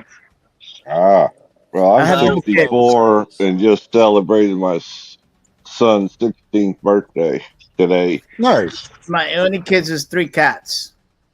I had What? my kids at a young age, right after I got out of the Navy. Well, he's my youngest. My oldest one is 40 something. Then the other two are right behind them. Flo, you got Oh, something okay. saying. Flo So is my brother. your oldest is close to my age. He's my oldest brother, Flo. Flo, what's up? I muted him because he was Oh, playing something else. okay. He's probably editing a video or something. Yeah, he gets bored easy. Oh no, you He niggas can't. worked hard at it. Oh, so he has a YouTube channel also that he like streams on? The Powder Dusty, yes, it's a good channel. You ought to go check it out Oh yeah, sometime. if someone could send me like a link or something, that'd be great. Or put it in the chat or something. He's an awesome channel. He's my illegitimate son. Check him out. See, that's one thing that kind of separates me from like a lot of the other people that like to debunk non-science. I love listening to the other side. I want to learn about what they think. That's why I was trying to have that banter with the gentleman with the beard to find out his actual opinions, not just that he believes something is real. I wanted to know why and if it's good, bad, or and his opinions on it. If I you like to want learn the have human a more, condition. if you want to have it more in depth, where it's just it's not such a large panel, come on over to Deliberating Dogface Dudes. Shoot me an email, odinsalchemy@gmail.com. We can have a long form discussion about it. Yeah, I've I got, like hearing opposing views because that's how you learn. Hold on. I've got Dickie D backstage. All right. Dickie, are you a troll? Are you listening to the other tab? Close the other tab, Dickie D. All right. We don't have time for tards. Goodbye. I'd be worried about a name like that. I know. That's why I put the shield up. That's exactly why I put the shield up. I don't blame you. And kick you. But like as I was saying real quick, I like to learn about people. It's been a fascination of mine ever since I was younger. I want to know how everybody thinks, how people act, and why they act the way they do. Whether it's an education thing or a cultural thing, or something the way their parents raised them, to see how people grow and adapt to the world. Well, Dusty's heavily into the MBTI and all that stuff too. I don't know what that is. I'm not too much into certain things. I'm mostly into like Myers-Briggs psychological testing. The Myers-Briggs test. I'll have to look into that. That sounds kind of interesting. Let me ask you a question, man. Is belief a choice? No. Belief is a choice. Belief is a choice. Okay. Yeah. Not really, because it's hard to change a belief because even if you want to try to learn it, sometimes I deal with I help drug addicts get off of drugs and stuff like that. So I know from trying this, I've helped 24 people, and 2 of them's been clean for over 10 years now. Awesome. But if it's ingrained in you, it's sometimes hard to break that. So it's not actually a choice per se. You can't just change your belief instantaneously. You know what I'm saying? Is Flo in charge? No. Okay. You hear that music? That's Sarah. We're in a panel hoedown. I mean, I'm not saying it's impossible to change beliefs because you can choose to try to change your worldview, but that doesn't always mean that you will. Is King, it okay, go ahead, Joel. No. Go ahead. I was just trying to spark this Yeah, I conversation. wanted to ask you. You said that you were able to stop a lot of addicts. Yes. Correct? How would you be able to accomplish that? Most addicts that I've run across in my life have had a reason, or not, well, not actually a reason, but something that caused them to go to drugs. And once they got into it, they thought that that was their lifestyle, that was them, that's who they are. I just That's showed why them that there's a you're world saying. outside of it. That's I why showed them you're there's a world saying. outside of drugs that you can enjoy life and be something and do something without having that crutch. That's why Did you you're use the saying they 12 had step? no choice. No, I don't use that. Okay. So are you Right, trying? that's why- So you're That's kind of why- equating. Go ahead. Go ahead, Joe. I Go. think he's said this is why he is saying there's no choice. I was saying, is it a choice? This is an example showing that it's not necessarily a choice. I think that's where he's going with this. Yeah, because like I've had some people that I could not help. Even though they said they wanted to, they tried to go through things, they tried to be without it, but it was just so ingrained to them. That was their belief that they needed this and they would not change. Was it And they couldn't, ingrained, but or they was tried. it the addiction that got them? Well, in most cases, it was the harder stuff that I can't say on here, but it starts with an H. Mm-hmm. That I could not get them from. Hard But, candy. yeah. Yep. Yes. Listen, flat earthers. I hope you know some. You do. You're fucking you're the mod at McTunes, yeah. Yes, I am. All right, good. I think Boulderson wanted to also comment on the belief on. This is belief. This I'm belief. curious if you're trying to equate. Whoa, I've been holding on, and I let you go. You can't. You guys I've been holding take on. your You time hold now the while fuck I'm on. still talking. While I'm in the middle of a sentence. Your shit must be more important. Right. Please go ahead. No, I let you go first, even. I was still. I said, talking. "Go ahead, Joe." I said those fucking words. I said, "Go ahead, Joe." And you interrupted me while I was talking. And then I said, "Go ahead and let you finish your point." And now you're doing it. So then you just I didn't keep hear on. that. No, I didn't hear that. No, go ahead. I don't even know what the fuck I was talking about, man. Oh, dude, Must not have been too important, man. That dude, he's a mod from MacToon, Flat Earth. I say that it is a choice. That them believing in flat Earth is a choice. So I need the other guy because I wasn't even debating this cat. I wasn't debating the other cat, but he say it's not a choice.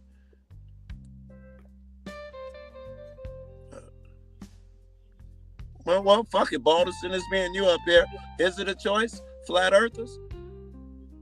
There's the thing is there's evidence that they don't have that's very weird, and it doesn't fit their things either.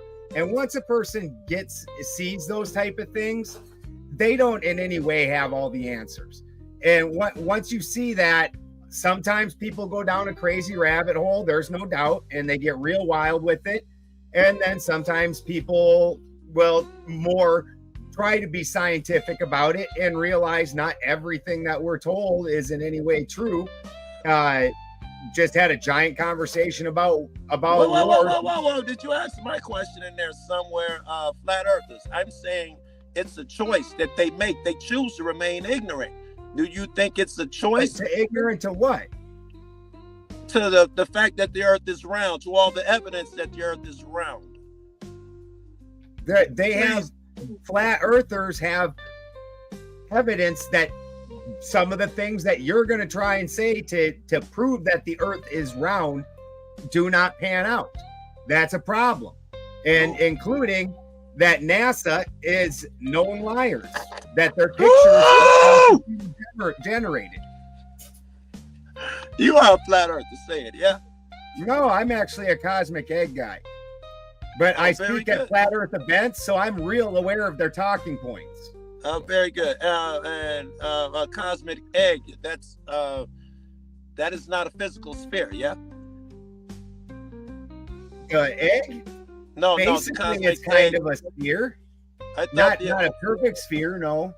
No, the cosmic egg. Maybe I'm wrong with your theory, man. You believe the Earth is a sphere? It would be some kind of a shape like that. I would call it spheroid. Gravity, North and South Pole. The theory of gravity is insane. So, you don't believe in gravity, yo? I believe things stick to the Earth. Do I think that the size of the Earth creates a warp in the time-space continuum, which is somehow making time and gravity? No. What about bigger things like black holes? Horse shit. What about bigger things like bigger stars or black holes? Do you think they warp time and space? No. Why would they? Why would time be different in another place? Because it's even place is bigger. And what? How can you? The reason it's a theory is because you can't actually replicate gravity in any way. Big things don't make small things attract to them. First of all, you can't replicate them. I can't think of the name of the experiment right now. Very popular, but it's recreated all the fucking time. God, I can't think of the name of the experiment where they take the two towers and I don't know. But it's many experiments where you can recreate that a large mass attracts a smaller mass. That's being recreated. I wish I could I'm drawing a blank for the name of the most common experiment.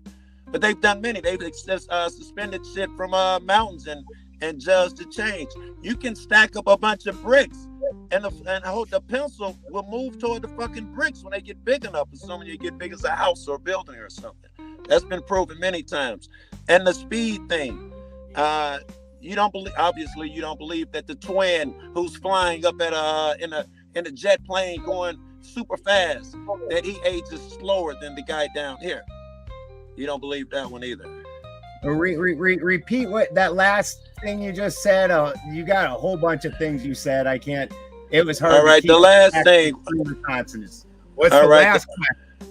The last one was the theory that if twins, you take two twins born at exactly the same time, one remains on Earth, the other travels at a supersonic speed for 50 years. When he comes back, the twin on Earth is older. Have you heard that theory?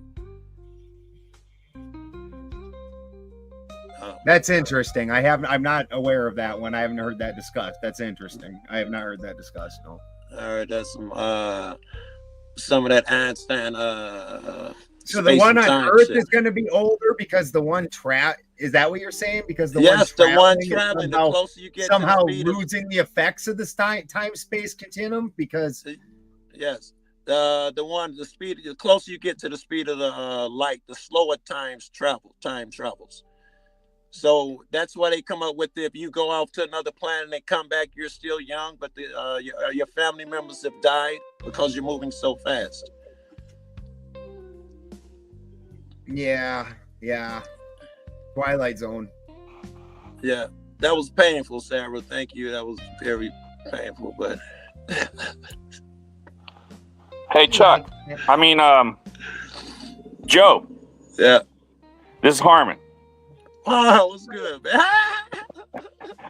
I wanted to get on with you earlier tonight, but I don't go on Soft Channel, and you were making something that wasn't quite a true statement that you were misdoing. Go with it. Tell me about it. What's it about the parabola? Bro? Well, you talked about the parabolic curve, right? Oh, yeah, I did. Okay. And then you said that the air escapes the gravity, right? Yeah. Air escapes gravity. I didn't say that. Are you? No, you say it eventually goes so far it escapes the gravity of the Earth. That happens, but I don't remember making that statement. Okay. All right. So what you don't know, and you said those women today were falling. They were in weightlessness in space, right? Well, you said that. Yes, but I know I was talking to them in that context. I know what weightlessness is. I know what falling on the orbit. I know what these things are.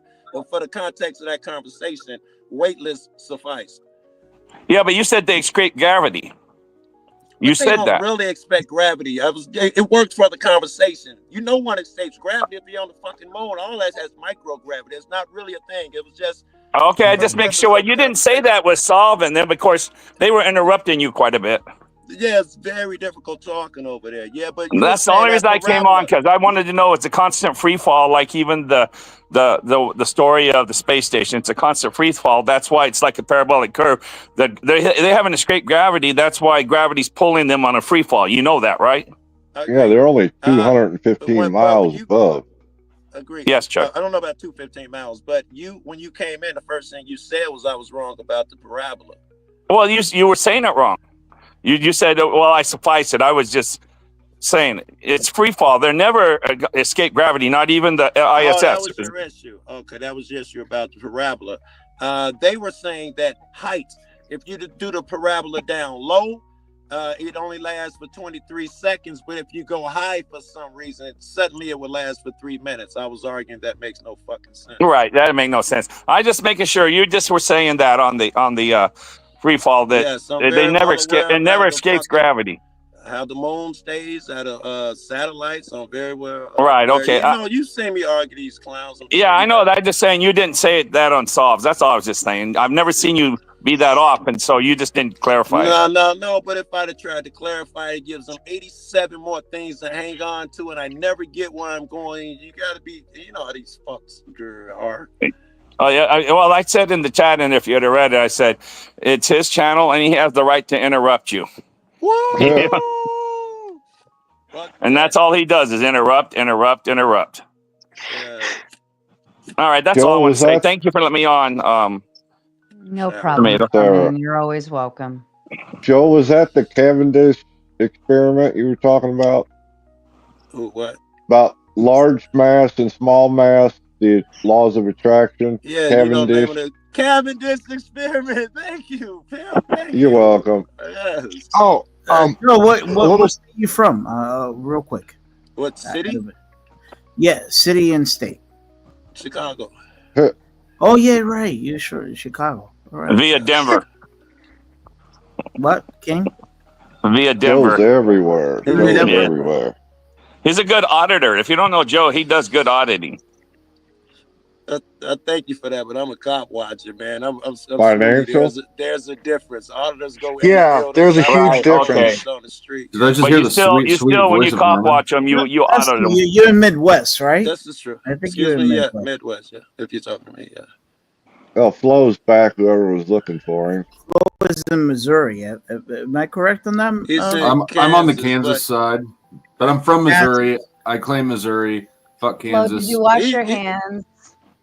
No, He's right. I never next to do. Missouri too. You probably 5-10 minutes from Missouri. He's super close. I thought he was asking everybody where they were from. Oh, okay. Me?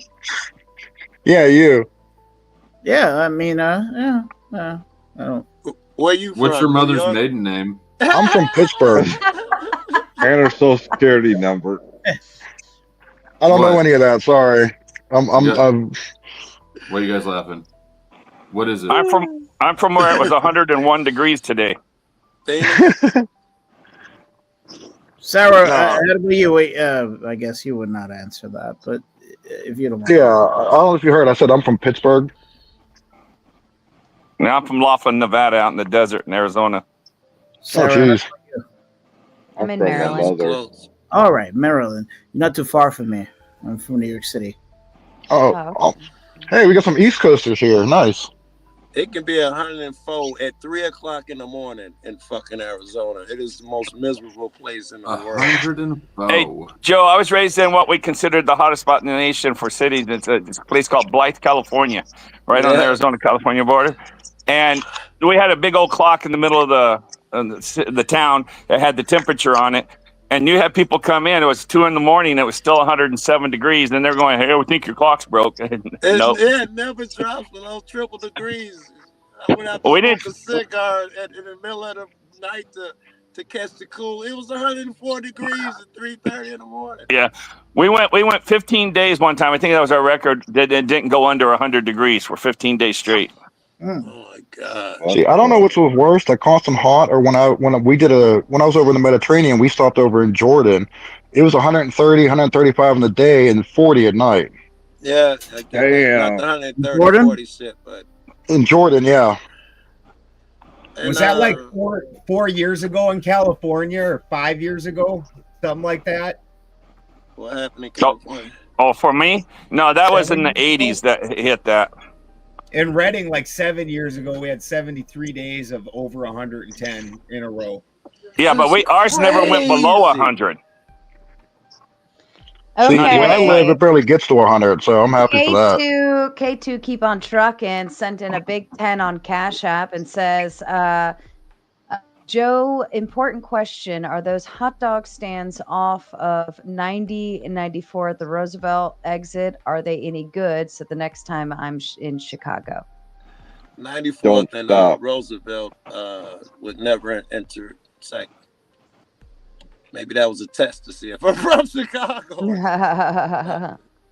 Roosevelt's over here by me up on the west side, 95th, and it runs east-west, and so does fucking 95th, but it's 95 blocks away from here. They wouldn't intersect. Chicago's in competition. I went to look for you on the Cash App once, Tomato, and I couldn't find it. I was going to send you something on Cash App. What is yours? Oh, it's the Raging Tomato. It's Nightbot has it pinned in the chat. I'm not. Of course, I'm on the phone, so I can't see it. You know what? I'll forward you her Cash App information, and Sarah, I will give you. I expect half of the first payment. He already knows mine. It's just the I won't Raging trick him. Tomato. That's all. You should be able to find it. Gosh, hey, Joe. Motivated. Man, I hate it when people talk about hot dogs because that always makes me want a hot dog with mustard and relish, and I just want to devour a hot dog now. And he's staying off the express. It always makes me think of baseball games with the hot dogs. The answer was yes. Any stand off the expressway will be a bomb. I suggest you fucking try it, bro. You better be packing. Hey, Joe and Harmon. Because you guys were talking about gravity, it's reminded me of something I read not too long ago. Did you hear that the Voyager 1 finally escaped the sun's gravity? I think I did. I don't want to say for sure. Yeah, it's a long goodbye. I saw a story about that. Yeah, it finally exited the thermosphere of our galaxy. It is out in the little deep space right now, outside the pull of our sun. Wow, geez. Hey, what's your name? Let me ask you one more question. I should have asked when I had you alone for 30 minutes. Do you believe that? K2, I want to follow up on this hot dog stand. I'm sorry, Joe. And then you can go. There's like 3 hot dog stands by the Jefferson Street building I may go to. Let me see. Are there? Why don't you guys just connect and you can give him a tour?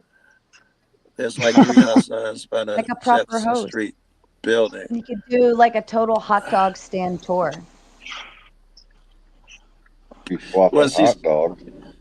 You're talking about out south, and yes, Jefferson, all of that shit, Stony Island, anything over there that's hood shit, it'll be bomb. Yeah.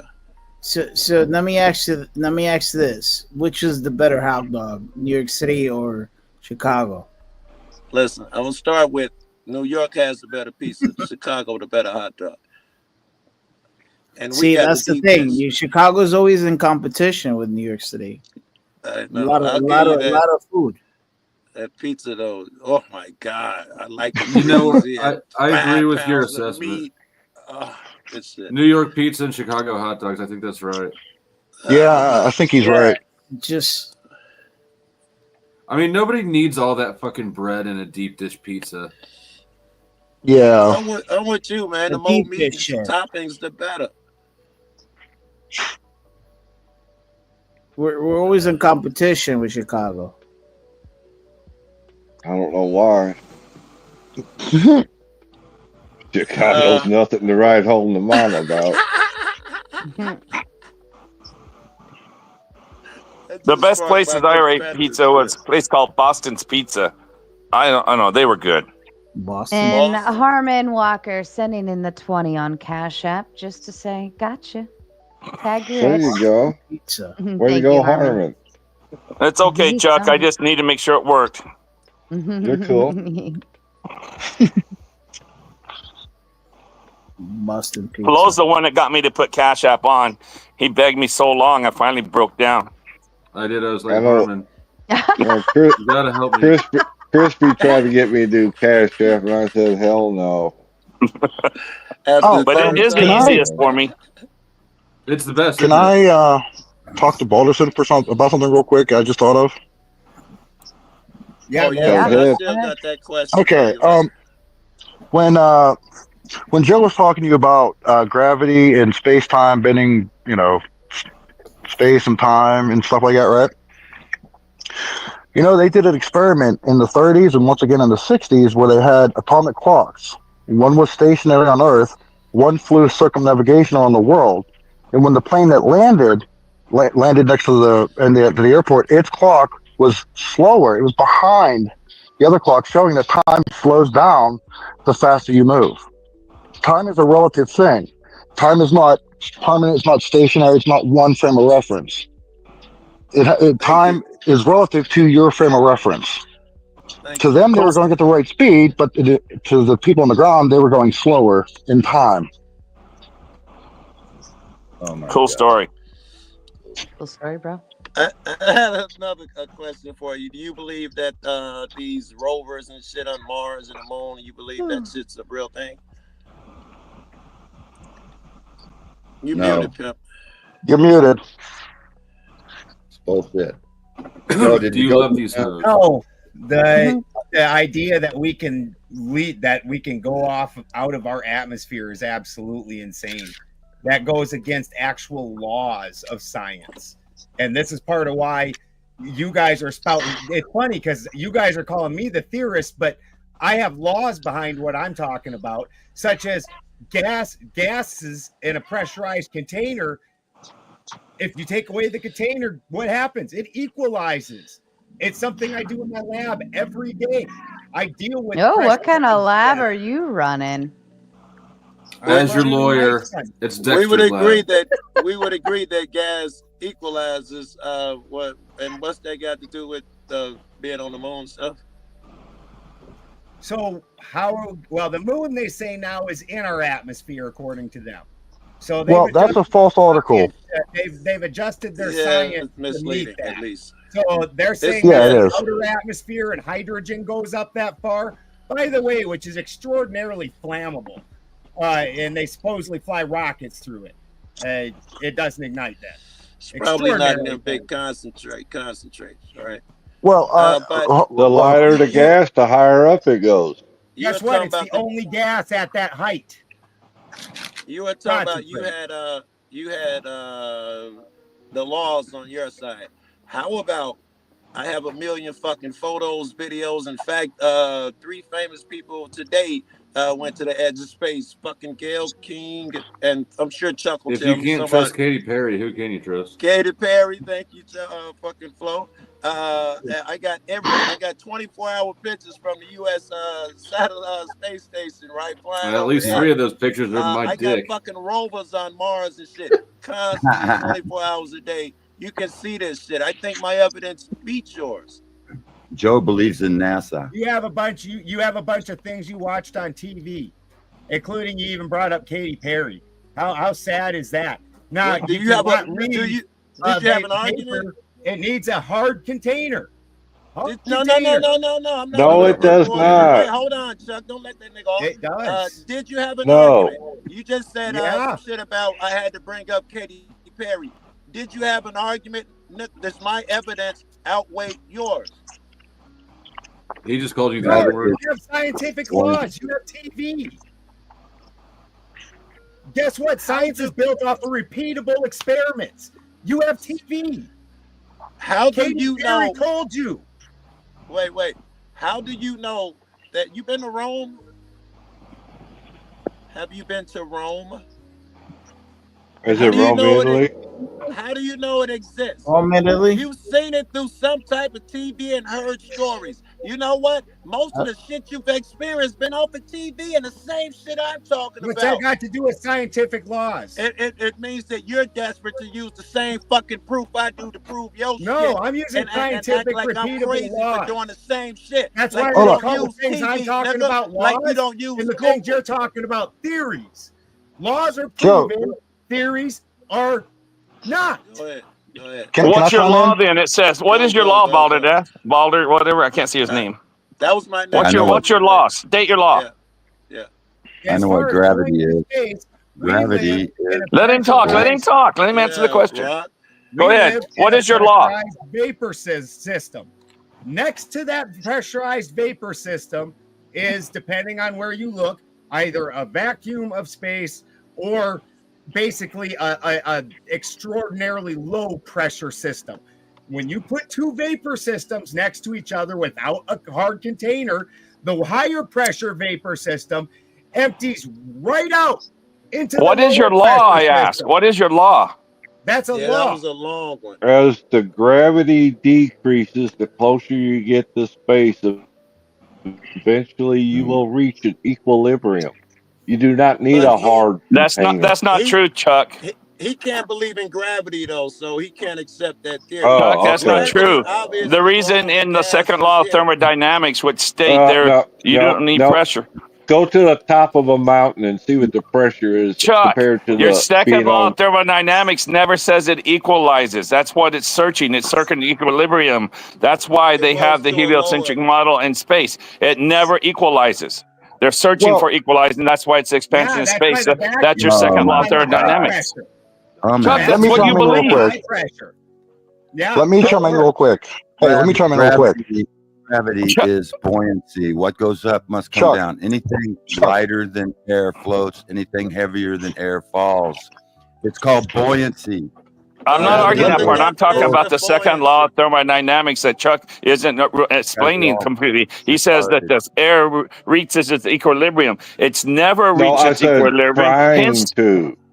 Yeah. Does it ever? I don't know. I've never been up there. No, in your theory, it never does. That's why you have the expansion in space. That's why you have the second, what they call law of thermodynamics, that that it's always trying to get its equilibrium, and it's such an expansion in space, it will never reach it. That is that's what your belief is, Chuck. Can I chime in for a second, real quick? Yeah. Go ahead. Here, I want to give Balderin an example. Okay. The barometric pressure between sea level and Mount Everest is more than the pressure differential between the top of Mount Everest and space. So why doesn't the pressure below force its way up to Mount Everest if it needs a barrier or it's going to equalize? Exactly. There's no barrier between us and the top of Mount Everest. Closer. That's absolutely insane to even say. Like it's not even close to what they claim is on Mars, where there's just like a fraction of what we're talking about our atmosphere. Absolutely insane to try and imagine that. Balder, hold on 1 second. Hold on. You can't fucking read, but I'm supposed to respect what you're saying.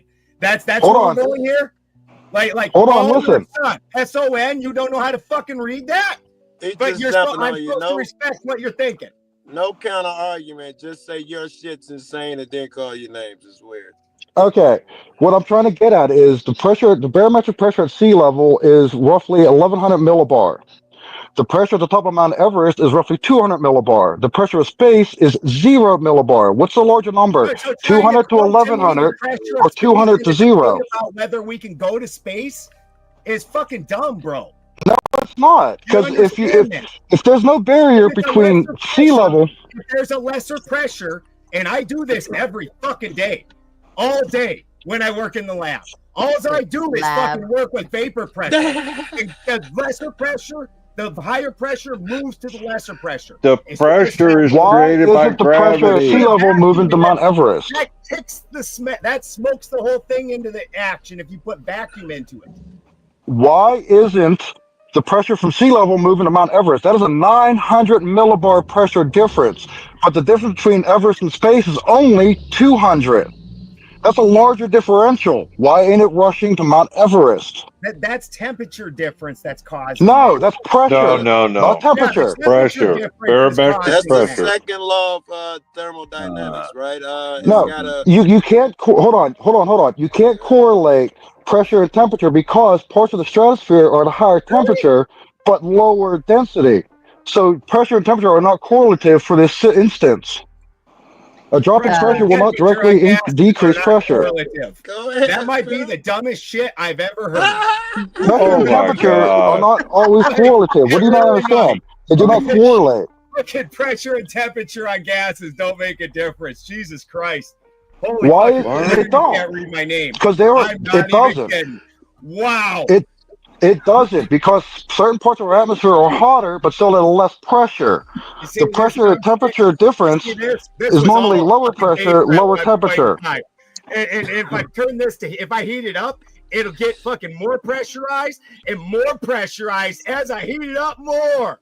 It's how it works. Fucking Balderdash, Oh, Balderdash. God. This guy K, when he says that temperature doesn't make any difference in the gas and the gradient, he doesn't know what he's talking about. Once he says something like that, it's out the window. No, Because listen. temperature See, makes You're not definitely listening. 100% difference in gas. You're You not have a listening. canister of oxygen, you have a canister of nitrogen, you have a canister. It's all based on the temperature and the pressure within inside the canister. You're not And that's listening how to they what done. I'm saying. You're not listening to what I'm No, saying. you're saying that the gradient in the sky of Mount Everest Barometric is pressure. lower than what it is. I mean, it's higher than what it is on the ground. I understand that. Barometric It has a pressure. gradient. When Chuck, Yeah, but here's the slow down, thing. Chuck. When the temperature, hold on a second, Harmon. But what I'm getting at is sometimes the pressure increases with altitude, but the pressure will continually decrease. It's a So it's not gradient. We always know that. We're not arguing correlative.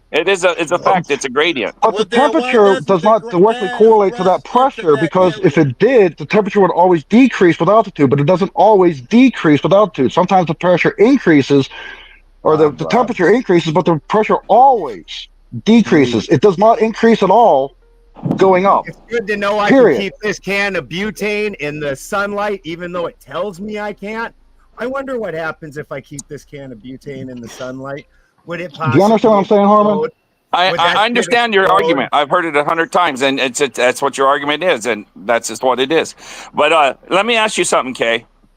Okay, and this is talking about air and pressure and the gradient getting higher up. So how high can a helicopter hover? Do you know? What does that have to do? Hey, I'm gonna walk you into it. How high do you think a helicopter can hover? Most helicopters can hover between maximum height, like the maximum altitude of a helicopter. Not how high they can fly. How long can they hover? How long? How high can they hover above the ground? I'd say Some can hover at 30,000 feet.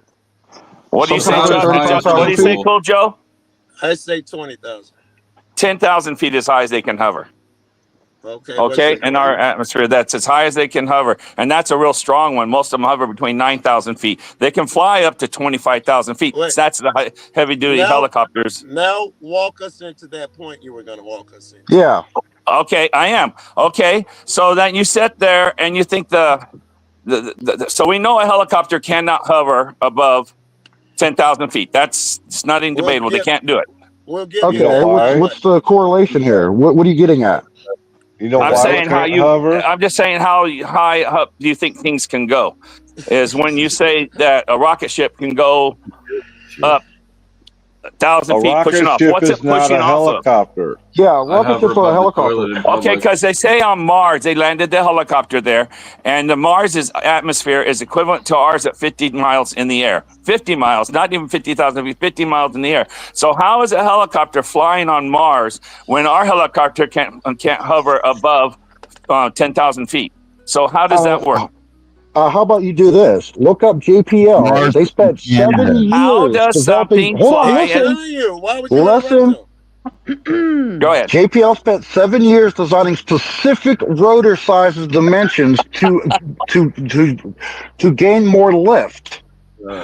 They added a third blade is all they did. And they say it can hover on Mars. So why don't we put a third blade on our helicopters on Earth and fly at 50,000 feet?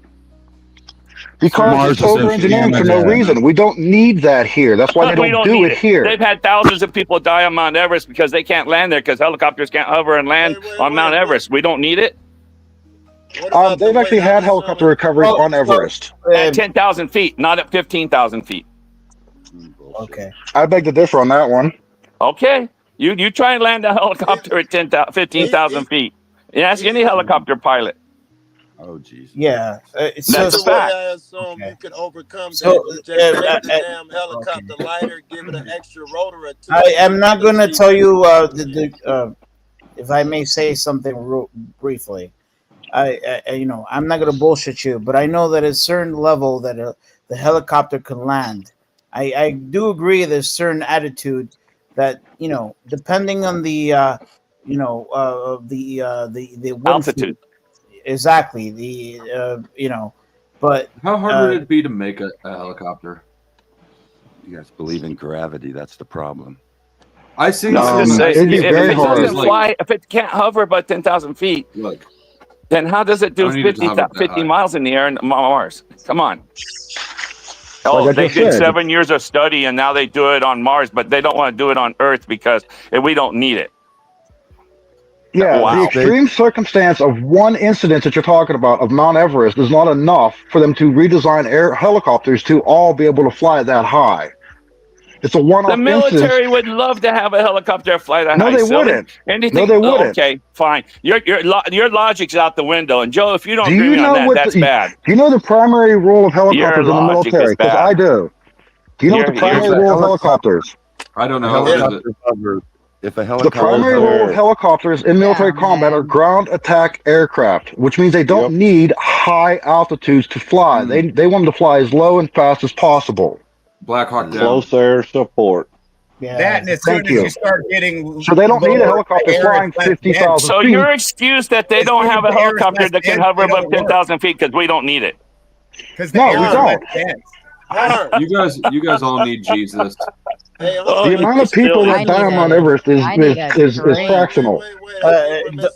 Flo, You're so delusional on that. Your rationalization, they put a third blade on the helicopter on Mars and it can hover. Flo, was your No, it What, can't. Joe? It's not just the third blade. Yeah, That's okay, what you're whatever. missing. It's not Joe, just the third let Joe blade. say what he's going to say. Yes, let me give him a listen. You might not be. I forgot to add in baptize everyone. what is the gravity on the moon that they have to overcome as opposed to the gravity here? You mean Mars? That would make No, it he's on feasible, Moon. Yeah. I thought he said it was the helicopter was on Mars. Sorry. I said Mars, but he's talking Yeah, I about. thought he said Mars. I Yeah. thought you were talking about the moon. I assume the same. I don't know the fucking gravity of Mars. Probably close to ours. No, actually, it's not. I think the gravity of Mars is 40% of Earth, give or take. You can't go Because to it's roughly the same size as Earth, but it's the crust is not the makeup of the soil is not as dense as the soil on Earth, Can so it I doesn't just weigh as much. So say- therefore, it's not as much gravity. Can I just say come this you is guys the just- nerdiest fucking conversation It's the ever. most fun I've had in a while. I gotta. You're a nerd. I apologize. I'm a nerd. I'm sorry. You all deserve I mean, wedgies. I feel like I'm pretty nerdy, but this is some top tier nerd shit going on. Oh, I mean, I'm not complaining. I'm just informing you that y'all are fucking nerds. Yeah, Nerd. I could say. Obviously, we're never gonna draw any conclusion to this shit. Okay, wait. I got a reverse question for Harmon real quick. Everybody's just throwing everything at it, but no one's gonna draw any conclusion. You can conclude I you got a can't reverse fly on question real Mars. quick for Harmon. Yes, sir. Conclusion is you guys that believe in Okay. this shit are idiots. You What's know the what? highest altitude an airplane can fly? Well, what's simple? Gravity is Well, simple. They said the MiG-1 can go 108,000 feet, but I don't believe it. And they say the SR-72 goes 78,000 feet, and they go some of the aircrafts they say around 50, but the average aircraft goes between 41 and 51,000 feet. You fuckers Why are so can't they rude go to higher? Rocky. Fuck up. Rocky's Because they trying to have talk nothing shit to and you push guys off are of. It's ignoring like him. swimming in a swimming pool without any water. You ain't going nowhere. Well, it's thrust versus aerodynamics. It actually There's has nothing to something push to do with the off of. atmosphere, but it's thrust versus. Well, no, there is still stuff to push off of in the higher atmosphere, but just not enough of it to create enough lift to sustain That's that right. flight. You need lift. That's why they can take off on the ground, because they have the thickness of the air and and it lifts and causes lift. Once you hit a certain level, that's why a helicopter can't go above 10,000 feet, because there's no more lift. They have to fly forward. Well, their rotors cannot create enough vertical lift. That's the difference. They can create No, enough the one on horizontal Mars lift can. to go higher, but not with a remote control. Well, see, the thing is you got part of the lift calculation for an aircraft is the weight of the aircraft. If it weighs less, it doesn't need as much lift to get more height. Well, I think the most awesome aircraft in the world was the space shuttles flying 23 miles an hour, 23,000 miles an hour. Ground, and he's got like. Oh yeah, those are amazing. Yeah, it's just really amazing, because SR-71 breaks up at over 3,000 some miles an hour, but the space shuttle, that piece of rock, can fly 17 to 23,000 miles an hour. Here's a question for you. Hold on. Here's another question. Your logic is no good. Let me follow that up with another question to you real quick, okay? I'm going to make a helicopter. Fuck you guys. At what altitude does the space shuttle fly faster than an SR-72? At what place does the space shuttle? At what altitude? What are you guys talking about this? Probably at 60,000 feet, 70,000 feet. Nope. The altitude does not travel above Mach 3 until it reaches 200,000 feet, which there is no atmosphere for it to have any resistance against it. No, not true. Yes, it is. If you watch them when they take it off and you look at the speed that they're saying that it's going, when it starts doing its little curvature on the Earth, so it can bring it the velocity so it can escape Earth's gravity, is at an altitude of 200,000 feet. 23,000 miles an hour. It ain't happening. And that altitude is over 200,000 feet. There's There's nothing very to push little air off of that in resistance your to break it fantasy apart. world. In a cartoon world, you can have that. There's nothing to push off of. There's nothing to push off of. Do I have to teach you basic rocketry? Do it. Rocketry is about as pseudoscience as you can get. Which is rocketry. Oh God, it's so complicated. Rocketry. I'm going to try to break it down easily for them.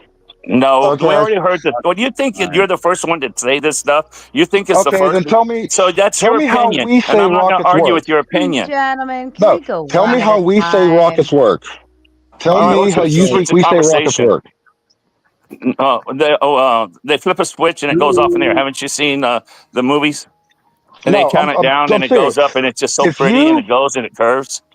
Well, no, if you say that you know how we say rockets work, tell me how a rocket works. The rocket says it pushes off within itself on its combustion, and that creates its own pushing, which is prove it. It never happened. You can't do it. Yes, you can. You can prove it for yourself. Can't do it. Yes, you can. You can prove it yourself here on Earth that happens. It doesn't happen. It does. No, it doesn't. It has to have something to push off. It's not of itself. No, it can't doesn't. push off itself. It doesn't need anything to push off of. Okay, fine. Okay, I believe you. Just like I believe you. Like what Balderson was saying, the high pressure tries to go to low. The high pressure is forcing itself to low, propelling the object in the opposite direction. I agree with you. You can fly with nothing to push off of. It needs nothing. So I agree with you. Wrong. No, I agree. You don't need anything to push off. You don't need no lift. You don't need no aerodynamics. You don't need any of that. It just works. Not for a rocket. A rocket is not right. an Rockets are air-injected special. They're engine. magic. Yeah, they're magic. Well, show me where the rocket has the air intake. Oh wait, there isn't one because it's all combined into a chamber.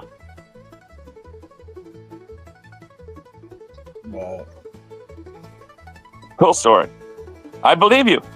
Yeah, rocket scientist is up there. You're a rocket scientist, and I like it. Cool story. I agree with you. It's called I read a lot.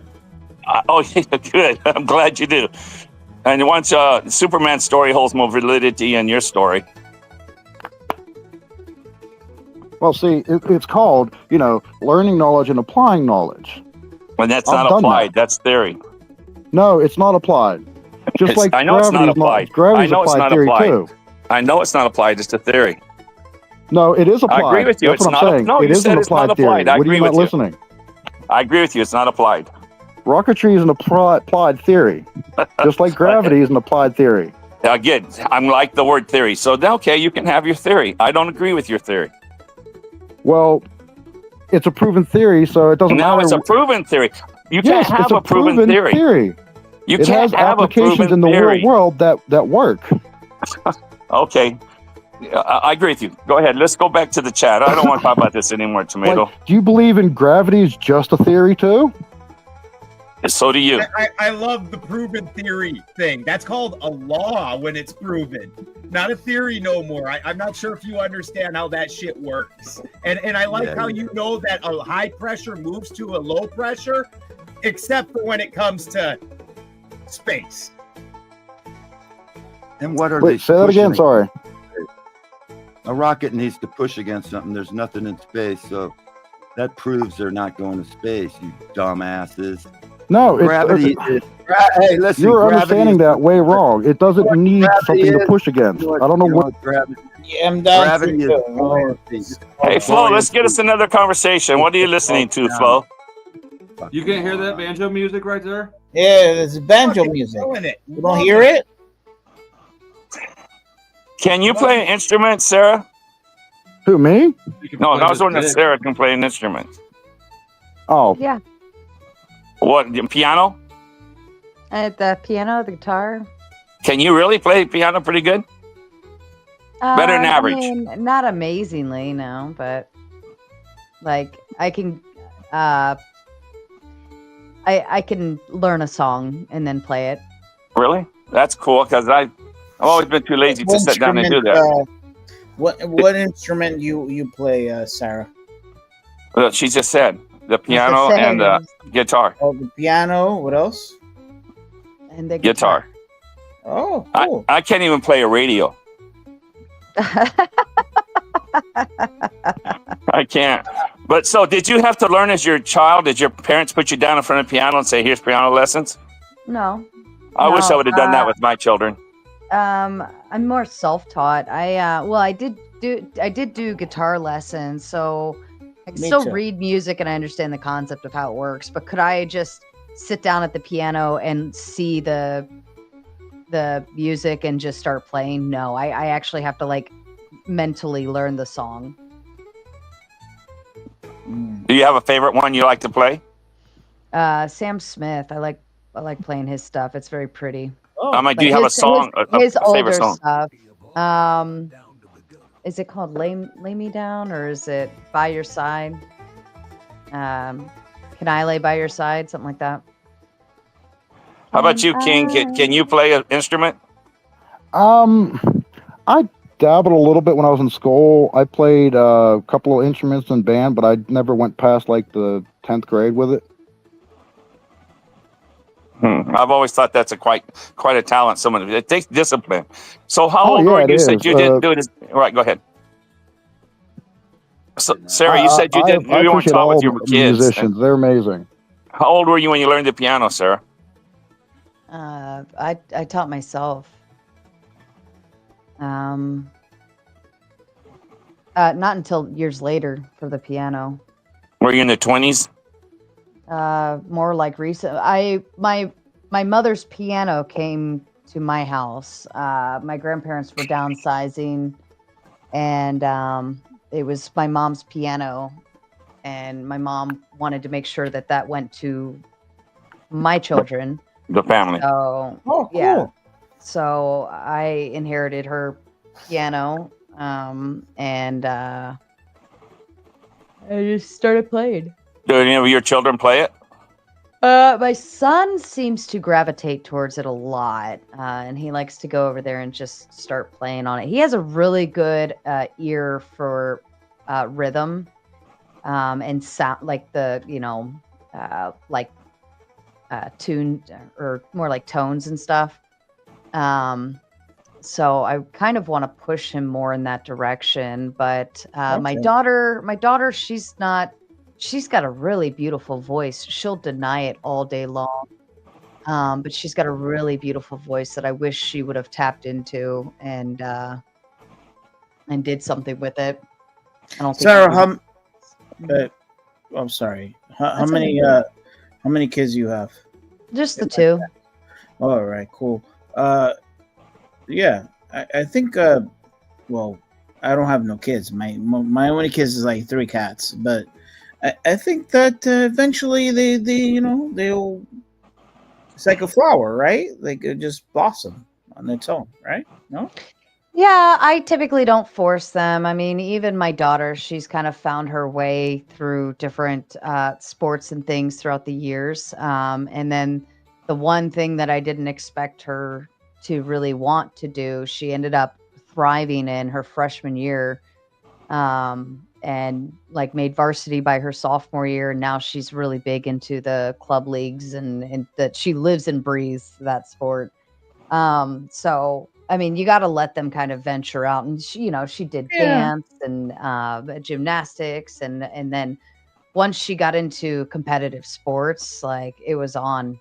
She was shy at first. She was really shy, very like timid on the field, not very assertive. But once she discovered the power of her elbows and hips, like yeah, she like goes out there and kicks ass. So, you let them kind of, I always said, I'll let you try any sport at least once, but you can't quit, so like, in meaning as you can't quit the season just because you don't like it, you have to finish it. So Yeah. they, my kids, they've done a lot of different stuff. They, tend to have, the things that they gravitate towards, but it's interesting nonetheless to see a child take interest in different things. Are you one of the moms that goes there and screams and yells and say, "Go get them"? I'm getting Nah. out of here. See y'all later. Thanks for having me up. Have a nice evening. Thanks, Sarah. Absolutely, Bye. Rocky. All right. Good night. Good night, ya. Rocky. No, I'm not a big like screamer yet. I'm actually more on the quiet side. Do you get excited? Oh, of course. I get excited, watching them and especially seeing their growth. That's the most exciting part for me is, seeing where they started and where they've come to. But yeah, it's good stuff. Yeah, that's the best time of life right now. I'm telling you, it's just to watch that when it's just like us. We grew up and left, and it's going to happen to you, sadly, but yet that happens to all of us, and it'll be just a memory. Good Mine memories. grew up and left. Mine grew up and left and are still annoying. Yeah. Well, my daughter, she's a sophomore now.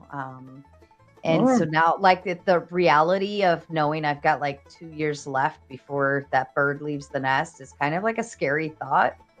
And it's just like watching her growing up and becoming more and more and more independent and getting the learner's permit. It brings you another step closer to full independence. And it's like, oh, fuck, now what, So I agree with that totally. Like right after my kids moved out, I was calling them every day just to see if they're okay, how they're doing, what's up, because it was so weird not having them in the house anymore, What's your oldest child, King?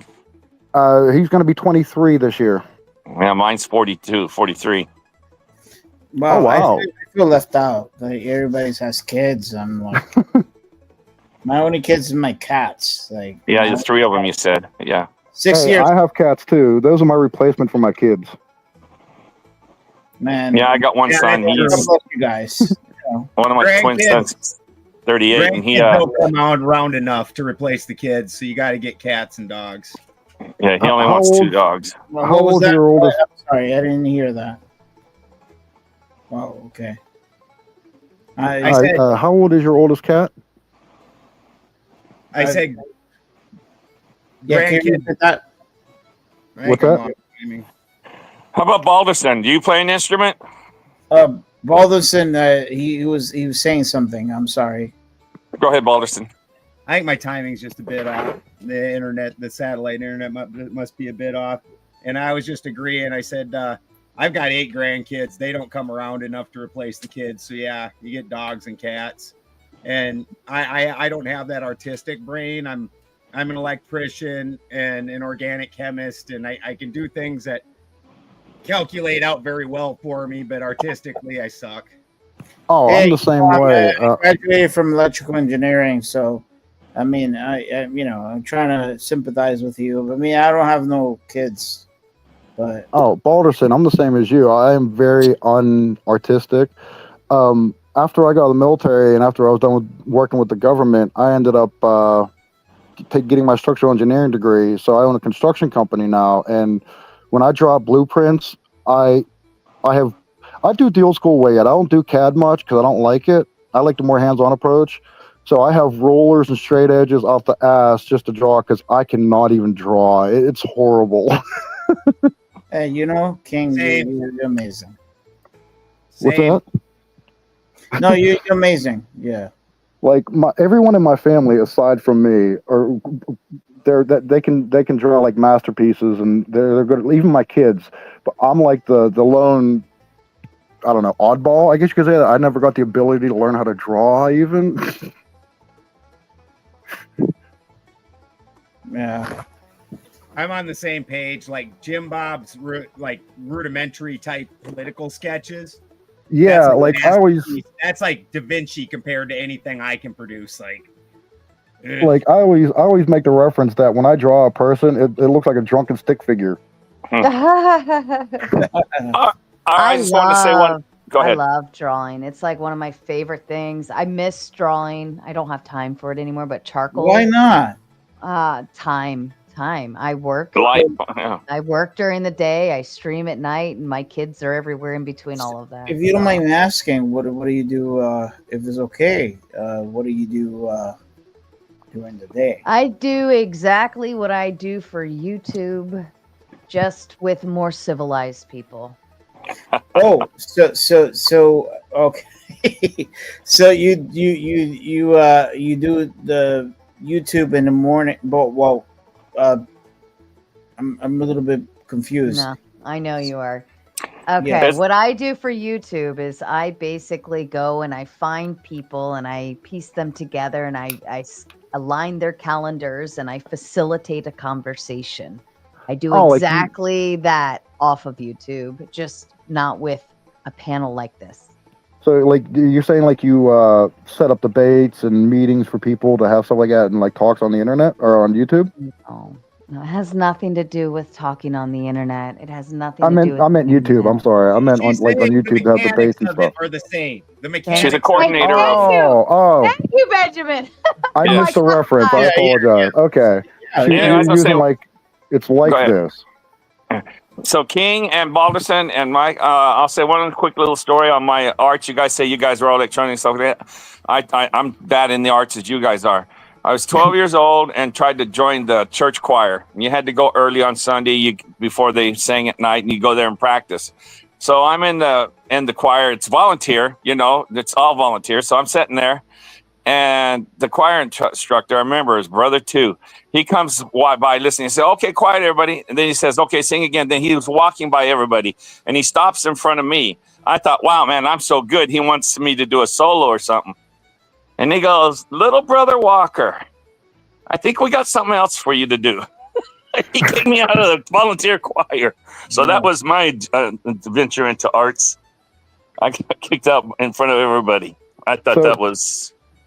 So basically the pastor was like, "Don't quit your day job." Right. How do you get kicked out of a volunteer church choir? Come on. Yeah. I remember that like yesterday. That I don't know, it scarred me or not, but I definitely don't even sing to myself in anything. Where Sarah was talking about how beautiful her daughter's voice is, Oh, I feel that. I'm just yeah.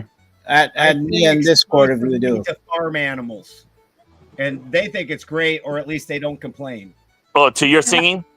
Yeah, exclusively to farm animals. Like my milk cows, I love singing to the milk cows. Actually, it's really interesting because if you lean your head up against them while you're milking, you actually get in this like thing where you can feel when they're going to kick, and you just move the bucket and you put it back, and it's no big deal, and you can just tell what they're doing. But they like it when you sing, even if it's horrible. They don't ever complain. Really? Nobody. Yeah. I like when those people out in the wild, they'll take their guitar or saxophone or anything, and they're playing out in the wild where the farms are, and all the animals just come up and just listen to them. Have you ever seen that, Sarah? on YouTube videos. Mm-mm. They'll I go think out that's there been- yeah. and the animals just come and they just love the music Yeah. and they'll just sit there and listen. I I'm wonder talking if it about has something to do cows, with like. sheep, goats, anything. I wonder if it has something to do with like the rhythm of it. You know. The bonfire. You're like, fuck you, goat, and then you end up fighting at the goats to try and keep them out of the fire, but everybody else is okay. Yeah. Maybe that's why dogs are a good instrument. They'll howl. How about your dog there? Does it howl when you sing? Well, listen, if you have a Discord, it's the same as me. Add me, man. You're a cool dude, man. So, but listen, I wanted to ask one thing about the cow's milk. It's Now, the I've same been as Mike 23. If you have the Discord, bro, I'm sorry. Forgive me, guys. no, it's okay. Get it down. Yep, it's same as Mike 23. Guys, anyone, feel free. Sarah as well. So, Balderson, I was asking you about the milk, I've the raw never milk. had the Oh my opportunity. gosh. I'm sorry. I never had the opportunity to talk to Sarah. I mean, I've been moments where I've been on the panel, but I never actually interacted with Sarah. This is like the first time. Okay, I want to get out of here. I'll just ask King. I'm going to ask Balderson one question about milk.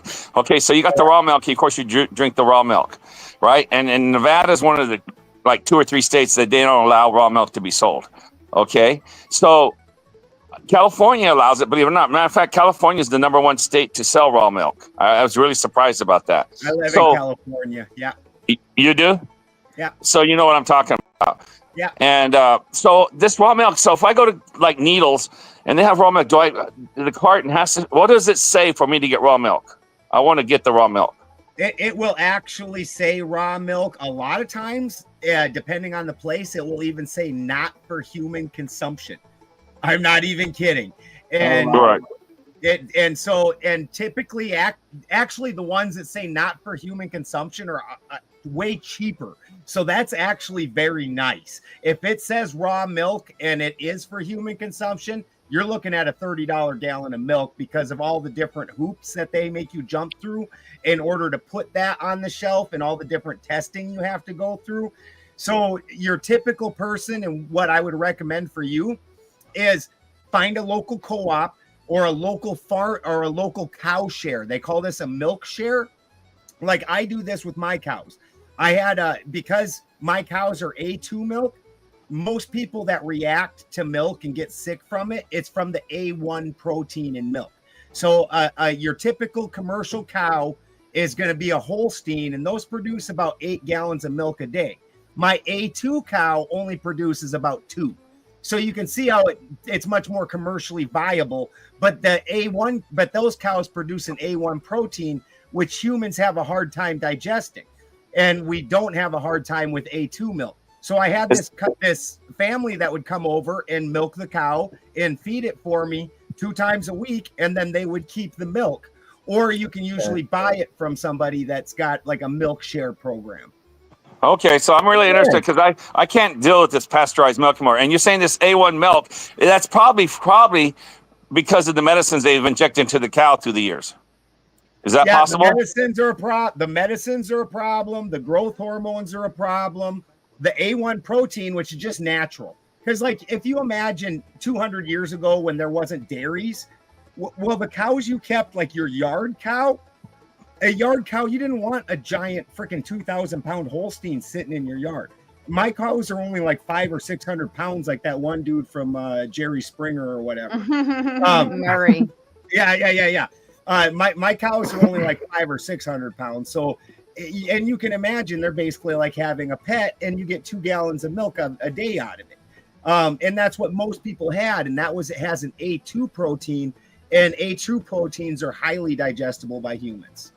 Well, I'm going to try it out because I just can't handle this. I used to love it, drink a gallon a day basically. But since I was 50s, that pasteurized milk just does not set good with me. Yeah, the unpasteurized has the bacteria in it to break down the milk already. It's what they add to it, though. Right. So it messes up in your stomach, and the natural milk, it just boom. All right, thank you for the information. Hey, Daniel. Sarah, I wanted to ask you a question. Mm-hmm. Basically, on the, I don't really follow horror Maxer like that. It's just like a girl named Monty. She does, and like I remember like watching one stream, and like he was claiming that because of him, like you got the name, and that's like when you said that, like I was like, oh, I remember that. If you don't mind me asking, it's okay if you don't want to talk about that. We already talked about this earlier. Why are you asking the same question? Oh, I'm sorry. Maybe I okay. If you're okay with that. Actually, it is getting late, gentlemen. I am ready to go to bed. Balderson, well, actually, let's start with the, since you were a panelist. Mike 23, go ahead and give your final quick thoughts. No, hey, no, thank Sarah, thank you for the opportunity, guys, everyone. Have a good night. Thank you, Mike. And I'm sorry that, asked the question. All right, King ED B. Sarah, All right. add me also if you don't mind on the Discord, if you don't mind. Mine is Mike 23. Okay. All right. King, go ahead. Okay, well, I enjoyed this. I like I said, I really get on panels too much, but this was interesting. I was very calm, and my closing argument is what I try to tell everybody. What my life view is go out and explore the world. Do whatever you can to just experience as much as you can, because that's what life is about. It's not about sitting in a room complaining about life and arguing about things, because in the end, what are we all arguing about? It doesn't make sense. It just puts everybody Don't down. interrupt. Exit thoughts. I'd like to go to bed. I'm sorry. Please. Sorry. Please My finish, fault. King. My fault. I'm so sorry, King. And one other thing is, if nobody's done it, I suggest going to Egypt and visiting. It's one of the most beautiful countries I've ever visited in my life. Sarah, have you spoken to... Oh my God. Goodbye. What part of we're shutting this shit down? We're not starting a new conversation. Do you not understand? Daniel, I know you just stepped on, but if you'd like to give a quick thought. Sarah, I just wanted to congratulate you on your accomplishment, on your subscribers. I commented. I love your content. I posted that I found you through Andrew, and I subscribed because of your content. I really appreciate it. I'll see you in another space. I thought StreamYards, I was going to be able to donate to you. I apologize. I haven't. We'll do it again. Okay. Yeah, we're over on the Gauntlet side right now, which is not yet monetized. Most people just hit the Cash App link, but don't worry. Yeah, I don't have Cash App. I thought StreamYards was the donate side. Oh yeah, that's okay. Well, you got to come on and say hello. It works. I'll be in your streams, and I'll definitely donate. Thank you. I Have a good appreciate night. that. You too. And let's go with Mr. Balderson, the final original panelist left from the evening. It's been a fun ride for you, huh? Oh, it was a long one, and I appreciate you inviting me. It's an interesting transition between being a presenter, speaker into a debater. They're two very, very different worlds. And so I definitely appreciate it. And if you have any other good ones, I think you're kind of getting an idea of my lifestyle and whatnot. Anybody that wants to come debate, like I said, shoot me an email. Odin's Alchemy, Odin, Odins, Alchemy, pretty easy, at gmail.com. I will figure out how to Discord the guy. I'm not real good with computery stuff. I normally had my own producer and stuff and had an actual TV show. So I didn't do any of this stuff myself. Like, I don't know. And the dude just, hey, do this. Oh, okay. So I'm bad about that stuff. But good time. And thank you for having me. Absolutely. If you send me like your top 3 favorite categories to debate on and like where you stand on it, I can probably pair you up with other people a little easier. I would really I would appreciate that help, Sarah. I would very much. And the one of the areas I would like to get into, because I'm an actual Odinist, and the funny thing is I want to fight the Ortho Bros, but I also am a lot of times on the same side as them, because actual Germanic heathens lived super close, similar lifestyle somehow. You know, yeah, it's very interesting. Like if you ever happen to read Tacitus's Germania, like Germans, they stayed in strict marriages. Like despite what Hollywood portrays, they did not even have sex outside of their culture or race. They're like they were real funny about it. And he's like, I don't even understand. They didn't keep the slaves. Caesar himself said their version of slavery is basically like a renter on your land, and they look down on that person until he gets himself out of that. So they didn't even want slaves or have much to do with it. Wow. Yeah, and it's a very strict lifestyle. So it's just very interesting. So I would like to debate some of the more universalist pagans, the more liberal types that they're following. I'm also an occultist. So I've been an occultist for years. I practice laboratory alchemy. And a lot of them, the Theosophical Society came in and just rewrote so much in an era when mass printing was just beginning. And so a lot of things got pawned off as real by people that weren't. So like to me, Blavatsky is basically the equivalent of these kids that go to a weekend retreat and now they're a Reiki shaman or whatever fuck thing that you paid $1,000 to go get stoned and have sex for a weekend. Like that's basically what she was. And because there wasn't any other experts to contradict what she said, everybody's like, oh yeah, well, that's the way it is. Yeah. Okay. So I would like to, get in debates into that vein. And I know there's quite a few of those out there. Sometimes I would like to be on the Ortho Bros, the side with the Ortho Bros, like I said, against that kind of thing. Like I know as a heathen, a lot of the transsexuals and things like that will try and push Loki and like, so, things like that. So so obviously that's a problem for me and my culture. So the way that all pans out. So things like that. But yeah. All right. Send me an email with like a prompt, right? Like the question. Yeah. And that might help because that's usually how I go searching around for people, is through that. And then tell me which side of the prompt are you yes or are you no? Okay.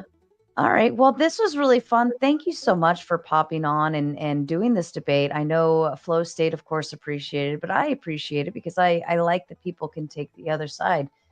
But outside of that, Benjamin, tell everyone to fuck off. Yep. Fuck off. Night, guys. A long time ago, in a YouTube world full of keyboard warriors, many monsters and trolls lurked in the chat rooms. They thrived on arguments amongst each other until one day, a heroine rose from the ashes. She was made from the tears of beta bitches and the sweat of alpha male gym guys. Throughout the centuries, this keyboard warrior princess showed up in many forms. She slayed many demons along the way. By the light of the moon, she led the simp army into battle. Wielding her sword, she fought through the dark forests. With each new era, the monsters evolved. The keyboard warrior princess grew stronger, with new skills to bring them down. The world around her advanced, but so did she. Her heroism became known to society as technology advanced, and with each new generation, she had to learn how to blend in to keep her identity hidden. Now known as the Raging Tomato, this keyboard warrior princess fights for justice in every debate. She fights for freedom, for moderator bias, and she fights for your ability to battle on an open panel for your beliefs.